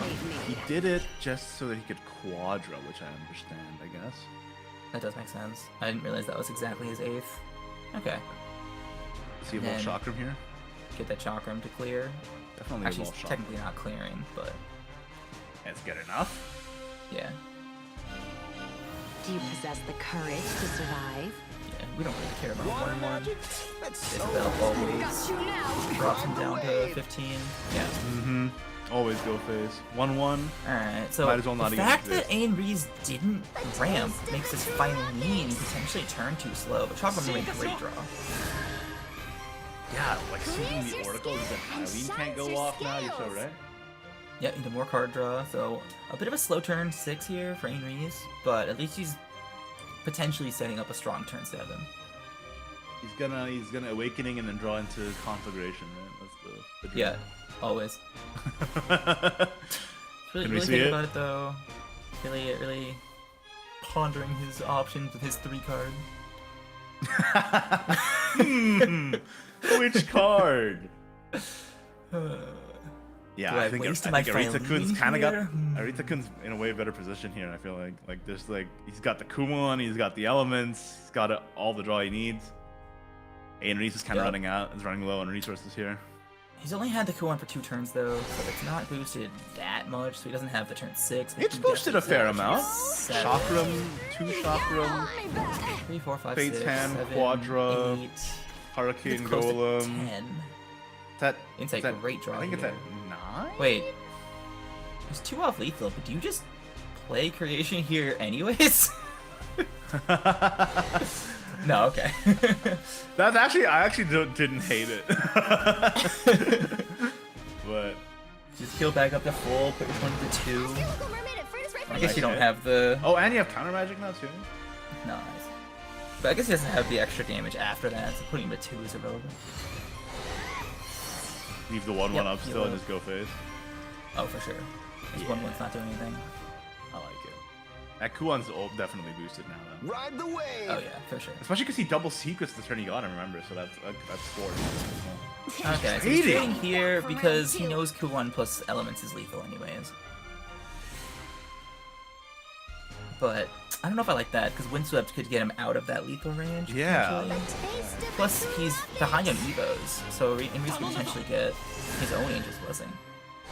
Clears your skin So I'm and not shines super your big on trading to that scales. 1/1 there, but I don't think it's going to matter in this scenario. My heart is a garden. I know Angel's looking drawn. And then Filene, for sure. Fighting ice and Yeah, snow. so, yeah, Rikun, now I expect that. Now he's regretting his trade. Now he doesn't have it, right? Like, I don't think Kuon recovers enough now. Yeah, it definitely doesn't. It only recovers 5, so he'll always do 5 damage. The heat shall dissipate. And now he doesn't have enough play points because it's nerfed. No! That Filene ended up coming in clutch. I don't know if it's gonna matter long. It's not enough, unfortunately. Yeah, He yeah. can't push 15 damage. Ask your local mermaid at Oh, Furnace even right hits the for 50-50. Oh, That's and not, that through wasn't even shield. necessary. That wasn't even necessary. And a 10-10 on board that can't be destroyed? Okay, dude. Yeah. Like, And now Inraze knows he has to heal. Yeah, no, this is... That Filene was too little too late. Dracha, though. Wait, Drock clears the board? Drach indeed clears the board. I guess just- a brutal push a little bit, but unfortunately the damage from Drach won't hit because of that counter magic shield, and he's not healing, so he's still dead to no information. Yeah. Does he play a second Filene? Is that what he's Blessing? looking for right now? Blessing definitely gotta plus heal. Guy? Pay thy reverence. That clears the Yeah, he only 10-10. plays one Filene. Wait, this Yeah. actually heals him up quite a bit because he also has Windswept now. Divine But- judgment awaits. That okay, so he can heal up to 14, but he can't clear the Kuon in that scenario. Yeah. So he does have the protection, being that he's a 314 ward, and we saw how much a large defensive ward helped to protect from. Especially when there's no Cool. hard mode in the deck. Right. Although he does have the Chakram with an Evo, so I think it's okay. I think Iridikun still has it here if the Kuon survives, which, as far as I can tell, it will. Oh, funny that Enri's drew the Draconic healer. Like he won 9 damage, right? Right, but he also reduces the Grimoire Sorcerer enough to be able to play that, which Oh, is yeah, up to true. 12. I'll go through. Oh, and then that's GG. Yeah. Yep. So he's got it. It's exactly equal. Magic. But he also Yeah, the Grimoire Yeah. Sorcerer is in hand. Trying calculation. Yep, It's so sad. He did his well played best. by He tri- Ridikun to take it again. tried his best, Yeah, but instead it of 3. yeah, that Kuon living is brutal because now you just element. Yep. And that means Arita-kun has gone through and is now Bam. in the finals, taking it over Ain Reese. Ain Reese, a tournament veteran, Arita-kun more new to the top 8, and yet, Justin, he made it through. And yet, going to the finals. Just basically a rerun of his earlier set. Mulliganed his first rune game and made it through. Yeah, really showing off the power of Rune when you can just, take the first game just to like get the bad draws out of the way, and then Yeah, shake find off what the you need in cobwebs, second right? game. Yeah. Yeah, You rush exactly. yourself, and then bing, bang, boom. you get Kuon double secrets on one turn, and then you're set for life. Yeah. Pretty amazing deck. I think this tournament so far really has just proven how good Spell Boost truly is in the current meta. A lot of people are raising a stink. I think a lot of people are raising a stink about Shadow being the most represented deck again, but I'm just saying it still definitely has contenders out there. You know, like Spell Boost June is still definitely in the higher echelon here. Absolutely. We see that in I'm muted. Now we're in the bracket. Sorry. I noticed the transition. I wasn't sure. Anyways, what was I saying? Right, yeah. Even in Japanese tournaments, we're seeing a rise of Spell Boost as well, even with Shadow being as popular as it always is. So yeah, absolutely. Spell Boost is definitely a force to be reckoned with. But now we're going into the next semifinal here. It's TK Sadfeeder versus Void. We're gonna bring young boy East back in for this one. Let's hear his takes. Young boy East, wow. What did I do to fall into Igni's good graces? Meanwhile, I banish him. Anyway, what's going on, Justin? Well, we're going into that second semifinal with Sadfeeder coming back. Yeah, talk about one of the newcomers at this tournament in this top 8, Void, having a hill to climb. I mean, if you win this one, you gotta feel pretty good going into the last finals match as Void. But man, Sadfeeder, a guy who, we saw him play in the quarterfinals matches, just flawless play. He took care of Handless Blood with relative ease. It was insane. Oh yeah, it was like Handless Blood was butter, and he was just using a steak knife just to it's just too easy. Put some rosemary on this bad boy, a little bit of garlic in the pan. Yeah, that $2,500 looking real good right now. But yeah, that's just the power of Sadfeeder. He's played so much at this point. He's played at least 1,000 games with definitely Sword. Probably Forest at this point, can't climb that much otherwise, and he just has so much familiarity with this format at this point that he pretty much knows exactly what he's looking for, exactly what to do at all times, and he really showed that in his match against KO. Yeah, speaking of knowing what to do, I think we have the bans, and let's see what his game plan is going into this match against Void here. Alright, so Void's going aggro, so I assume he wants to ban that Forest, and that he does. Yeah. Forest just has way too much heal. If you're going with an aggressive lineup like Void is, you really got to get that out of the way. And then, yeah, we just got a mirror. Yeah, looks like we're going to have the mirror. Yeah, like you said, Forest has way too much heal. Remember a couple weeks back, people were trying out a control Forest lineup. I don't think it really worked out as well, but Sekka being Sekka, has all the pieces that she needs, so just slot in the heal to make yourself survive a little bit longer. Big automatons at the same time. So yeah, ban that out for sure. Yep, for sure. So one thing is, I did say mirror. It is Sword Shadow Mirror, but they're both playing completely different decks. Sadfeeder's playing a more Evo Sword type of deck, and then Shadow has that Last Words versus Flaming Glass. Well, so full mode for Sadfeeder. Void, but a pretty decent start there, going second. I don't think we'll get double victorious later in the early game there. Just turbo your rally, it's not too bad. So in the late game, one victorious wave can be actually pretty impactful. So minus them finding a port though. Yeah. And dueling penguins, happy feet penguins. Yeah. So fortunately for Sadfeeder, he went first, so his penguin overpowers the other penguin. Yeah, rare moments with a Great Shield actually seeing play. Yeah, right? Coming up again. Crazy. Who would have thought we would have seen multiple Great Shields in the top 8 of a 2022 SGO? Oh, I like this. Gets the Kagemitsu down really early to put some bodies on board again for the rally, and then later on get him to come back and just start doing some storm damage once he evolves. We're gonna see another Great Shield here. Oh no, not like this. Come on. No, just getting that Blader down. Makes it 3-3 Penguin Guardian. Come get some. I love it. I mean, the +1/+1 on the Penguin is so nice. +2/+2 in fact. Oh, excuse me, yeah. It's huge. One play point 3-3 with Ward? On turn 3? Oh wow, double bow double ringer here. ding-dong here. I guess he just needs Sad the cards in Feeder's- hand. This is an insane play to Sadfear, actually, for two reasons. One, he's actually board locking Void, so he cannot get out of this. He can't develop his rally at all. He can't play his Cat Admiral. He can't play his Blade Rights. About time. Oh yeah. So this actually makes Void fall so far behind. Yeah, we talked about it earlier today, or you talked about No it one earlier today, gets you know, past me. being able to board lock Sword around like turn 3, turn 4, so that they actually push they have to push their rally to like Come turn get 6, some. right? Which is nice. Come get some. Exactly. If you can avoid the Musketeer's Vow, double invoke, or invoke play on turn Come 5, get some. then you're doing a good job as the opponent. Well, I knew something. Wow. Yep, we're seeing that Great Shield coming down. But Get yeah, that mostly down. because, sure, he could have played Cat Admiral there, but is that 2 damage really worth it? Honestly, I think it was.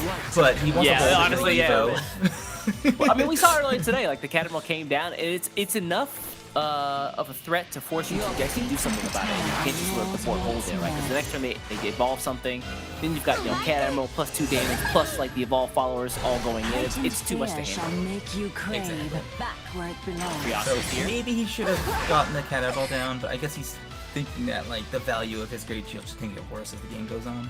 Oh wait a moment, that Anshers wasn't free. I've waited for this No, moment. he does not have speed rally yet. He's mostly doing this because he kind of has to, and he wants to get Yeah. that draw off of the We offense won't get by a stealing thing. the Bellringer effect. As always. Alright, so I can't imagine he does anything No one other gets than past double me. fade and then Yeah. out Come here. get some. Get from space and then get The the boys down. tribulations continue. Yeah, especially with the 3 wards protecting his Aramis. I've Yeah. seen gold. Speaking of Musketeers, Sapphire just got that off the Octors draw. Not bad. We're going in. He doesn't have Monochrome either. They might I have have your to, but back. Monochrome is not super great into Monochrome. Did you say? I'm sorry, I'm saying wards? Monochrome. 4. Yeah, there's actually war. 4. I didn't Holy realize he had 10 crap. rally. That's wild. They got the phalanx around Aramis right now. Steady. I don't know if there's a way out of this for Sapphire. What do you? How do you get to that guy? My shield's ready for Does he have Takatsumi there? Oh, I think he does. He I has. think you could Looks like Takatsumi. he has a plan here. You got Takatsumi. You got Takatsumi. Oh yeah, this is a full player. So you can also use the Remnant. Now this is what Oh, I that's call a good time. right. Now's my time to shine. Having fun Go yet? on. Oh, Okay, not full clearing, but he's clearing the Aramis. That's all that really matters. Yeah. Okay. Just a So he's getting nice little pickup. And then, yeah, he gets his own Force Master down. And then Oh, rallies Gentleman's is a in. fantastic pickup. Hmm. But if Void decides to go aggressive here, he can just He's got the heal answer. right back up. Yeah. Although he is spinning that last Evo point. He does have a Takatsumi in the deck though, so I guess he hopes to get another one. This newfound satisfaction begets desire. I wonder if Sadfield can afford to just play Blader next turn. It'll be You a cold think day so? in hell before I lose. Trying to look at like what Fear shall Sadfield make does you option for crave. next turn. Yeah, I mean to be honest, it's kind of weird, isn't it? I think it solely depends on how Void ends this turn, right? How many followers are on board? We're gonna see another Frenzy Corpse Master for sure. So I mean that might be enough reason for Sadfi to just drop his own. Honestly, it's looking like these wards are gonna hold up for Sadfeeder, so I don't think he's even taking any damage this turn. Oh really? Oh yeah, the Takatsumi effect is actually kind of nice here. Get Like, the ward. sure, he could use the Remnant to kill the Penguin, and then trade the Octors to the 4/4 and ignore the Takatsumi. Hmm. That'd be Yeah, these sword reasonable. games where you have to just compete on board at all times are very like mentally taxing. Oh, I just realized Void just drew 2 back-to-back Corpse Masters. Oh no, you're right. Oh my god. Pain incarnate. Well, so much for that plan in terms of invoking We're more going wards. in. Rip in Yep. peace. Just like I thought. Back Yeah, I gotta where take it it kind of belongs. slow and just trade these off. I mean, he'll heal up at the end of the turn anyway, so. Your power is mine. Oh, it doesn't Yeah. kill the Takatsumi. I did not know that was the interaction. have your No. back. Yeah, it always spawns for 0. Will you rob me of my cravings? And here comes Kage.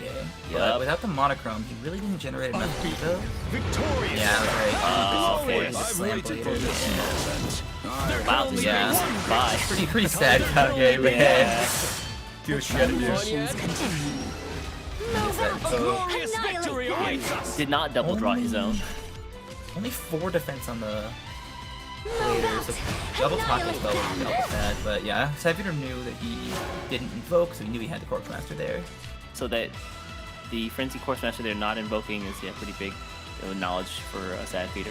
No, the other one is also in hand. So honestly, I'm kind of surprised he just plays it later. Saving resources is good. Oh, And you kind of force the play for Druid. I wonder what the rally count is for Void. I know this Corpse Master did not put the other Corpse Master to the threshold for 20. Yeah, definitely not 20. I think he's at 14 right now. This is the boys are a problem. Yeah. That is very true. Yeah, he's nowhere near 20, so like The best thing to do is defuse the ball. No Yeah, better that's the time for a plan. drink. For sure. Yeah, and Aramis gotta go. Like, is there another way here? He could, if he wants to keep the ward on board, he could play the Blade Rights and evolve the Blade Rights. That would also clear Aramis. Oh, fair. Yeah, because he's got the more Evo points, so he can Evo double trade. Still, though, I don't know. This doesn't feel good. Cypher just got air cover, no Taketsumi get the Evo back right now. So Cypher might be forced into Monochrome endgame next turn. I think that's the way. Because if he gets a Kagemitsu, then I believe it's online. Exactly. Meanwhile, Void is like really running out of steam over here. Like, sure, he has his Golden Warriors, but next turn was he gonna do Golden Warrior plus Vow for 5? Yeah, Especially I mean, using his last Evo here. wow. Keeps the Wow. alive as well.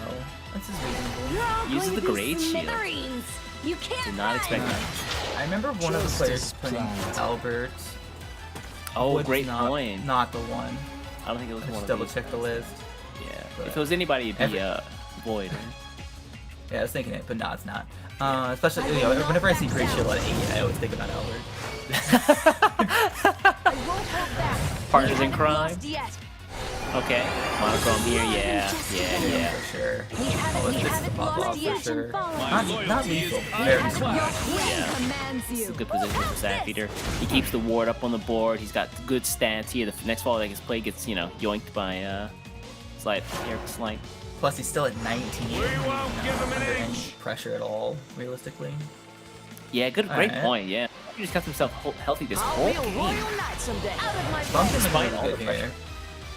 Sapphire. Just break that. I probably would have played the quick later first there. It doesn't really matter. It's the same thing. Yeah, I guess either way. But So, like I said, he card cost- could play the Golden Warrior here, but he doesn't have the Evo anymore because he doesn't turn on Shakatsumi. Boy, these Yeah, sword really games awkward fast position and for loose, man. Void. Yeah. These players are playing pretty quick, Dazzled too. by my brilliant bling. Yeah, that's Yeah, what that's I the was bling. saying. Like, he can get his Vow, Oh! but now what? Nice. Okay, that's good. I actually think he was trying to get his other spell so he can draw into his Oh, Royal Takatsumi Summons? to clear. Yeah. Ah, fair. Yeah, the Must Use is a good pickup, but I mean, he Sometimes might not even see you this gotta turn. let it go. Yeah, I think that's gonna be it. Exactly. He was hoping and wishing, and that means Sad Peter goes up a game, man. This guy's been ending careers very fast today. Yeah. Sapphire out here speedrunning. Absolutely. And That means that- now Shadow. So we going Shadow Mirror or are we running back to Sword again? What's the plan, Void? let's see here, boy. Alright, run it All back. right. Yeah, run it back. Sapphire rich with that deserve second to be place robbed. flare. I see you. Ooh. Trying to take that first place dub today, though. Ooh. Okay, tosses everything back here. Yep, definitely. I agree with that. With last words, you just want to get that early tempo as fast as possible. The And hand especially he when you're going got, though? first, you want that Gatekeeper, and that's what he got. Yeah, Gatekeeper's good, but the rest of the Luna saves him. Okay, that's what's up. Yeah. I was about to say, that hand looks kind of awkward minus Gatekeeper. The last thing you want to do is give Sword time to, start building damage. Alright, Quick Blader's doing Quick Blader things. Evo Engine online. I'll be a name? royal knight someday. Skeleton Raider in I'll be a hand. royal knight Too someday. slow. Well, you got some Royal Knights. Mhm. Eventually. One day. One day. Ah, it's the Chaotic Doom! My favorite tech Ooh. ever. Yes. This card is nice, man. It's a free last words. it technically goes Potentially into get the back in pool. Evo. Their troops Yeah. for Slow. breakfast. Steady. Going Steady. first is not as nice, Swing. just because like you normally want to play at turn 4, otherwise it's kind of awkward to squeeze into plays. Yeah, But- with before Evo points, Galaxy was kind of awkward. Here, sometimes you like get an Evo point back, like, well, that was cool. Yeah, exactly. But no. Sad for your 2 beat the game, get the removal. Don't be As afraid. always. To be fair, of the 5 effects, 4 of them would have been good. The heal would have been great, the damage would have been great, and the draw would have been better. So sets up his bell ringer Got here. that 1 play point 3-3. And that bell ringer is so But- annoying. Forces Honestly, Tuesday, right man. here, I know it's really greedy, but I think I would get out that Liad this turn. I knew you were gonna Involvement. say it, man. I'm like, I don't know though, man. Do you really wanna? It's super greedy. You would take a good chunk of damage, Mhm. but I guess the player I don't want to take damage against is definitely Zafir. that's a good point. That guy finds lethal like that line to lethal like Tanjiro does. It's wild. I'm trying to look at what the alternative is. You can Oxus steal the draw because you need the draw. Well, you do have 2 weapons. You're going to Liad. Alright, here we go. Greedy. We got started. Void is eaten. Punch will Trade the quick raider, trade the 1-1, the true trade the will bumpkin, rise. trade the draw. Come probably. get some. Yeah. Too He's slow. out the And then way. play the Penguin Guardian. if I had to guess. Steady. Swing. Oh yeah, it's gonna get the other one. So Everyone needs an afterlife force the plan. links to have to run in. There's the bow. Nice. Steady. Swing. Oh Really good really? follow-up to this Liad. He's like, you know what? I'm gonna make you work for this 1 damage. Yeah. Get past my impenetrable wall. Happy feet, go. Alright. I'm looking at using this Reaper here. He's got both of them. Yeah. But he could also Evo. Yeah.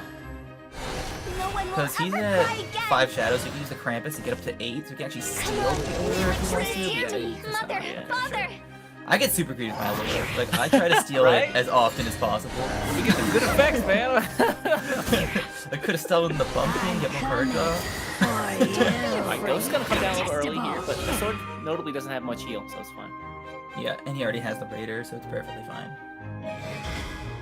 And they're gonna just hold the Luna here. Yeah, he doesn't have the shadows to get the Evo back or invoke Suzy next turn, so there's no reason to play Luna. Another Krampus pickup is so good. 3, 4. Is he still? Is he only at 5 or 6? Rally? Yeah. No way. I was about to say. Ooh, Void is actually 3 off lethal here. He could Octress Evo, This use newfound the spell, satisfaction just push all as begets much damage as desire. possible, but I think what he... Oh, I just realized what Sadfeeder did. He didn't leave a follower on I board so seen that if goldfish Void had with more Takatsumi, fire. which we know he does, he can't use the Fear Takatsumi shall Hunt make you spell crave. to get the shield to protect himself from Raider. Next so turn, Sadfeeder basically set up A lethal of his own. a checkmate because he's leaving 3 bodies on board that all get cleared by Raider, which is 9 damage right there. Wow. And here it comes. Well played, Here it comes. Sadfeeder. Pop, That's pop, pop. dirty. That is pretty nasty. Sunder you something. I'll sunder you. Dang. Sundered. Can you stop my Big onslaught? sunder. don't die, but sometimes they run. That was almost surgical Another- the way he did that. That was Yeah, another Incredibly Swift commendable. 2-0 for Sadfeeder. He's actually just speedrunning this. it's crazy what just happened to Void.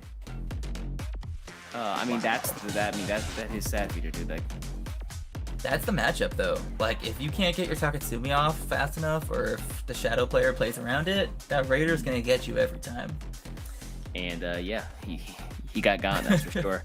Yeah, sad feeder. I mean, you know, good on Void to make it this far. Again, he's not gonna walk away empty-handed. He's got, correct me if I'm wrong, 1250 in the bank, as well as got the packs from yesterday and the points, the All-Star points, and he got that sweet SVO playmat that I That so playmat so for if he gets badly into want. Shadow vs. Evolve. Oh, gotta get that. But yeah, good showing for Void. Top 4, like you just said, nothing to scoff at. And you got he gets that sweet all those rewards. And now we got the final underway coming soon. between a Rita-kun of Team Revelation and Sad Feeder of Team Twilight Knights. How many times we've seen Sad Feeder in the finals of these? I could actually do the math, but I think what I'm gonna do first is actually we're gonna go to a very quick break before these finals. You guys don't go anywhere because we've got more Hot Shadowverse action coming right after this.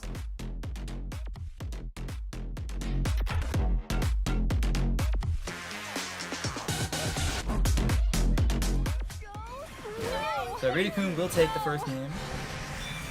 Oh yeah, gotta get that Pearl Dragon in, gotta show off that 515. That was such a confusing match to me, Justin. I don't know what was going on in terms of Aiden Reese's plays. Holding the Yukushima. Sorry, but this ends here. Arctic No, that's there's the Kuon. There's Kuon. But yeah, this is the issue I was talking about earlier. Against Yukushima, Spellboost needs to get Kuon out as fast as possible. And drawing so Kuon at late. 5? Yeah. Way too late. Well, that's it for today. Oh, Oh my my god, God. Justin! How could this Yukushima happen? Doing it again! Yukushima giveth and Yukushima taketh away. That's why you only run one. One Or Yukushima. maybe run 2, but don't run 3. Oh my god. He had 2 Isabels. There's third Just Yuki. too deep in his deck. And that's And then GG! Yukushima. Wow, I really thought Rita-kun had that one. I really Especially thought after he that did too missed with that RNG. whip. Yeah. Yeah. But unfortunately, that Yeah, it definitely doesn't. It only recovers 5, so it'll always do 5 damage. Heat shall dissipate. And now he doesn't have enough play points because it's nerfed. No! That Phylene ended up coming in. He did his Well best. played by He tried- Rita-kun to take it again. Tried his best, Yeah, but instead it of 3. Yeah, that Kuon living is brutal because now you just element. Yup. And that means Arita-kun has gone through and is now Bam. in the finals, taking it over Ain Reese. Ain Reese. Mother, father! I get super greedy with my lure. Like, I try to steal Right? it as often as possible. You get some good effects, man. I could have stolen the bumping, get more card draw. My ghost's gonna come down a little early here, but the sword notably doesn't have much heal, so it's fine. Yeah, and they all get cleared by Raider, which is 9 damage right there. Wow. And here it comes. Well played, Here it Sad comes. Feeder. Pop, That's pop, pop. dirty. That is pretty nasty. Sunder you something. I'll sunder you. Dang. Sundered. Pretty nasty. Sunder you something. I'll sunder you. Dang. Sundered. Can you stop my Big Monsters Sunder. don't die, but sometimes they run. That was almost surgical Another- the way he did that. That was Yeah, another incredibly swift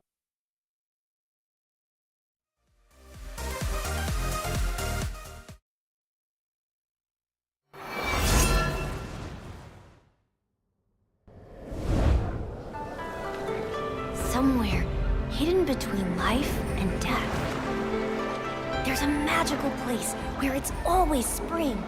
The Empyrean Inn of Ametsuji. Whoa! No wonder people call this place paradise. Yeah, it's like a dream come true, isn't it? I mean, sure, we get rowdy guests from time to time. But hey, who doesn't like a little action, huh? You see, it's all part of the fun. Just leave everything to the Aconite Paladin and enjoy the show!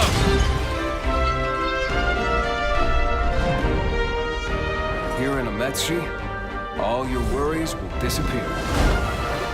But heck, you'll forget you were ever worried at all. So relax. You can cross any bridges when you get to them. Trust me, you're gonna be just fine. Are you sure? Those soot bomb things look pretty scary. And I feel like there's something I... Hey, I already told you. Just leave the scary stuff to me. Come on, Pumper. We'll clean this old inn up.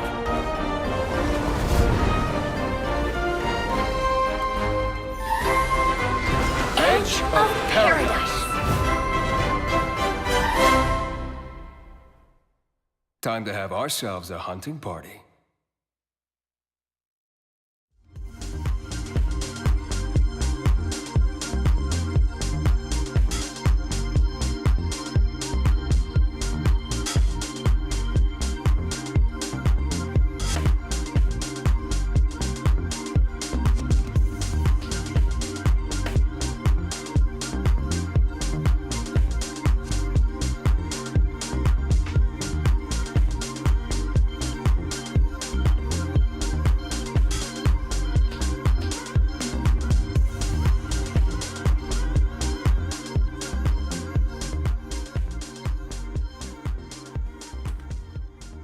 We're back with the grand finals of the SEAO Edge of Paradise Cup.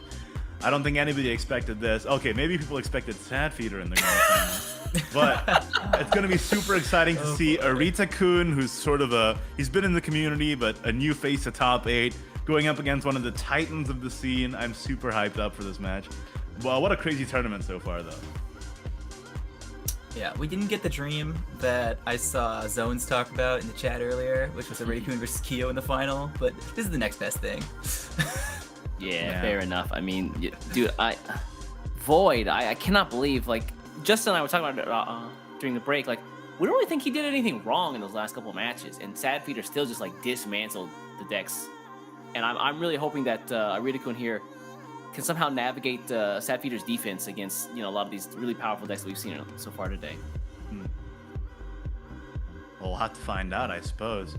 But, Sad Feeder is a hard wall to climb. If Arita-kun wins this, not only the grand finals, but against number 2 ranker in the world on ladder, Sad Feeder, that's going to be a huge statement, right? It absolutely is. Well, before we go into the game, East, I'm going to let you finish. But before we get into the game, I think we got to take a look at the deck lists one last time for the people who are just tuning in for the grand finals here. Let's see what the players are bringing.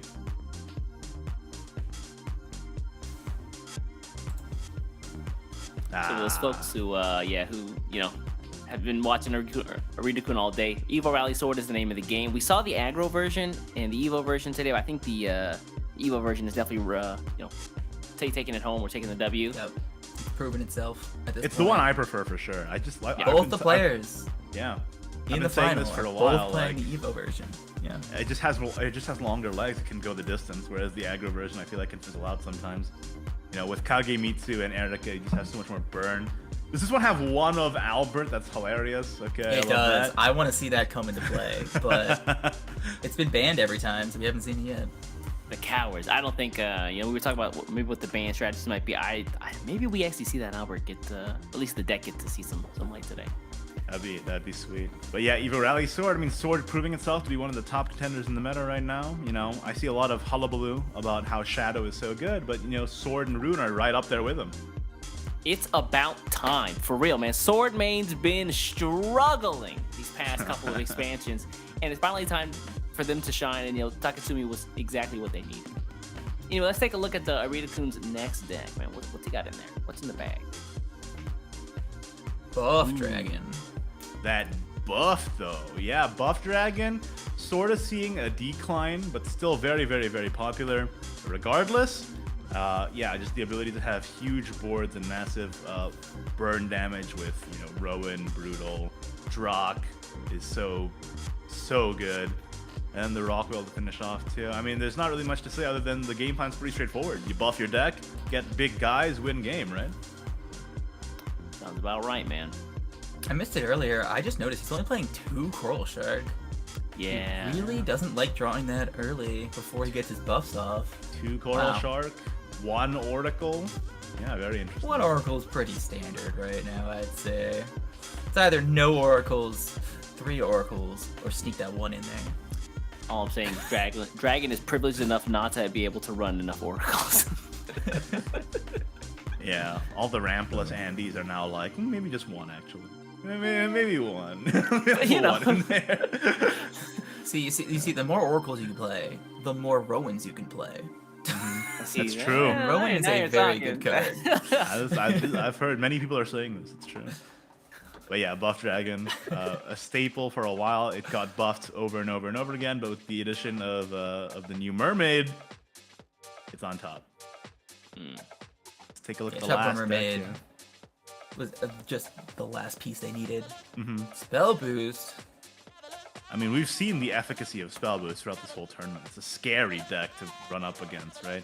You get Kuon early, and then you can end games turn 6, 7, 8, no problem. Yup, that turn 6 Kuon that we saw earlier from Arita-kun was just taking names. Yeah, this deck really, if you think about all the stats like draw power, attack power, defense power, this deck really does have it all. Cards like Counter Magic for the defense. There's so many removal options in this deck. It's hard to just pin even a few cards. Chocolate Wizard being target number 1. attack power, you've got Isabelle with the elements of creation, and then you've also got Kuon, who creates a really, really annoying board, who also facilitates more spell boosts for, follow Kuon's in hand potentially. All around this deck is just fantastic. No space is wasted. You've got the golems for the draw, everything. Yeah, and the burn from the elements of creation is just massive. It's not only a 10 damage burn, but it's a 20 damage swing because you heal too. Like it's the deck has a game plan and it executes it flawlessly. Exactly. Spell Boost's old weakness of just lacking ways to recover when they take a lot of damage early has been completely nullified too, between Sacred Bird and Angel's Blessing, and then like you said, that 20 damage swing. There's just so much heal now that even if you just pressure down Spell Boost, you might not be able to push enough damage because they just heal out of it. They've evolved. They've become stronger than ever before. Somebody stop them. Maybe that somebody's gonna be Sadfeeder. Let's take a look at his list and take a look at what he's bringing to the table here. What's Sadfeeder gonna do against this Spell Boost menace? Sadfeeder is bringing in that Evo Rally Sword. Like you said, both Evo players coming into the Grand Finals. I'm just saying, y'all. But this list still runs Leod too, just because it's a good card. 2 Kagemitsu as well. Unfortunately, no Albert though. Oof. No. Yeah, he opted for that Gilnelise instead. How dare he value defense? How dare One he? of Gilnelise. That actually might be the difference maker, man. A 6 defense drain, like in the mid game, just can completely swing things around your mind. Yeah, keep you alive. Especially if he goes second in the mirror. I mean, that's why FNG Shadow plays it, right? Look how good that deck is. So. Let's take a look at Sadfeeder's next deck here. Evo Rally Sword Plus. You got the Evo Last Word Shadow. You got the Evo lineup here. Yeah, I mean, it is Shadowverse, man. Got to be evolving all the time. Shadowverse Evolve. It is named after it, it's true. Yeah, Evo Last Word Shadow. I mean, we talked about this earlier in the day as well. FNG, Flaming Glass Shadow, has seen an uptick here. But, Evo Last Words still has the stats to back up its performance. And Sadfeeder is like, listen, if the name broke, why should I fix it? I know how to play this deck. I know how to play it well. And I'm going to bring it to this tournament and get to the top 2 with it. So, I mean, it worked out for him. It's hard to say that this is the proof that Last Word's Evo Shadow is the more superior Shadow. Well, I wouldn't say that because of the caliber of Sadfeeder. Yeah. But it's hard to say. But hey, of all the Shadow decks, this is the only one that made it into the finals. I will say that it's just the fact that I think both are kind of neck and neck, and Sadfeeder said, "Hey, don't sleep on Evo Last Words. It's still around." It absolutely is. I think cards like the Necromancer, Linkstaff Necromancer, being able to just put out more storm damage alongside the Raiders is backbreaking. It's scary out here. All right, what's Sadfeeder's last deck though? Against Arisa Kun's lineup. Sekka Forest. Sekka Don't ban it, Forest cowards. in the finals. Don't ban it, cowards. Don't do it. The deck is absolutely devastating, I feel like. I played it on ladder just recently, and I'm bad at the deck, and I was still getting dumped. So, you get Sadfeeder who's playing it, and he can make it work, man. We talked about that one-off Noxious Elf tech to be able to unbrick yourself, to use fairies just to get more draws, in case you don't get the Tree of Wonders. So you got that technology in there to make sure that you're always topped up on cards. And then besides that, just its basic game plan: evolve Arya, run in your fairies, get 20 dead, and then Sekka for the OTK. I mean, you get 4 Sekka spells. That's 19. No, that's 20 damage. So, yeah, I mean that's an easy lethal. And even if you're struggling to find those pieces, you got so much heal between Slugger and Fairy Healer that you can just stall out to turn 8, turn 9 relatively easily, and then finally find your Sekka and just get in there. In a pinch, Noxious will heal too, but you really don't need it. Yeah. It's normally just AoE. It's normally just AoE and a redraw. Yeah. But still, the flexibility is there. And I don't know, I just really like this list, and I really want to see Sadfeeder make it work. I just realized the only new card in this list is actually Woodland Pest Control. So if you ran second in the past and you like what you see out of Sad Feeder today, or you go back and watch Igni stream about yesterday where you saw some of the second forests actually get run, I mean, it's not that more difficult to build. So Woodland Pest Control is free. You get it from the Uma Musume collab. Oh, that's true. You can just use right. Seven Suzaku instead. You're right. But then people judge you. So, you know, it is. Yeah, imagine using a waifu instead of a horrible creepy little raccoon. Yeah, guy. what even is that thing? Like Absolutely disgusting little creature. Yeah, that's what we want. All right, well, those are the deck lists, and that means that we're going to go into the finals right here, right now. Arita-kun from Team Revelation versus Sad Feeder from Team Twilight Knights, a new face to the top 8 versus a tournament juggernaut. Who's going to come out on top? If Sad Feeder wins, it's another notch in his long and storied career. Another career ended by Sad Feeder. But if Arita-kun wins, it's going to be a huge statement. Hey, I'm here. I can roll with the big dogs. Let's take a look at the bans. It looks like Shadow has been banned on Sad Feeder's side and Rune banned on Arita-kun's side. Are we actually going to be able to see the Forest rock up? I'm really interested to see this Forest versus Dragon matchup. But I imagine like we see Double Sword come out first. Yeah, I always scout with Sword usually. Yeah, I think it's gotta be. Playing card game footsies right now. You just Sword's so reliable. You poke. can like feel out what your opponent's strategy is. All right, here comes the first game. Here we go. Arita-kun versus Sad Feeder. Winner takes all the marbles. Yeah, so just again, for folks who are watching at home, just tuning in, first place taken away, $2,800. Second place walking away was $1,700. The stakes have never been bigger here in the SEAO region. $1,100 delta in between the two, hey? Ooh, good word. Proud of you.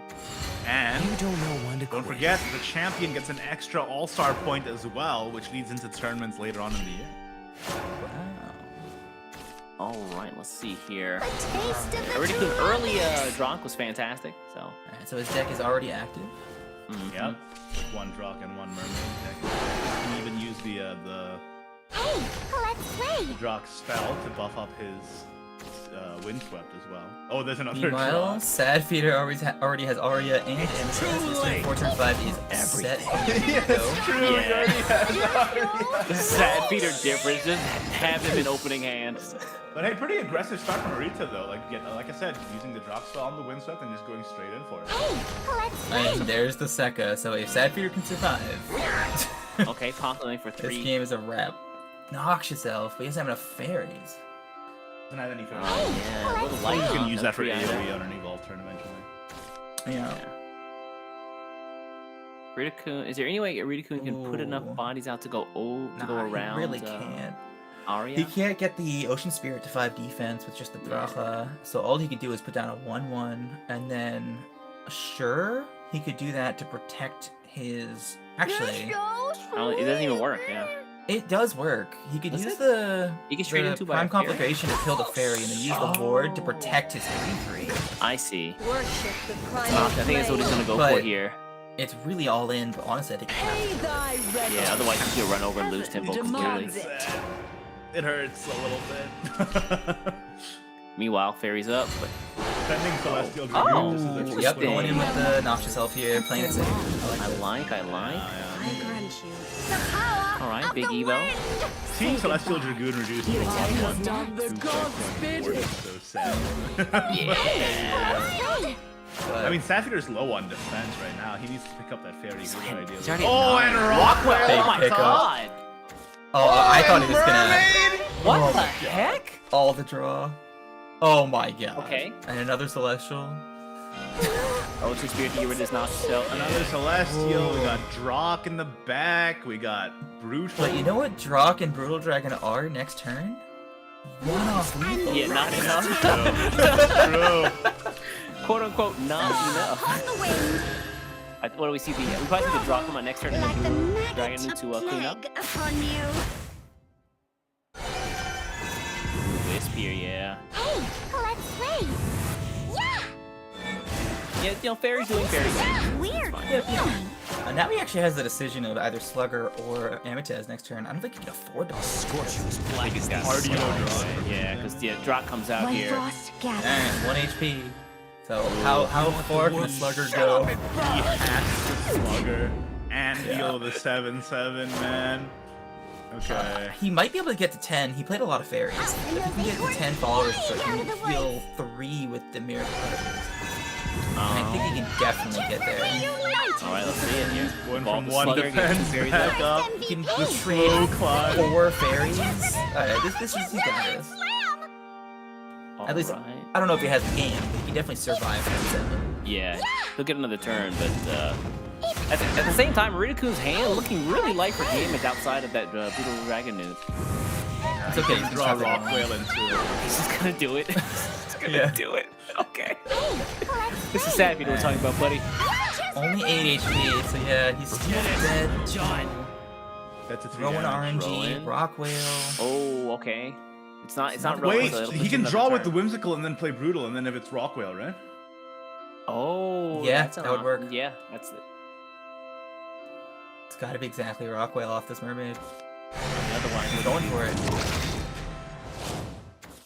No, he's going for the Dragoon. Oh, safer play. Okay, okay. I mean, he's got back against the wall here. Ice. Actually, he had enough play points that a Whimsical. Yeah. Oh, I think fair. he's off of the Whimsical. What he got. Let's see. Oh, not yet. Okay, so so it's okay. Still, I still Here. think it was a consideration. Yeah, definitely. Yeah, go for your lethal play. I agree with that. All right. Alright, so Sad now he feeder does the Sekka Ametez play. Oh, and there's my Fairy god. Fairy healer. Fairy healer. That's Oh huge man, Arita this is Kun's good. so close to victory. Is it gonna be snatched away by a lady holding a big jug? I guess we'll have to find out. Not the big Lady jug. Okay, one thing that's nice though is Rikun did get the Angel's Blessing, and he is ahead on you. So he might be able to find something and push damage. The power of the wind. Because Sapphir's still only at 9 HP. Rikun could still pull this off. Dude, how do you even? Yeah, is he clearing the floor? Is the Avatar 20? I think it is. I think it's at 20. Yeah, Is yeah. it? Okay. All right. Fairy Blade. There it is. There it is. Yeah, Fairy Blade. Goodbye. Alright, so this is it. You have to do it right here, Rikun. Shout out to Ball Gang, Brutal Dragon, Newt, some draw. Angel's Blessing. Yeah, that first.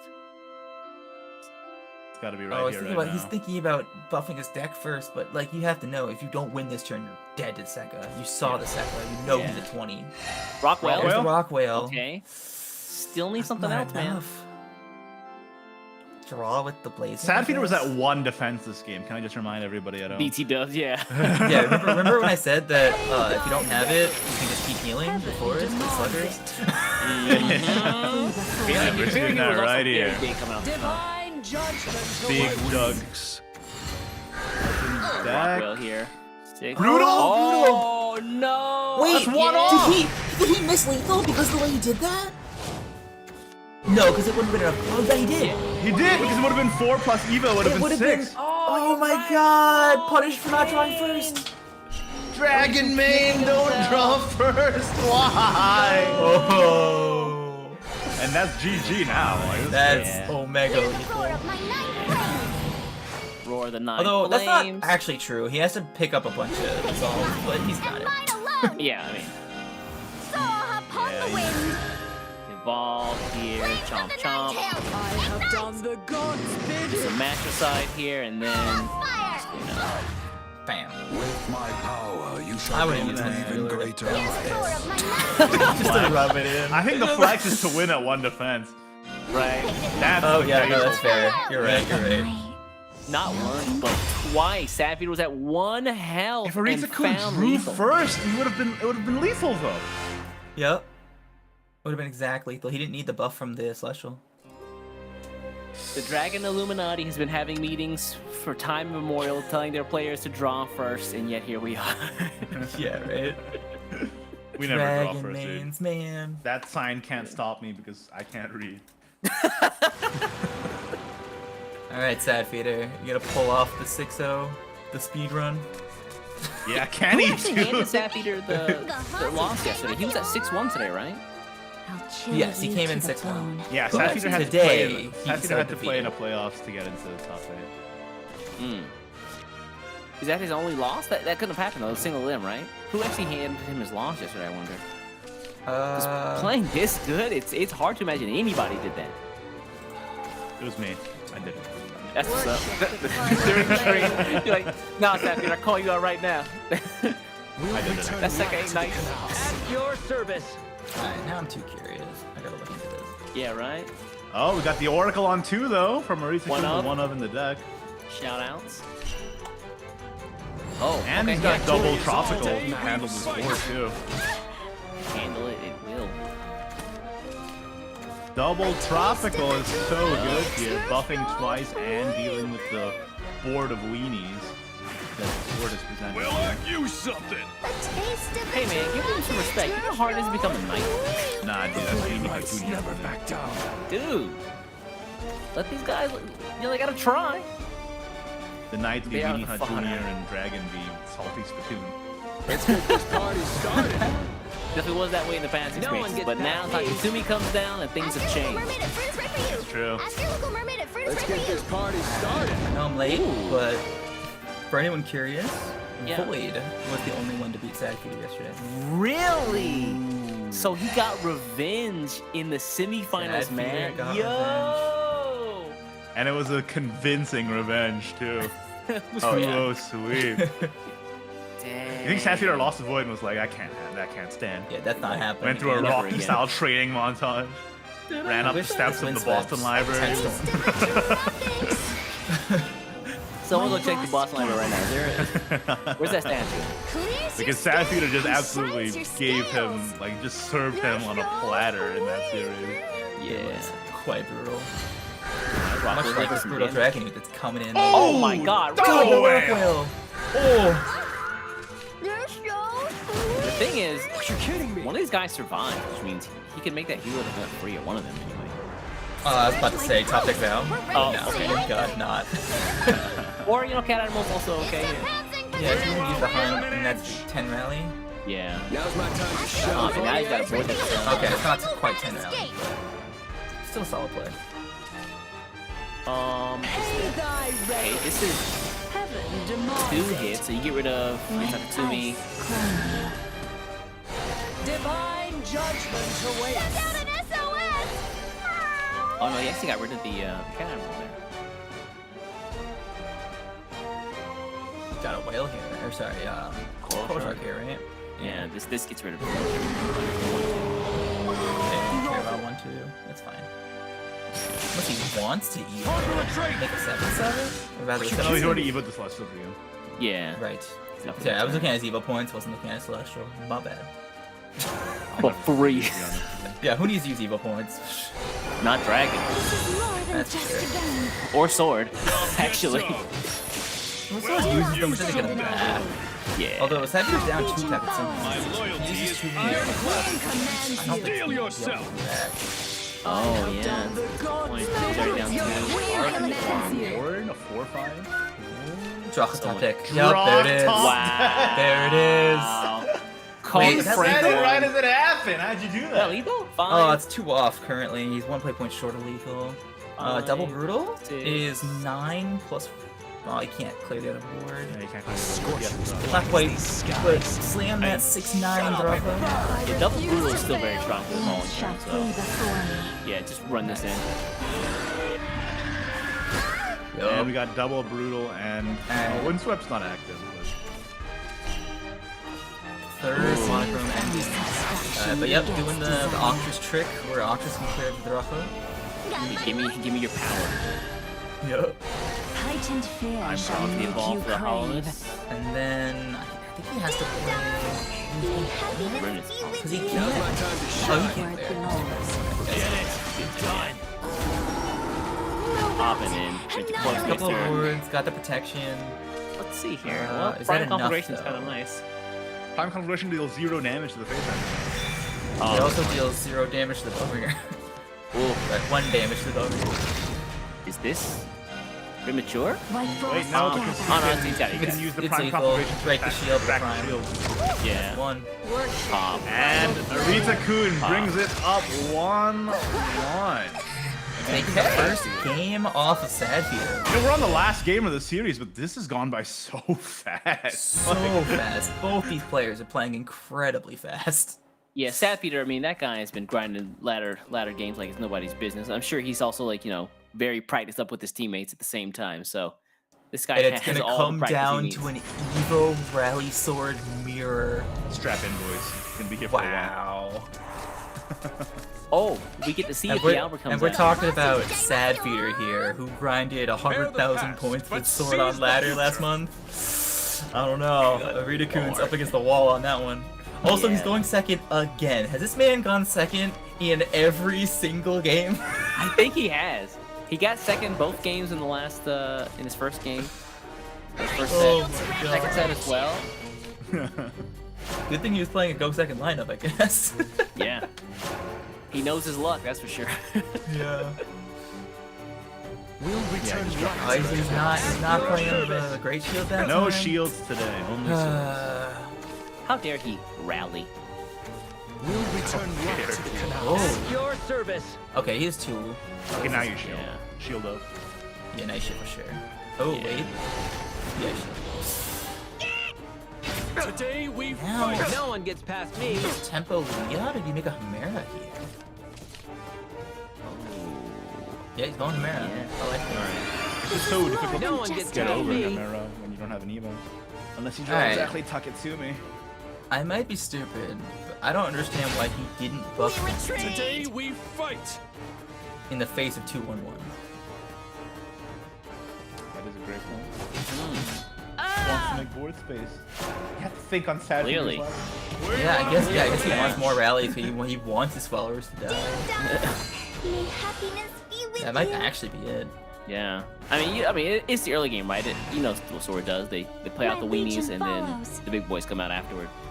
Yeah. At your service. You see how fast that On is? the retreat. The day of reckoning. Grinded 100 times before. Strike. He knows Knows exactly what's happening. Okay, the Evolve, Leon. Will sink. I'll be a royal. Okay, Bumpkin is actually very nice here. Yeah, get the shield No off. rush though. Oh wait, no rush. though. You're right. But I think that gives him it puts him exactly 7 rally, I think. This is So so if he can awkward. get- Where's my Because, post? like, now We're Saturday, ready to if you sail, Riker. At Armor, all it's clear. Into passing position. We won't give him an Paw inch. cannon. At your service. I pop Like here. that Yeah. Leon Today kind we of fight. lost this. Yeah. Don't let a single rat escape. All right, yeah, just push the damage, and everyone just gets wiped out of existence. Yeah. Yep, now Sadfeeder's doing that classic walk. The honor is all taken. D'Artagnan going in. Let's go. Really? Smelling blood here. Oh, Evo. Do it. Evo, yeah. Thunder, Albert treat you Leader, in a and nice Albert day, Attitude. Face over. Albert attitude. Yeah, he's That got might the be other subtle. Musketeers in hand too. It might be subtle, but he evoed the 1-1 so that if Sadfeeder More than uses just a game. the Musketeer's Vow, he can't heal. Do not stand Yeah. in Yes, our he way. did get the Musketeers off the Bumpkin dying, so there you go. Great play. My legion follows. My loyalty is Almost just good. Commands you. Steel yourself. This might be curtains for Savvy, right? I mean, we were talking this man up a second ago, but Yeah. Evan Playing the defense. Aramis, but that's lethal on board. Yeah. Oh my god, top deck, Oh, the you're clear. kidding. He's at 9 though, right? He's at 9. No, He's that's at, he doesn't have no enough one gets rally. past me. You're right, you're right. So he just vows then, and it's still lethal. Yeah, just vow again. Whatever. Yeah, he has like three different lethals here. It's fine. And Arita-kun looks like he's about to take it from Sadfeeder to win. Yeah, it's Okay. We're ready to sail. Wait, what? everything was lethal. yeah, there was like Don't 6 worry. different lethal lives there. Passing position. We haven't lost yet. What an upset! Oh, the thank you beams! And that means Arita-kun is making a statement here. He's popping off. He wins against Sadfeeder in the grand Well played. finals. Sadfeeder, number 2 ranker on the ladder. And a consistent top And 8 number performer. 2. And Arita-kun coming in first top 8 and takes the entire tournament from under him. Congratulations to Arita-kun from Team Revelation for being our Edge of Paradise Cup champion. walking away with $2,800, by the way. What an amazing set. And how fast that went by, too. So quick, dude. Yeah. Someone get time on that one. That was even that was consider this. That was 3 games. What was that like? was Yeah, three games? that was a full 3 games, and I think it was still like 25 minutes. Yeah, that was so fast. It's unreal. Well, that'll wrap it up for the Edge of Paradise Cup. Arita-kun is your new SEAO champion. Congratulations to him and everyone over at Team Revelation. What a showing. Can I also point out, like Justin has mentioned earlier, he did it going second all day. So the first game he went second every game. They gotta go somewhere, bro. That's crazy. I don't know how that happened. Crazy. I think it's poetic that Sadfeeder got second on ladder last month, and he got second in SEAO. Yo, don't do him like that, You Justin. didn't do it like that, bro. You talking about the drive? God, that's brutal. That's rough. Not the second place curse. Oh. Oh man. Yeah, what an amazing tournament. We've seen some crazy 2-0 sweeps. The fastest games the Shadowverse I've seen in my gosh darn life. It's been nuts out here.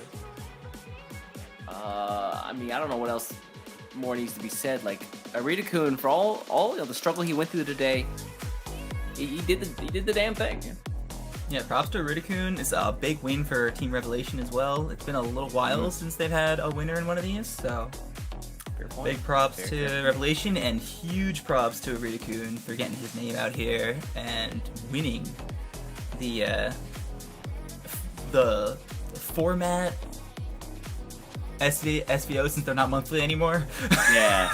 Yeah, big. But he's the dubs Edge of in it. Paradise champion. Like you can't take that from him Correct. ever. Yeah, for At sure, all. for sure. Oh, he gets a plaque too, right? All right, Arita-kun, if you're in chat and you're watching, man, let me see what that mat looks like, though. What's that play mat look like, big dog? I've got Arita-kun top men who want to know. bumped himself up status-wise into being a champion. Justin bumped himself down into being a caster. That's crazy. Oof. That's I can still play next week in the West SCA. I'm just so I kidding. got a I'm just chance. kidding. You know Got I'm him. just I got Got it. him. You Got know him. you know it's all love. Also, folks, yeah, please give a round of applause to Justin. My man is out here during the graveyard shift hours after like doing a bunch of actual like physical labor during the day. So he's actually like pushing his That's I body was to the out all limits. day, not gonna lie. Absolutely. But yeah. Give your man some love if you can, please. This And if was you so enjoyed much the fun. tournament, make sure to follow SVO Esports on all the platforms. We're on YouTube, SVO_esports, Twitch, Twitter. Join the Discord, get involved. If you are watching this tournament like, whoa, misplay, well then you can show up in the next tournament, SVO.gg. It's open sign-ups. We'd like to see you up here as well. So yeah, just make sure to tune into all our socials. We'll be back with the next tournament. I believe West Cup's happening next week, so stay tuned for that. That's gonna be a lot of fun as well. But I think other the than weekend that, after that is a Shadowverse weekend as well. Let me double check my my numbers. yes, here. that's true. Yep. I believe so. Yeah. So yeah, a lot of events happening.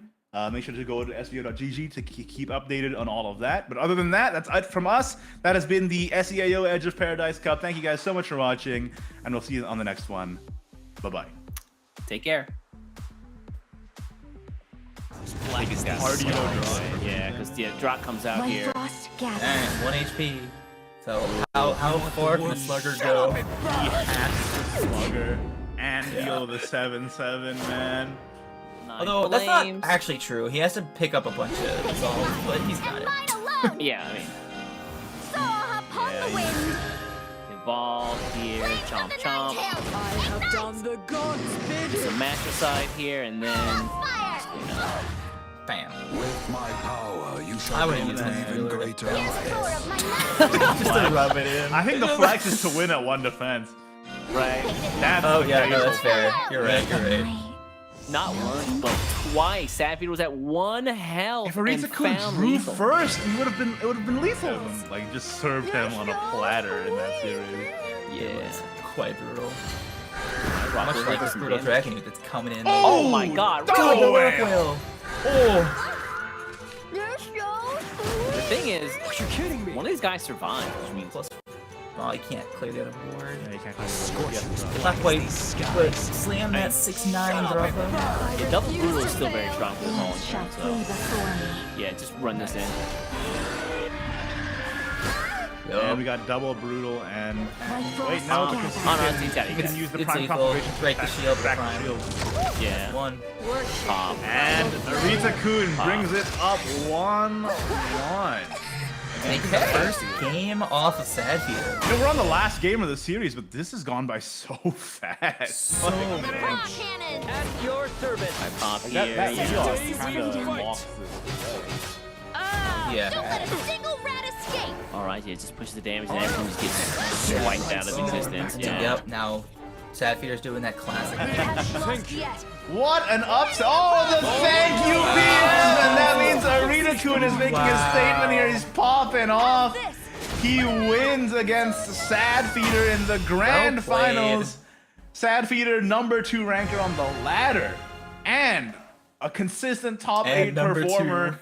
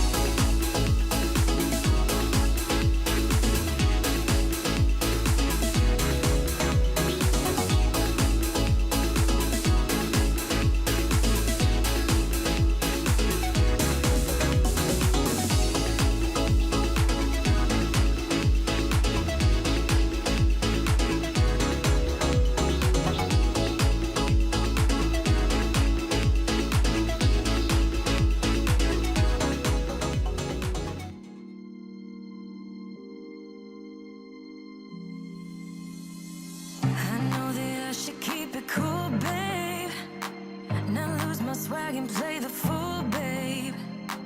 Just play the game and hold on, maybe. But I'm done with the waiting, done with the waiting.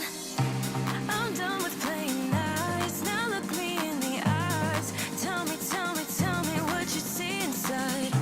Not gonna ask you twice. Not looking for your lies. Tell me, do you wanna go?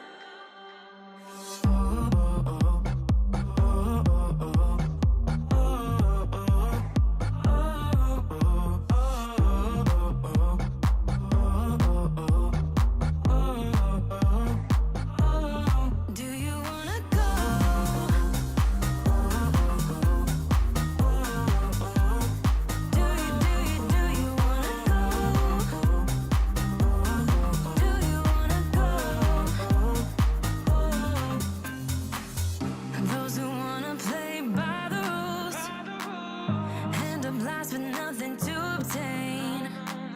So let's level up to reach